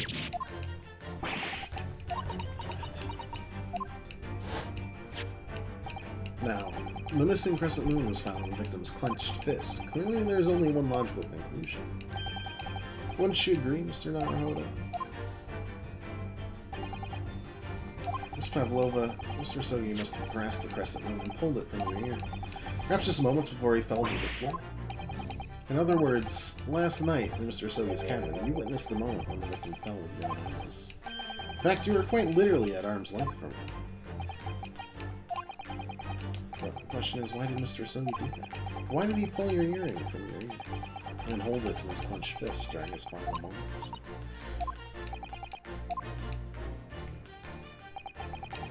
No one can protect you now. Please, tell us the truth. This has been a way twistier mystery than I thought it was going to do. Alright, we got her. Ladies and gentlemen, we got her. Basically, I'm in that position, but my feet are next to the keyboard. Like here. And you're in a regular office chair. Alright, this is very much... That is worse.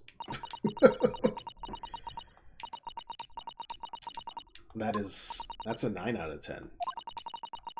Maybe even a 9.25.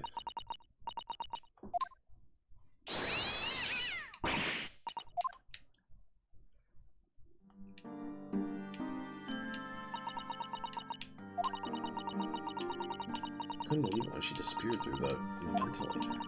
I tried to call her with a little whistle, tried waving her favorite toy, but nothing worked. Darker would not come back.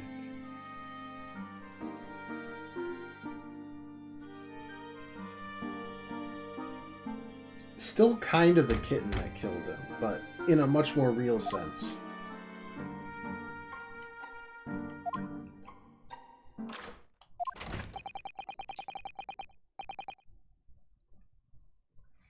What are you doing here at this time, Night Inspector?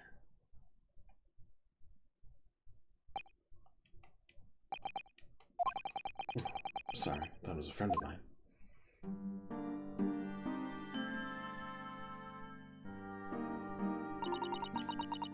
The young man from your country, he was very polite and kind. He helped me to find Darko, and he promised not to tell me. But then, when I had my friend in my arms again, and I was going to leave the man's cabin... Just a moment, sorry, but... Yes, I'm sure I know your face. I've seen you somewhere before. Ah, of course. You're Nikolina Pavlova, aren't you? The Russian ballerina. No, I don't know that name. Heart nearly stopped when he said that.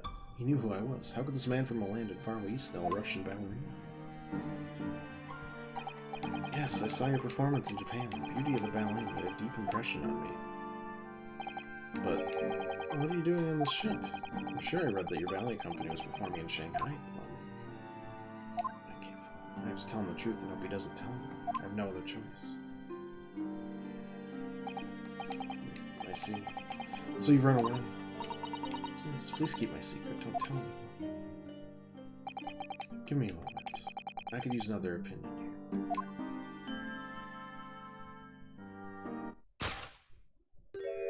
He's gonna pull that cord. He's gonna tell the captain. Why did I think I could trust him? Then it happened. Everything at once. It was only a second, but it felt like forever. It was. And then Darko jumped out of my arms and down to the young man's feet. And as he turned around to look at me, well, not great. Don't know why I did it. I was just so scared, and I had to stop him from telling anyone about me. Thought the captain was in on it too. Maybe not. If she reacted like that. That's when he went to fetch help. Or Nina crying out with a thud on the floor. So I ran to her. She was standing at cabin door, shaking like me. She looked at me and said, "Help me, Beef." I have nowhere to go. This one's just sad. This doesn't even feel like pure justice, it's just sad.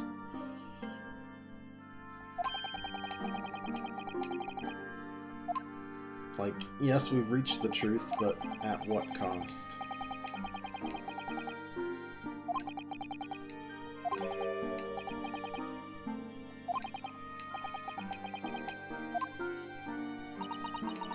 She worked out a plan to lay the blame on the stowaway.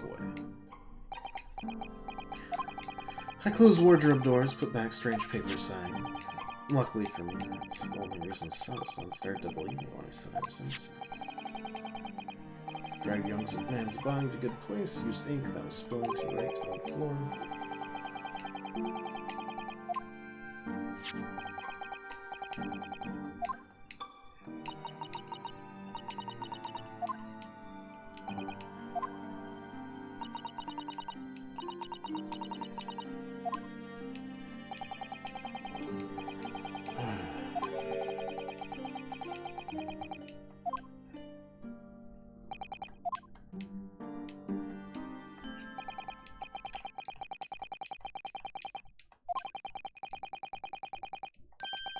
Creating the locked room mystery and sealing this one will come full circle.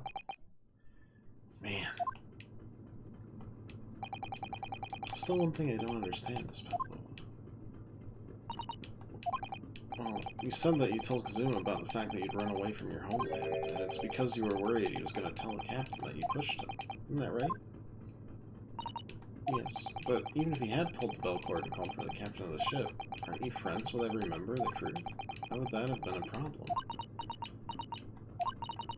It was what he said first that made me scared.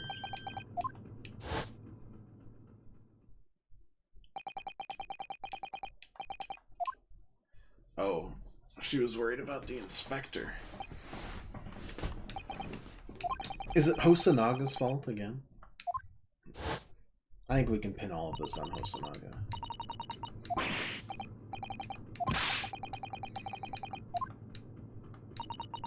Thought if police knew about me, they would arrest me. So I murdered him! And then, no one will arrest me. Or you could pull the bell cord. Stop you a moment, please. Just doesn't seem to make sense. I mean, was Mr. Sogi really gonna pull the bell cord? I don't know. What? What do you think, Mr. Naruto? Well, he's gonna talk to me. Not Kazuma, so I can't know for certain, but... he was a man of his word. If he told you he wouldn't give your secret away, then he wouldn't have done so. Oh, he was walking over to it. He was gonna pull the cord. He was gonna make them send me back. Well, Mr. Naruto, the day's work is not yet done, it seems. There is one more deduction to make.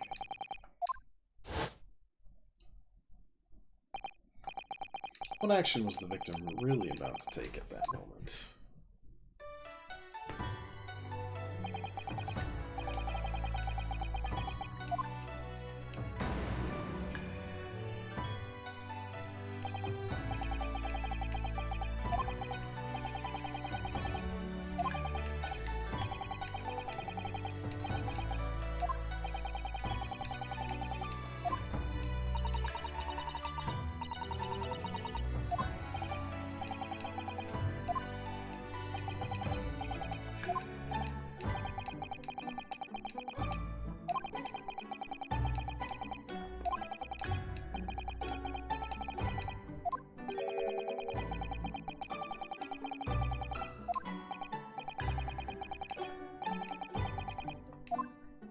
Not the wardrobe.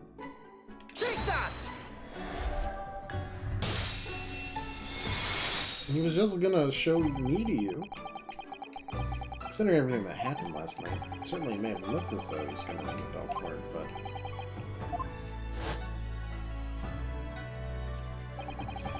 It was directly beside the belt. The wardrobe.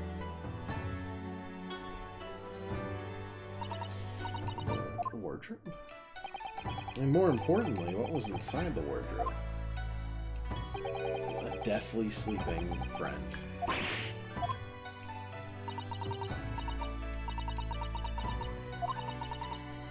Sophie's exact words last night. Give me a moment. I could use another opinion.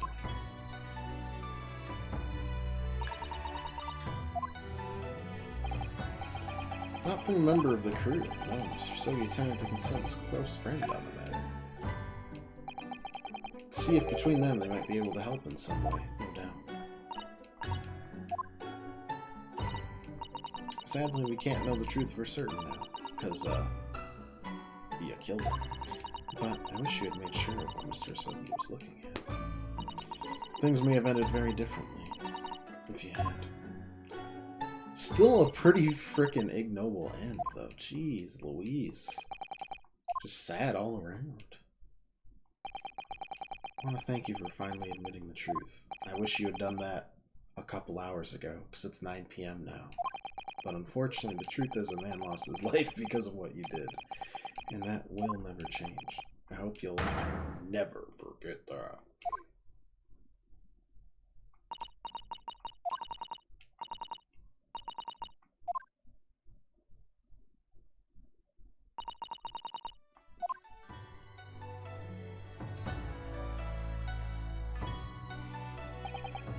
So, at long last, the mystery surrounding the tragic accident on SS Korea is finally laid to rest.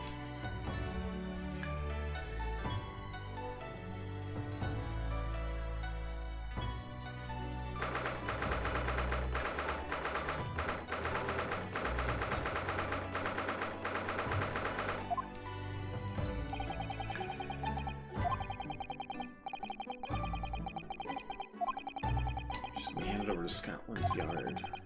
Will the Russians try to repatriate her? Apparently the English detective can speak to the immigration office and sort all that out. She won't be going back to Russia then? No, I don't think so. Even if she wanted to return in the future, I doubt she would be able to. She ran away, so now she's in exile for life. I'm sorry. I wanted to help our angel, no matter what. But I didn't think about how you lost good friends, and how I was pinning a murder on you. Good lord. I don't go to Nina. I don't give myself too much space. It's kind of you. In the meantime, thanks for letting me go free. As soon as death feels like such a waste. It really does. It feels almost like a narrative waste. But I can also see why they did it. Specifically in that way. It doesn't feel like it drives the plot forward. It just feels like you've been robbed of your... like, I don't know, your anchor to the narrative. So you really are a stranger in a strange land after this case. Due to arrive in Hong Kong tomorrow. As much as it pains me, I'm gonna have to hand you over to the consul to arrange your passage back to Japan. Yeah, I did stow away after all. Couldn't really expect any different. I mean, you can, because there's 3 more cases. So, you should get back to your cabin now.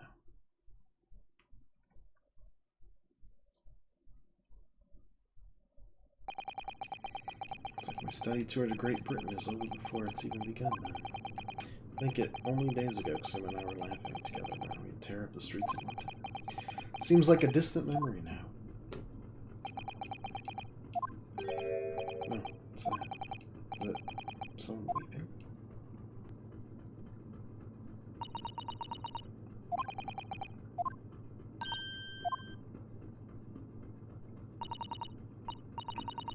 Didn't know you returned. Oh well, I haven't been back long. Oh, Snyder just told me I should pack, you know, ready to leave the ship tomorrow and all that.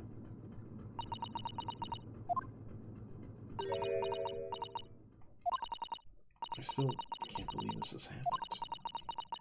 Someone's life can be over just like that. It's very, very much a grounded story compared to most Ace Attorney, like, cases. It's rare. It's not, like, impossible, but it's rare that, like, a victim is that sympathetic. It's unique. I really like it. I mean, I hate it, because it hurts, but, like, it's a good story. I thought I could never forgive the person responsible. But now we know the truth, that it was just an accident. A silly series of mishaps. Just too much. Just too much. Yeah, I know. Wish there was something I could say. My duty was to see Asogi-san safe to Great Britain, but I failed. And caused his two closest friends great pain and suffering as a result. I've let everyone down. And I will do anything to make up for my terrible wound. Nobody blames you. I blame you, like, 5%. And I'm free again now, at least. What?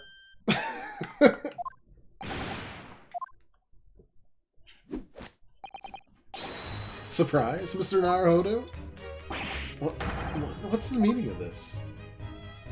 Oh, a trifling matter. Simply that in my head, I think I shall always picture you wearing those shackles. Without them, the balance seems all wrong. It's distracting. Sorry. So I decided to restore them. For old time's sake, shall we say. You're a stowaway, after all. This is funny.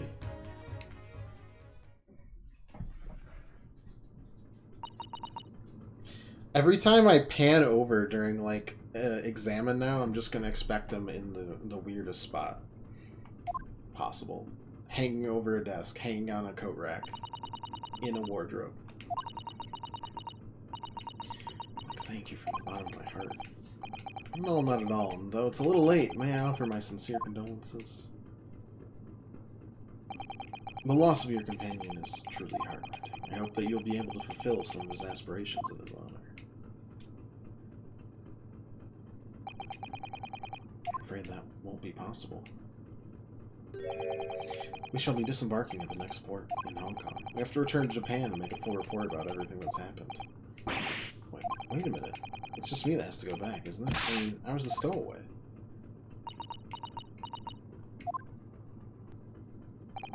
The terms of the study tour were negotiated by the Department of Justice in both Great Britain and Japan. There was to be one lawyer and one assistant. In the light of Mr. Asogi's unfortunate death, I'm afraid the study tour can no longer go ahead. Oh, no, I don't care for me, but... Poor Susato. My dear fellows, the majority of problems have an extremely simple solution, you know. All you require is one lawyer, and the study tour can continue, surely. But there's no one else with the necessary qualifications. We know no other lawyer. Qualifications, you say? Any qualifications obtained in your own country will be of little value in Great Britain, I'm afraid. Oh, but anyway, the voyage to London still promises a good month of time. Ample opportunity, I would say, to find yourselves another suitable lawyer. Yeah? Mrs. Sato? Yes? Do you think perhaps I might be able to do it? You're not a lawyer, Mr. Naruhodo. Oh, unless... Are you studying law? No, I'm not, but... I'm sorry. In that case, I don't think there's even a chance it could work. But as I said, there is still more than a month before we reach England's shores. Isn't that right, Mr. Naruhodo? Yeah, I do have a much more to study. To learn what I must to become a lawyer in Great Britain. It's ridiculous. Are you seriously suggesting anybody could learn all of that in just 40 days? There's only one way to find out. I would work my fingers to the bone, Inspector. Every single day. Will you let me try? And if by the time we reach Great Britain, I haven't learned enough to be recognized by as a lawyer, I'll take whatever punishment is deemed appropriate. But you put yourself in such a difficult position. Work soon. Become a lawyer in 40 days? Ah, it's fine. In this world, it's all about shouting objection and throwing some papers in people's faces and then being really stubborn about very minutiae until people give up. Also, if you can have some kind of gimmick, like throwing coffee in people's faces, you're on the fast track. Yes, you do get coffee thrown in your face in one of the games. Yes, it is my favorite prosecutor. His name is Godot. He's also got a visor that looks like Cyclops. The more gimmicks you have, the better as a prosecutor. As a defense lawyer, just yelling and, like, interrogating people that don't make sense until you get the thing you want, and then somehow it all works out in the end, most of the time. 90%. It's a pretty good success rate. Hold it. Take that. And objection. That's it. You only need those 5 words. Also, if you can sweat buckets, also a good bonus. It's like one of those little intangibles. Like when people are hiring, they're like, one guy sweats like, you know, 2 liters an hour, and one guy sweats a normal amount. They're like, give me the 2-liter guy. That'll really look good on the court floor.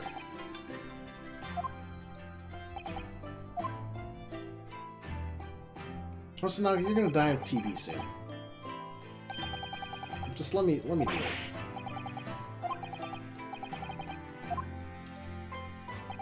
Around the world in 80 days, around the law in 40. It's fine. Duty and rules are the dull routine of existence that we all abhor. Give us interest, give us fascination. Besides, qualifications are no measure of a man. What matters is his character. And you've witnessed ample evidence of this man's exemplary character today with your own eyes, from the early hours of this morning till this very moment now. Despite contending with the passing of his close companion, despite the accusation of guilt, this man has shown resourcefulness, intelligence, and above all, courage.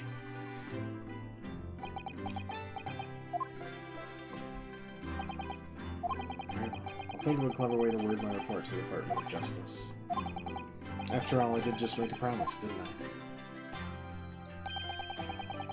So I'd do anything to make up for all my shortcomings. You did let a guy die.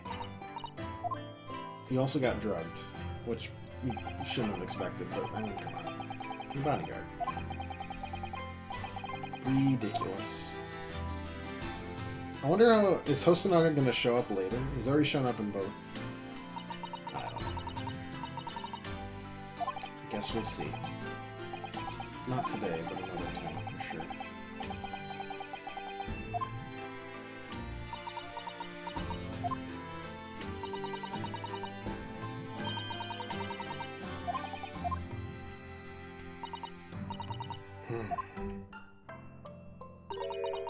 I'd like you to take charge of this.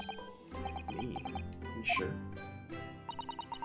I'm sure it's what Kazuma-san would have wanted. His name is Karuna. It's a great sword. It's been in the Asogi clan for generations. I accept. I'll treasure it always. Hey, Crystal. You caught us, like, at the very end of the stream. How are you? I'm hanging in there. My voice is almost gone. I can usually do about 1 case, because I have to talk a lot. How are you? How was the week? First week of school, right? Hopefully, kind of full week? You got Labor Day coming up, so it should still be kind of, like, on and off. It's good to see you, though. Not even a single moment of freedom. Fill every spare moment with stuff.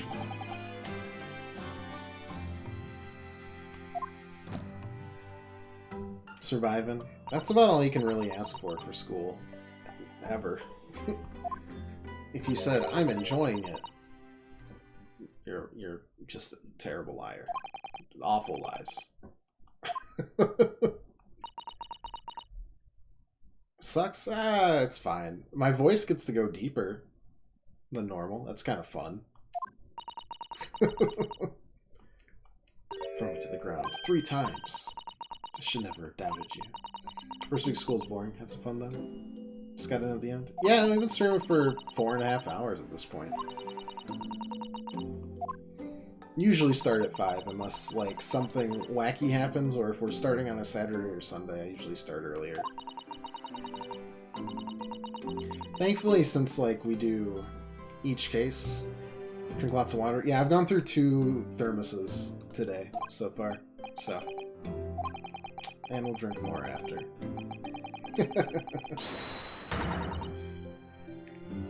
Yeah, but thankfully, like, the reason we're doing this on, like, bonus streams and stuff is that, like, since we do, like, a stream, each case kind of separates itself out pretty neatly, and people can follow it without having to really get much of the overarching narrative, like Persona, where you jump in, you're 70 hours in with, like, 17 main characters, and it's like, this is cool, I guess, but you're not that interested. I get it. JRPGs are rough.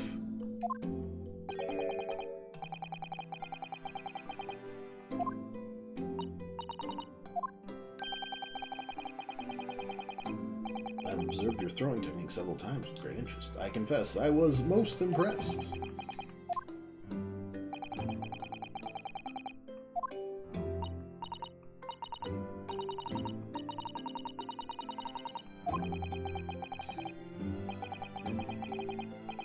Hopefully, school stays at least semi-fun.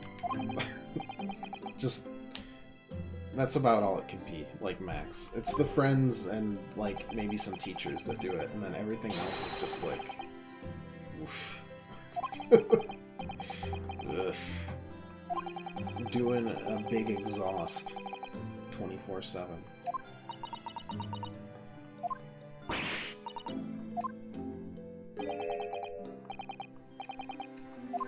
Please don't demonstrate your throw on me, Susato. No. No. No. R.I.P. As you can see, you throw from the abdomen. Oh yes, arresting indeed. That's what you term the Susato takedown, is it? Actually, no. That was a Susato squash. Music tech's already been good. My Latin teacher's actually the best. I wish I could have taken a Latin class. They had Spanish and I think French in high school. That might be it. So you know, the 2 most common. I would have loved to take something a little wackier. Latin. German.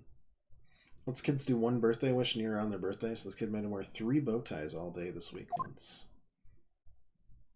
Were they in a row? Were they side to side? These are important questions. Because honestly, if you wear enough, you could just make yourself a tie of bow ties. Best of both worlds. Or perhaps worst of both worlds. It's a it's a thin line.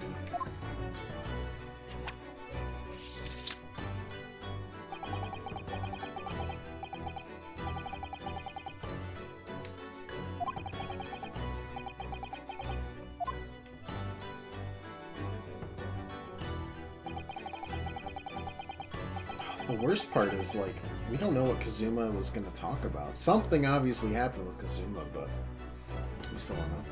Bro took it before me, so it's basically history disguised as a language, and that teacher is awesome. Yeah, I can imagine. I mean, Latin is steeped in history. Like a fine tea. Stacked one on top of the other. I think that's the worst possible combination. It's incredible. Yeah, I assume with, like, Latin, you'd go through, like, oh, here, Latin is the root of this, and this language, and this, and this, and this.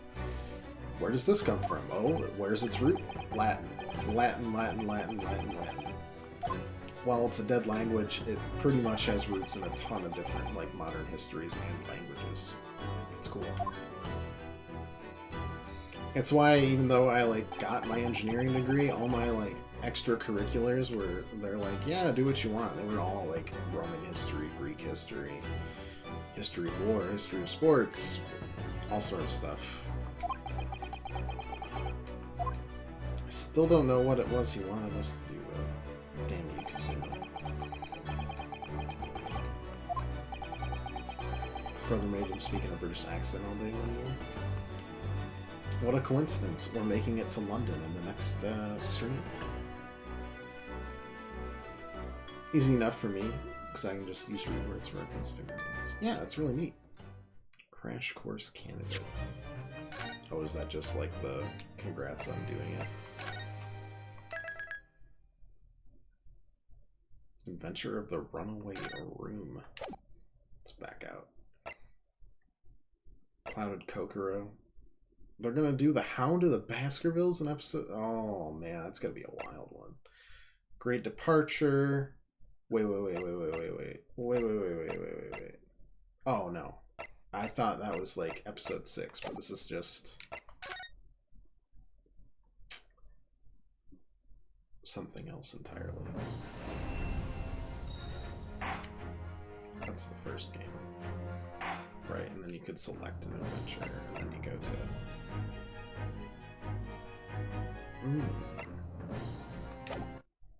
That's cool.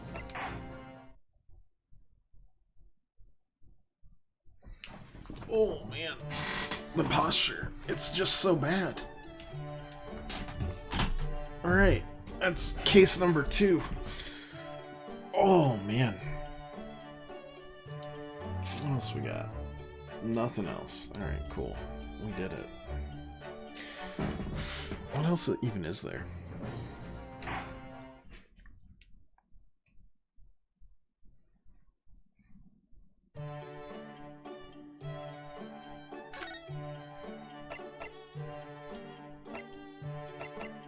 Oh, just completing stuff. Gotcha.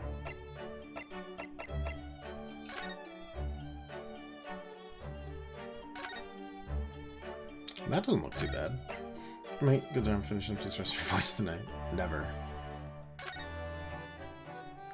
Looks a little weird. And that just that's a weeb. You have a good one too, Crystal. It's good to see you. Sorry we caught you right at the end.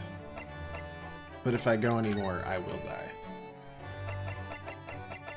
Some people might find that entertaining, but I do need to at least hold the voice. We got Psychonauts 2 all next week to do, you know? We got lots of good stuff coming up. Either way. Don't recommend Death. Yeah, a little too permanent for my style. I'm less of a Sharpie, more of a pencil kind of guy. Either way, thanks for watching. Really appreciate it. Like, leave a follow, or just come back, hang out anytime you want. We'll be back on Monday and Tuesday and Thursday. It'll be Psychonauts 2 all week. Can guarantee it, because we're going to be playing a lot of it. Look forward to that. Other than that, have an excellent weekend. And thanks for watching. Doodles.